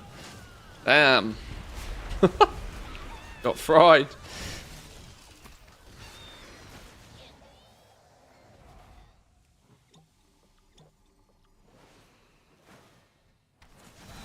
This little piggy went to market. This little piggy stayed at home. This little piggy got hit by a rotten spore and went boom.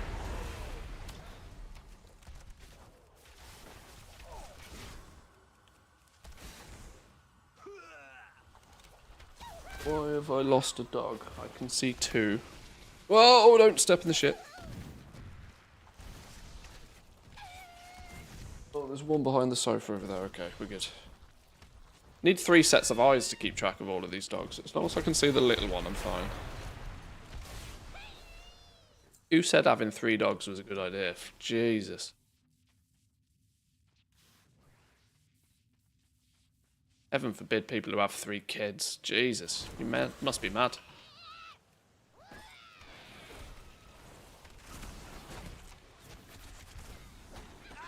Well, at that point, you must just hire somebody to watch them 24 hours a day. Can you imagine triplets? Fuck me. Kids are cool and all, but Jesus, if you have kids, if you have triplets, you are unlucky. Triplets must be impossible. Twins is fun. You got a mum, you got a dad, you got 2 sets of arms in most cases. Triplets, though, what if they all shit themselves at the same time? You got to pick favourites.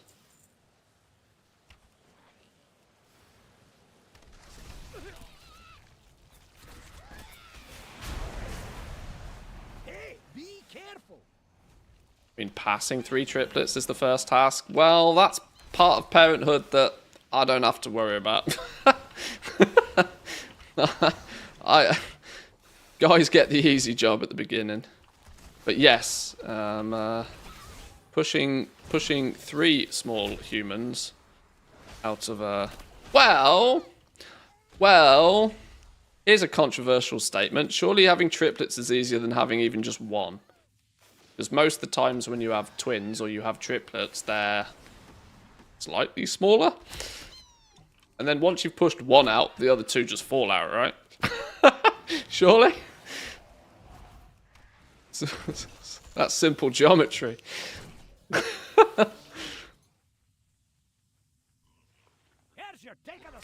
That's it. Damage is done after the first one.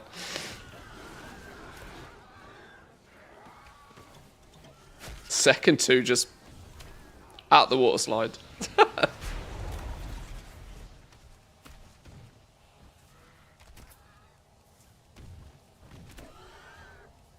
Why is my pet out of range? Where the hell are my pigeons gone? My pigeons stuck on a ledge or something. What have they done?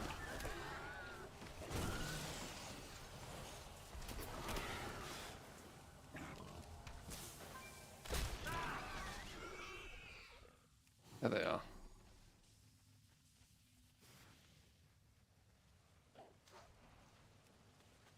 Scouting around a bit, and apparently housing is expected during the same patch as the housing pre-order bonus. Housing early access is expected to be available during the War Within 11.27 content update. Yeah, during, not strictly at launch. In essence, we don't know. Like, you can't really even derive much from that, other than the fact that it's not going to happen before 11.2.7. We've got 11.2.5 launching October 7th-ish. 11.2.7 will be about 8 weeks after that. So we're looking at a late December, early January housing launch, roughly. Quick maths. Or at the earliest, late December, I would probably say.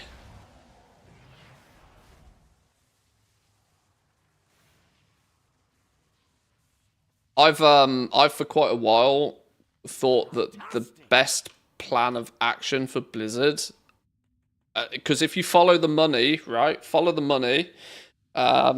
having the expansion launch in the early part of next year means that Blizzard misses out on the Q4 money. If anybody knows anything about business, you understand that most businesses make their money in Q4. Or at least if you're selling something to a consumer, right? B2B is different, but any business where you're selling directly to the consumer, such as Blizzard selling a game to everybody, those companies make all of their money in the fourth quarter of the year. Launching a product in the first quarter of a year is often business suicide because nobody's buying anything in Q1. So having the expansion launch in Q1 is definitely not ideal for Blizzard. So if they launch housing in December, Q4, and drive people into housing with lots of marketing and lots of advertising, they will still be able to hoover up a lot of the Q4 money by selling pre-orders and letting people have access to housing. So it's as good as them launching in Q4 without actually launching it in Q4. Which is why I think December, I think they will very, very, very much try and make housing launch in December. So they'll get that peak Q4 festive period. It's housing, so it's cosmetic. It's not serious. They're not releasing a race to world first. They're not pissing off all of the raiders. You can casually play over Christmas, or you cannot. They would like it if you do, but it's not necessary. It's almost the absolute ideal scenario for Blizzard. They get to release the expansion when the expansion is ready and available to release, but they also get to capitalize on all the money.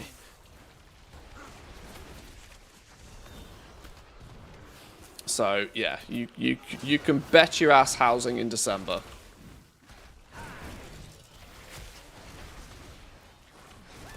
And Blizzard, if you need a new CFO, let me know.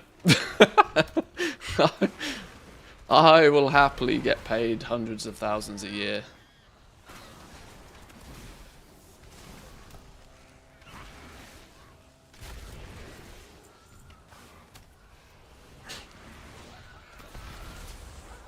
I also saw a Christmas tree being available during the stream earlier. There we go. Planned Christmas release, planned December launch. I'm telling you. October 7th for 11.25 with Remix. So there will be a crossover between housing and Remix. Because Remix is going to go on until January-ish sometime. So it's Remix will probably go up until pre-patch. January the 19th. January the 19th, I think, is the final date for Remix. And I think you'll probably find that the pre-patch will go live at a very similar point. Pre-patch will last 3 weeks, 4 weeks. And then we got a midnight launch middle of February. Valentine's Day midnight launch. You can all get juicy over Mummy on Valentine's Day. How about that for a phrase you don't hear every day?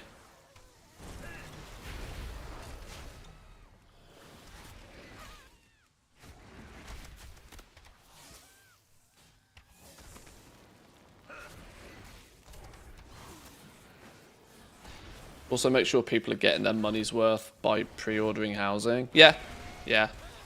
It will absolutely smash the pre-order numbers if they give people access to play it over the festive season, without question. All this hype that they're driving into housing, they're hyping housing more than they're hyping the expansion, and they will hype housing more, and that's because they'll sell it in December. They'll sell you access to housing by pre-ordering the new expansion. And you'll get people that couldn't care less about the new expansion that will still buy it because they want to play housing. Follow the money. You can sometimes not follow the money with like small indie dev companies. But when we're talking flipping Blizzard Entertainment and Microsoft, follow the money.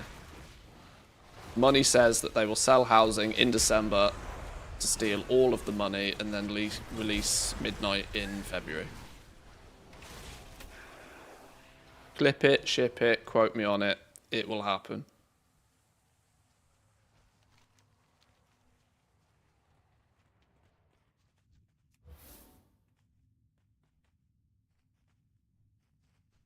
Can you buy the expansion with game balance? Yes. Yes, you can. I've not taken my credit card out of my back pocket to play a World of Warcraft game for about 10 years now. Oh shit. Let's not get knocked off there.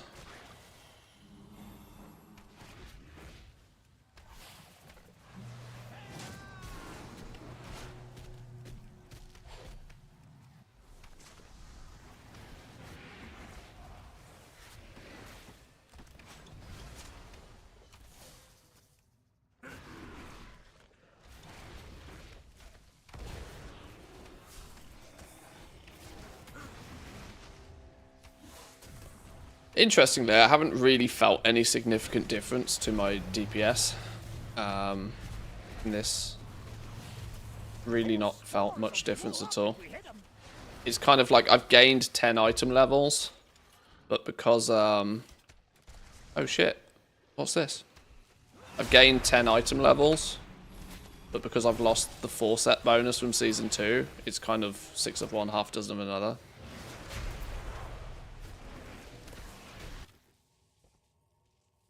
Wait, what the fuck?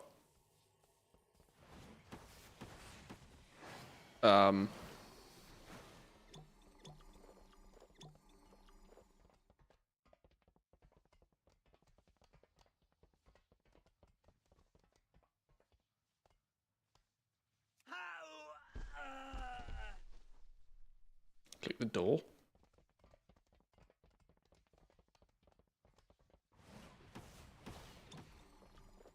Oh, hello. Hello. This is one of the fancy portals. The bonus portals. I've not had one of these before. Goblin Ingenuity. Oh, I'm full of that, mate. You ain't going to beat me on that one. Do pet things. Hello.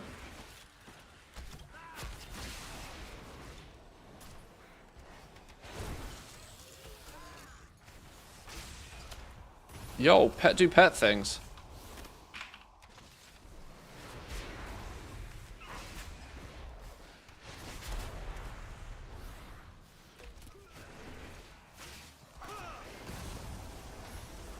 Right, well, I can just kite you around, but I'd rather not.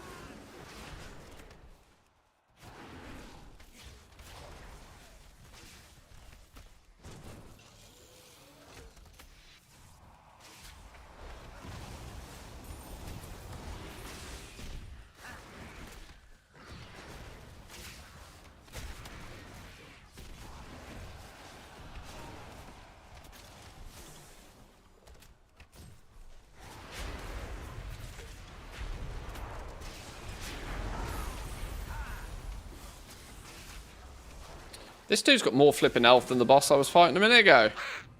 I thought the whole point of these was that they were quicker and easier and you just bang through them. Oh, is he considered defeated now, is he?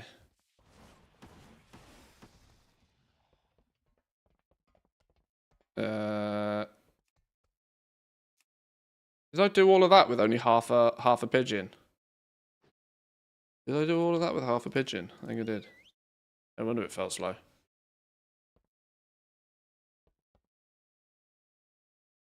Will your midnight first impressions vid come out on YouTube this week? I promise absolutely nothing regarding YouTube these days. Once we get into beta season, I will put more effort into YouTube, but at the moment my YouTube's dead. I promise nothing with my YouTube.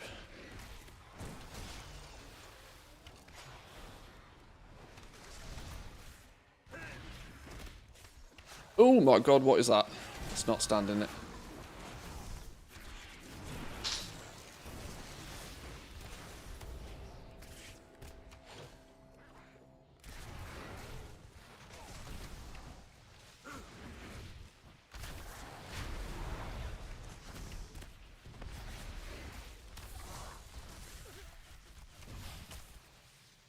Do people actually defeat these bosses? The first dude just kind of disappeared.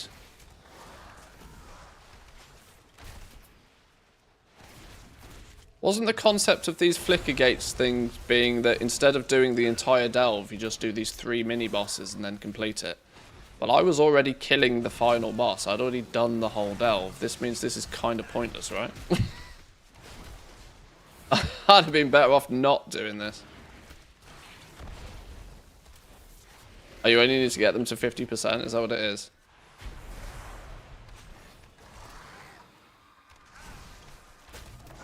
Well, he's gone further than 50% and he's still here. Oh, then he's disappeared. Right, okay.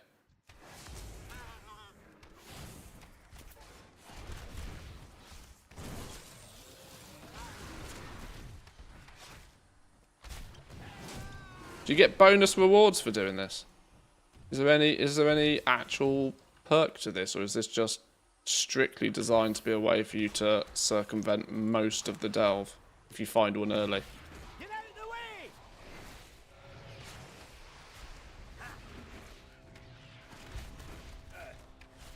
This is the first time I've had one of these.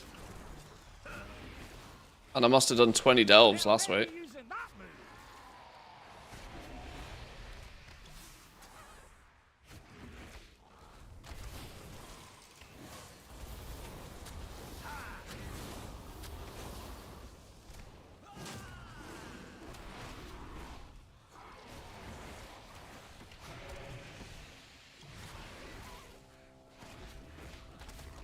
Nice find!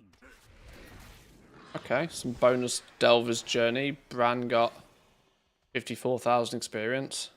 Aren't they just the same rewards you would get by completing the Delve standard? Oh, okay, yeah.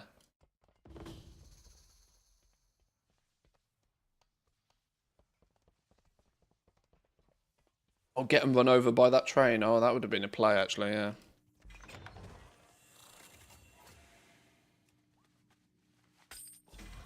Am I also weirdly at the point now where I don't really care about opening these things?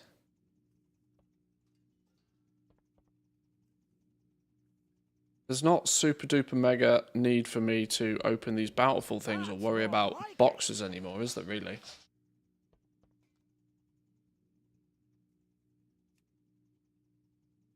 I need 2 more upgrades there. And 1 more upgrade there, and then all of the curios are capped as well. Nice! Bronzebeard still got it!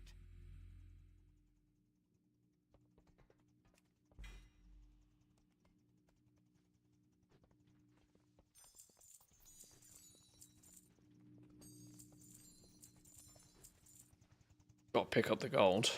Gotta pick up the gold.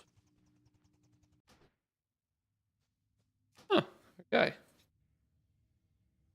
You find one of those portals nice and early, you skip the whole delve, that's cool. Hello? Oh, too overpowered. Oh, too overpowered. We got nuked. Actually nuked.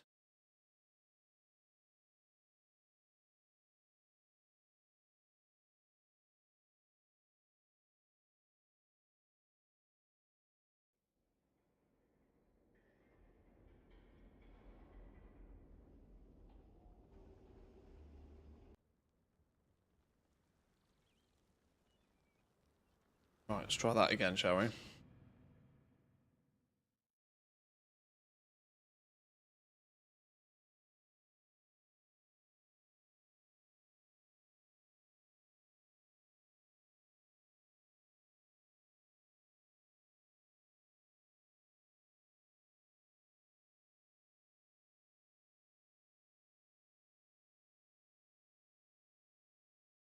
Is my game cooked? Oh, no, thinking about it. Thought we were done then.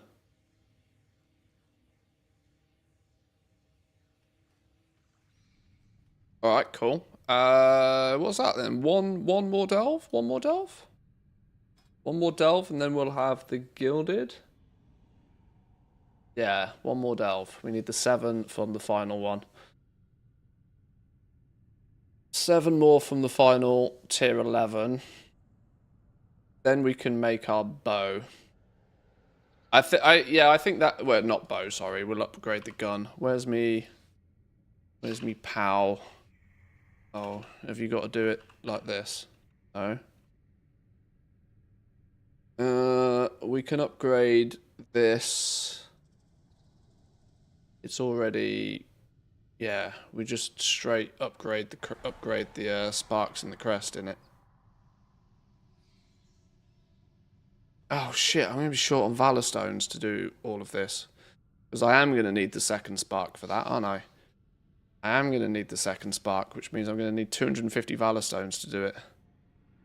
So I can actually turn the fractured ones into something proper.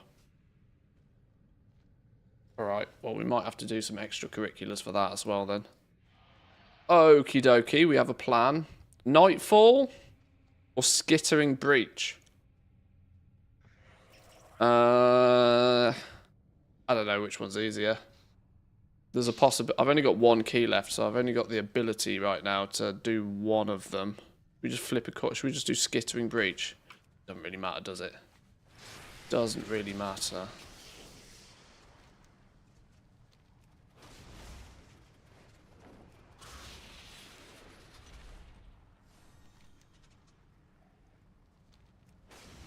This kind of means that, like, from a weekly just keeping the character ticking over perspective, we're looking at, like, a day. Like, Wednesday can just be keep the dude ticking over. That kind of gives us the rest of the week to do whatever we so feel to do. There's going to be a part of, like, killing rares in the Undermine, for sure, because that's money. We can be doing a little bit of that, a little bit more focused. And actually, pushing our gear is going to mean that the rares melt even faster. We can get our cross-realm flipping business back up to speeds properly. Then we can also be squeezing in whatever extracurriculars turn up, such as remixes or alphas or betas or any of the good stuff.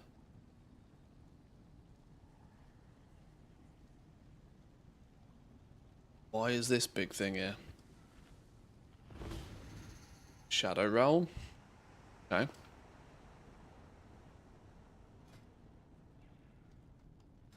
Double check that Bran is still doing Bran things before we move on.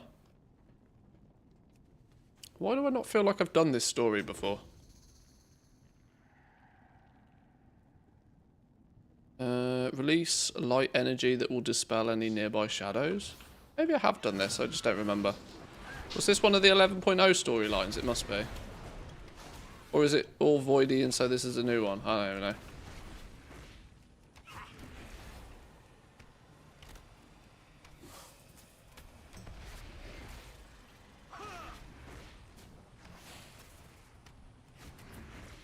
Dogs here.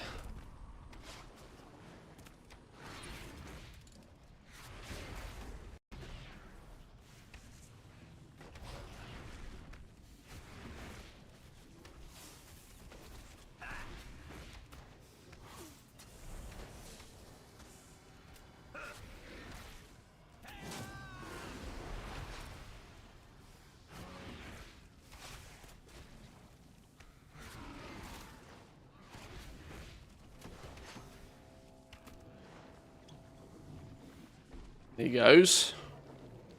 What we doing here? Blitz in some shadow. We just spam this. Apparently we can.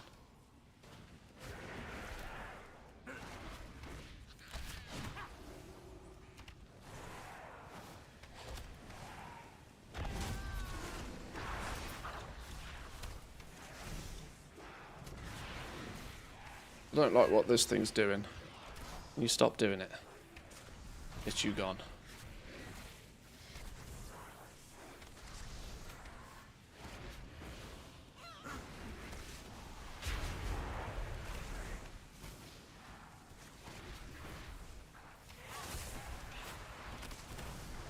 Oh, Bran's got your back. I've pulled the whole room. That wasn't the plan. Right, Bran, make sure you do Bran things here. Not expecting to pull the whole room.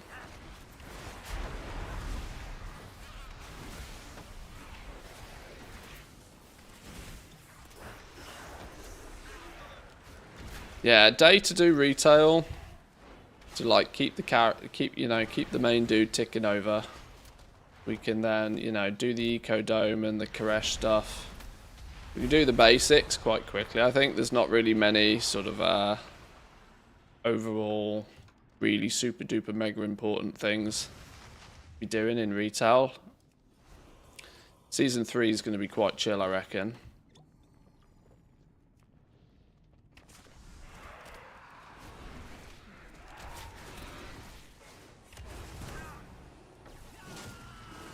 Which, in all honesty, after Season 1 and Season 2... Season 1 is always chaos because it's the beginning of an expansion. Season 2 took way more out of me than I expected. Usually, the mid-tier patch of an expansion is kind of where I chill a little bit. Didn't happen with the Undermine, did it? Considering we were farming Mechanicas on the daily the entire time, whilst also setting up, whilst leveling 80 plus characters to 80 was far from chill. So I kind of need Season 3 to be chill instead. Because you can't go ham every season. Just get cooked.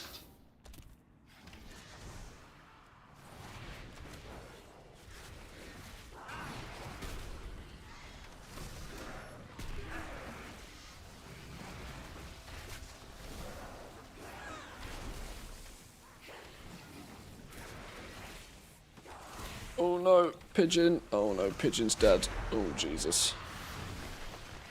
Fix the dead Pigeon situation. Let's get you out of here. Stop fearing me.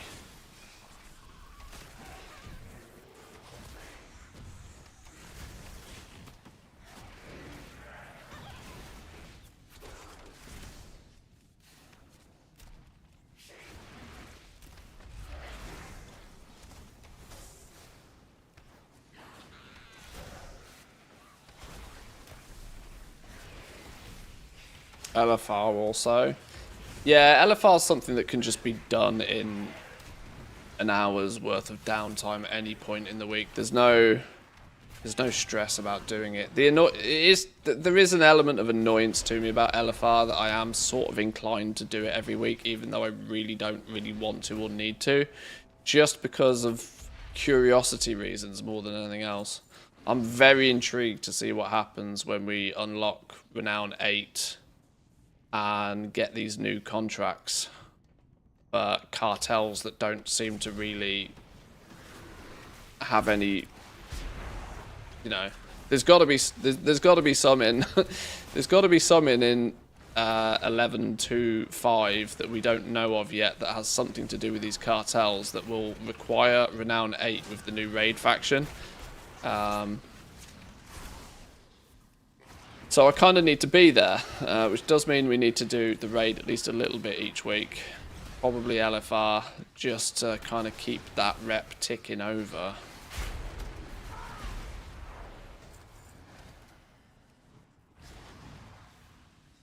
But like I said, that's more of a from a curiosity perspective more than anything else. You can do more remix. Yeah, yeah, very much so.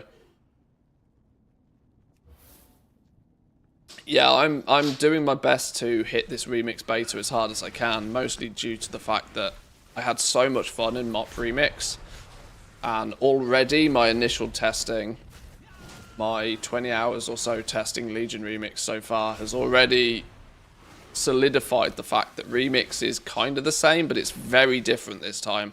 And it's very different because of decisions Blizzard have made to make it very different. Yeah, I'm going to use the T word here again. Time gating is going to fuck Remix if they are aggressive with it as they are right now. About a good... I couldn't put a percentage on it, but let's just say a lot of the feedback that I've seen about Remix so far is that it feels like you have no ability to get overpowered. Right? People are like, I want to be overpowered, I want to be able to crush through things. And what people can, you know, people are providing feedback based upon what they can see. And what we can see at the moment is that you basically can't get to the OP state that you could in MOP Remix with what we can see now. But I know the game and how the game works and how the systems work well enough to understand that once they give us 30, 40 more item levels, and they give us the rest of the content, that OP is potentially there, but it solidifies to me that you're not going to be able to get there if they insist on phasing the release of this. Or, better still, you will be able to get there, but you won't be able to get there until Blizzard says you can get there. It could very much mean that the first few phases just feel kind of icky, because you're going to be in this position where you're kind of playing this game mode that's meant to be fast and furious, but wait, hang on, leveling takes 3 times longer than it does on retail. Or wait, I still also can't be overpowered. Wait, why am I doing this? Right? It's going to have the inherent problem where people are going to peace out of it before the fun begins. People are going to peace out of it because in MOP Remix, people stuck around for quite a while because there was light at the end of the tunnel. You could see that other players were doing ridiculous things. And quite quickly, that spurred an awful lot of other people on to try and do said ridiculous things. And being ridiculous was quite fun at the end of it. And it also meant that even if you didn't find being ridiculously overpowered so fun, it did lead you to being able to gather all of the cosmetics and the rewards faster. If you've stuck at freshly dinged level 70 in MOP Remix and then tried to grind out all the bronze you needed for the cosmetics, you were fighting an uphill battle. And so people would choose to get super OP and then just blitz through the content, farm everything up that way, and they'd reach a point where they were done with it. GG, well played. I'm happy, I'll move on.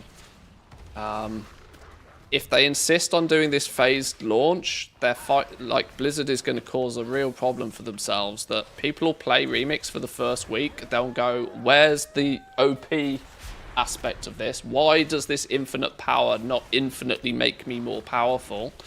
I mean, the hint's in the name, it's meant to be infinite power, but it doesn't do anything. And the reason it doesn't do anything right now is because you're gimped on item level. It's not possible to grow your item level fast enough or far enough because of the time gating to get to that stage where you far outpace the content that you're killing. And I don't know how to... I've given feedback to Blizz a couple of times on this already.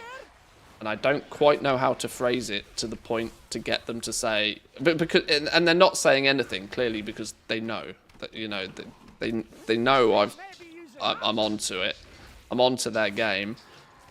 But the point is, a lot of other people that are giving feedback aren't onto what's happening here, and they're not correlating the fact that it's the time gating of the content that's the problem.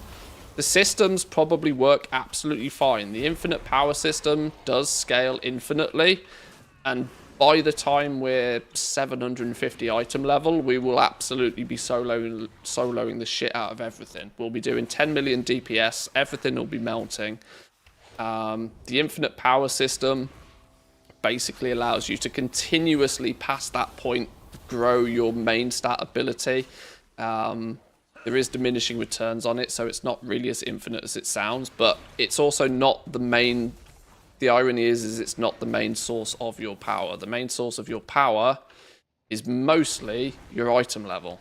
That will be gimped until the 5th or the 6th week of Remix. So if they insist on keeping this phase launch and trying to pull the wool over people's eyes, they're going to lose a lot of players early. Whereas if they just let people play and let people ride out, why the 5th or 6th week? Well, every 2 weeks they release a new phase. And what's basically going to happen is every 2 weeks they're going to increase the item level limit by about 15 points. So it in essence means that when you're in the first couple of phases, you're not going to reach the dizzy heights of item level that will facilitate you nuking everything. It will come, but it will take 5 or 6 weeks until the later phases before it becomes a thing. Your issue with that is you'll have lost most players by the time you do that. So, and for what reason? For what reason? Like this is my argument with this. What is the advantage of losing half of your players in the early phases? Because they came in with the expectation that they'd be able to do 20 million DPS and solo raid bosses within 60 odd hours of gameplay. If you then take that ability, if you don't let players get to that point, you'll lose them before you've unlocked the phases. It just seems really dumb. Seems totally dumb to me. That for the sake of some people not getting butthurt, that others are getting more powerful than them because they've played the game more, they're nuking the entire system for everybody. It seems really silly. In a 90-day game mode, this is the other thing, right? You can somewhat understand wanting to hold players to a similar power levels within certain patches across a 2-year expansion, but in a 90-day game mode, to say there's a 90-day game mode, but oh yeah, by the way, you can only actually get really powerful from day 70 onwards, it's like, you're being a dick about this, Blizz.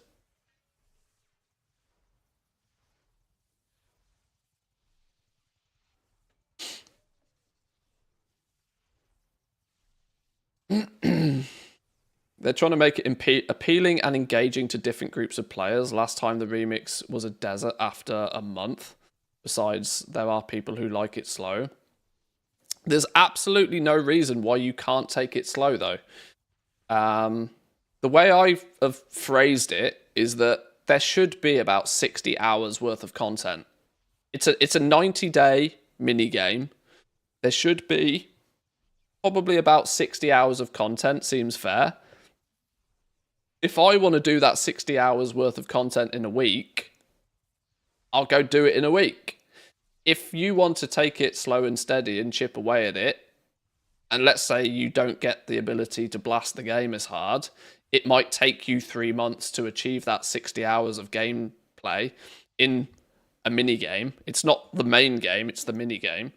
Then hence why the game mode should be about 3 months. But you shouldn't gimp the players that want to play your game more for the sake of people that want to take it slow. There is no disadvantage to taking it slow. Like, they'll still, you know, in the first few weeks, yes, it will be easier to get into dungeons. Yes, it will be easier to get into raids. But it's not like there'll be no grouping for any of that stuff in the later phases. They'll have just the same problem with the phasing if they piss everybody off by not letting them get OP in the first couple of weeks, and so the hardcore players that want to blast it are just like, you know what, no, see you later. There'll still be a lack of people in the last phases. This is my point. The time gating doesn't actually serve any purpose. Zero purpose whatsoever. Are they braces? They braces? They're the slot I needed something in.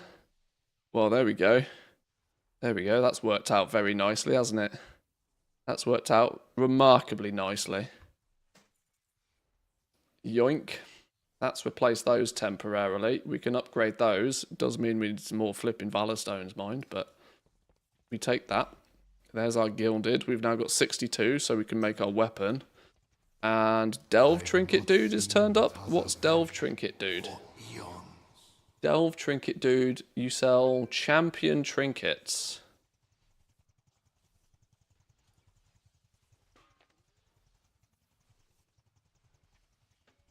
Are any of these trinkets worth buying?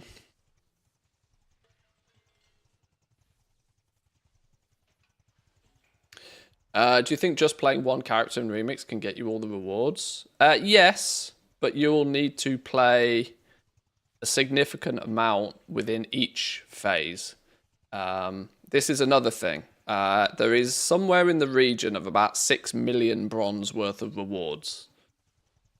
Going by the assumption you have nothing already. There's about 6 million gold, 6 million bronze worth of rewards. You can only hold on your character at any one point 500,000 bronze. And the rewards that drop from the content in the later phases are also time gated off. So it's not like you can play a whole bunch in phase 1 and grind out 6 million bronze and get all the rewards. Because the rewards are also time gated and phased. So if you actually want to get all of the rewards playing on just one character, or even playing on multiple characters, you need to play a significant amount in each phase so that you can grind out the bronze and buy the things from that phase. And then probably once you've bought everything from that phase, save up, start filling up your 500,000 allowance to move into the next phase to get a head start on everything that comes in that phase. Or hope to all hell that there's enough time at the end of it, once all the phases have launched, for you to go into it then and just blast it for a month. But that, you know, A, becomes risky. B, is going to clash aggressively with the launch of housing. So the question is will you want to at that point?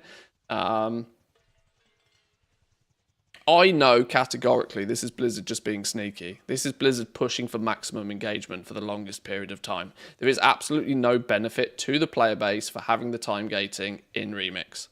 None whatsoever. Players that want to blast it should be allowed to blast it because it's a limited time game mode. Let them go in, let them play it, let them leave if they want.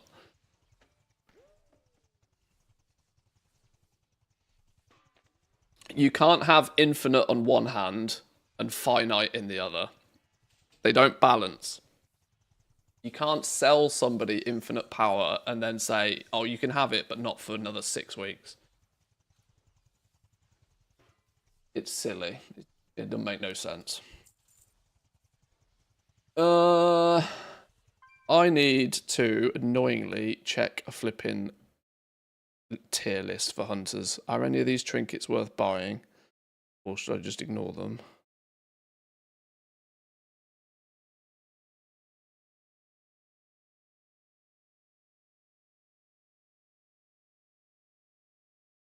Trinkets.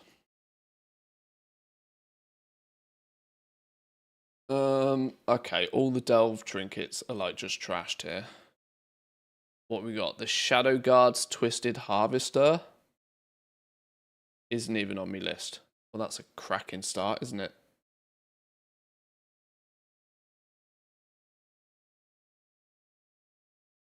That thing's not even on my list.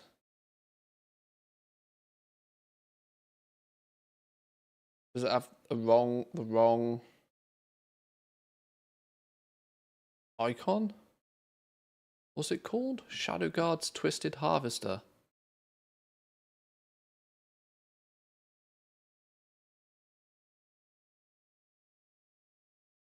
Pops right behind the wheels of the chair. Yeah, I know. She's for some reason likes to wrap herself around the wheels of my chair, which is not sensible. Okay, am I to assume that if the trinket in question, a Shadow Guard's Twisted Harvester, literally isn't even on the list? Taking damage has a chance to siphon chaos energies from the twisting nether, granting you a bunch of leech for 10 seconds. Dropping below 40% health will unleash the harvester, immediately granting you a fuckload of leech. Oh, I mean, that couldn't be more F tier if it tried. That's probably why. Chaotic Nethergate, that's also F tier. Love that.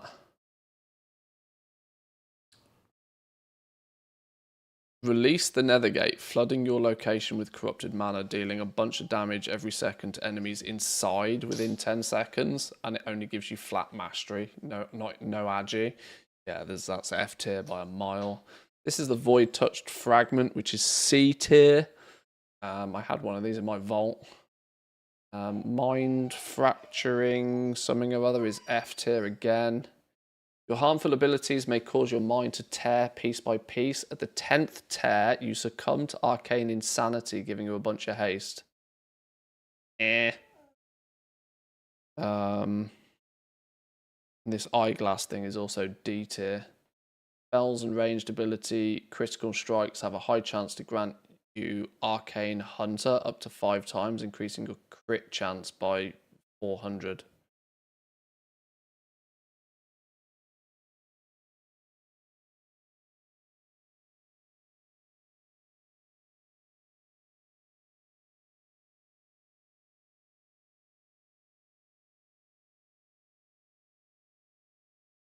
Butt cam is actually Poppy cam. Sort of the same but different. Yeah, all of these trinkets are trash, aren't they? They're all completely trash tier trinkets. What is my best in slot trinket apparently? Astral Antenna. Where does that come from? The raid, no doubt.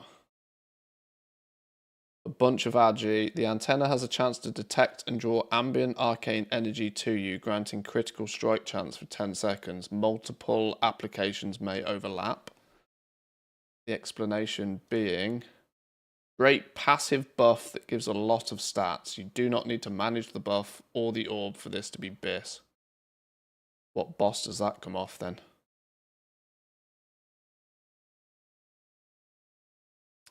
Lumithar. Well, we ain't getting one of them anyway, are we? What trinkets do I have already? I have a Harvester's Edict. A Harvester's Dick. Harvester's Dick, any good? No, C tier. Great start. What's this thing? Sigil of Cosmic Hunt. A tier. We'll take an A tier trinket.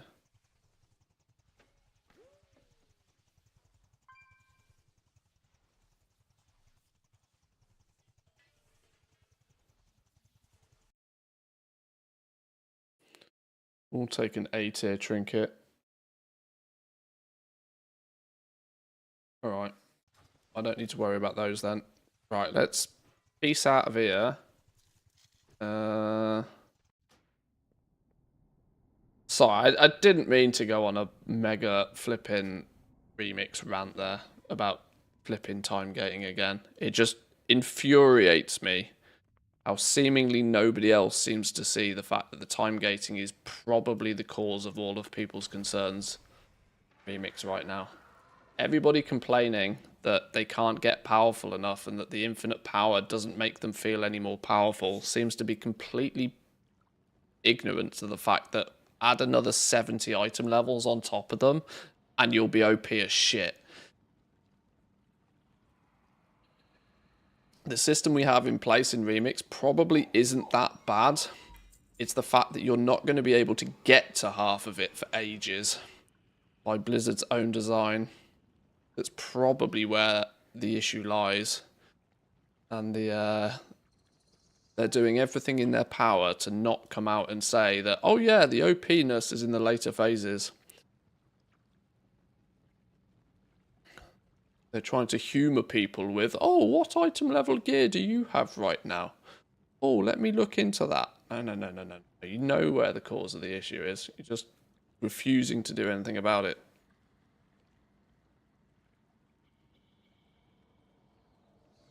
Time gating for the sake of time gating. Yep. It's short-term wins. It's shooting for short-term wins. Blizzard's not a company that needs to shoot for short-term wins. It's got 20-year-long veterans of the game, and it's got probably one of the biggest, if not the biggest, player base of any MMO out there. They don't need to shoot for these short-term wins.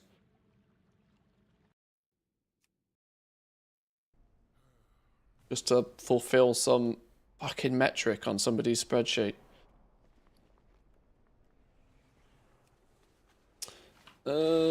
Can I now exchange these gilded for a gilded cresty thing? Probably. Which is from you. You can get one of these. Provides the following property: set item level based on crafting quality up to 720. Woo! Spicy meatball. Yoink. My directive has been fulfilled. We need shit. I'm missing Valor Stones. Oh, phooey. I can't believe I'm having to look for options to farm Valor Stones. Are you mad? Okay. Will a lap of world quests fix my problem here? Will a lap of world quests fix the problem? Not really. There's only one that gives me checklists, gives a lot of Valor Stones. I've removed my need to do any checklists. I grinded out the rep before Season 3. You're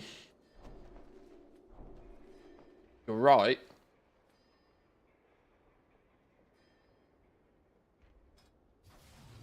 But I got that out of the way before we moved into Season 3.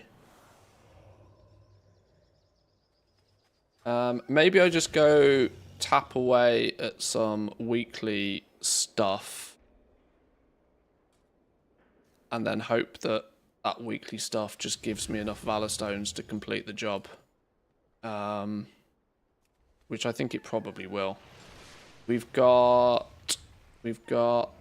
till now I've wasted probably 10k Valor Stones due to the cap. Yeah, me too. I've gone the entire first couple of weeks basically pissing them up the wall. And now all of a sudden I need them. I don't have them.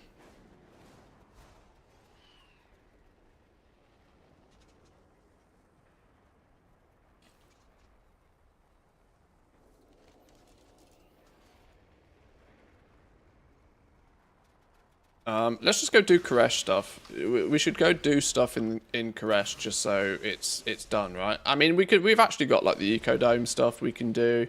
There's plenty of side hustle stuff that will passively give me some Valor Stones en route. Yeah, we'll do it that way. Radiant Echoes maybe. We'll just go get some of the Koresh stuff done. Because this is, you know, the casual content to get done anyway. And while we do it, we'll accidentally get the Valor Stones, won't we? Make it easy that way. Then we don't have to, like, think about it too much. What's the warrants looking like? Let's have a little look at you. Are you law-abiding? Complete activities whilst phase diving in untethered space for a bunch. I'm always watching. Where's the warrant? Oh, did I not complete the warrant last week at all? Okay, that's funny. I've still got half of the warrant quest from last week then. Looks like Remix got in the way, didn't it? Remix got in the way. We do some phase divey stuff. Have I got my 3? I should have my 3 threads now to upgrade this as well, shouldn't I?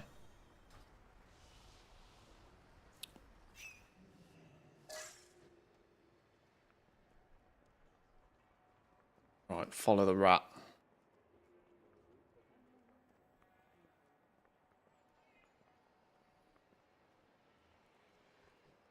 Don't know why they removed the warband transfer option.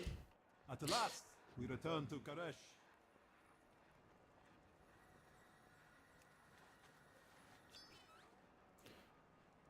My God.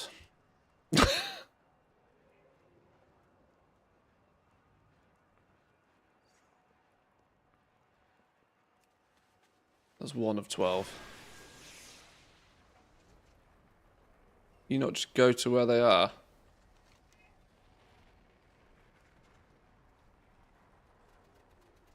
Basket of fruit, a dozen veil shards.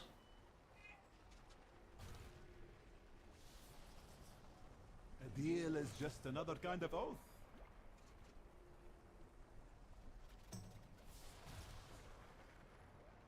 There's a rat. Chase this motherfucker 12 times. Oh my God, I nearly moved.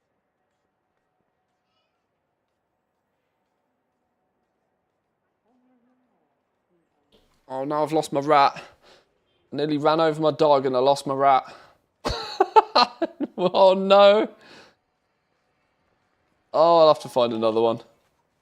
Sack it off, forget it. Sack it off, forget it. Right, I'll tell you what, boys and girls. I've got to just tinker and do some messing around. There's nothing particularly serious I want to get done right here, right now. I started the stream a little bit early and we've gone a little bit late. I also streamed twice yesterday, so I'm going to take the afternoon to chill, I think. Going to go get me some food, take the puppy for a walk, I think. The sun's out. I'm going to go do some generalised adulting stuff, and we'll see about tinkering a little bit more later. Tomorrow I have a dentist appointment, which is annoyingly right when I usually stream. So unfortunately, there's unlikely to be a stream tomorrow. But I'll catch you guys on Friday, I think. Friday should be absolutely normal business. So thank you for stopping by today, and of course last night as well, if you were here. Thank you, thank you. Enjoy your reset day. Get some stuff done. If you're playing the remix, make sure to give feedback accordingly. And I guess we will hope to see some more player housing related info and expansion related info coming out over the next few days. So I'm sure on Friday and whenever next we'll have plenty to talk about. Yeah, have a great one, boys and girls. Thanks for stopping by. I'll catch you all next time. Peace.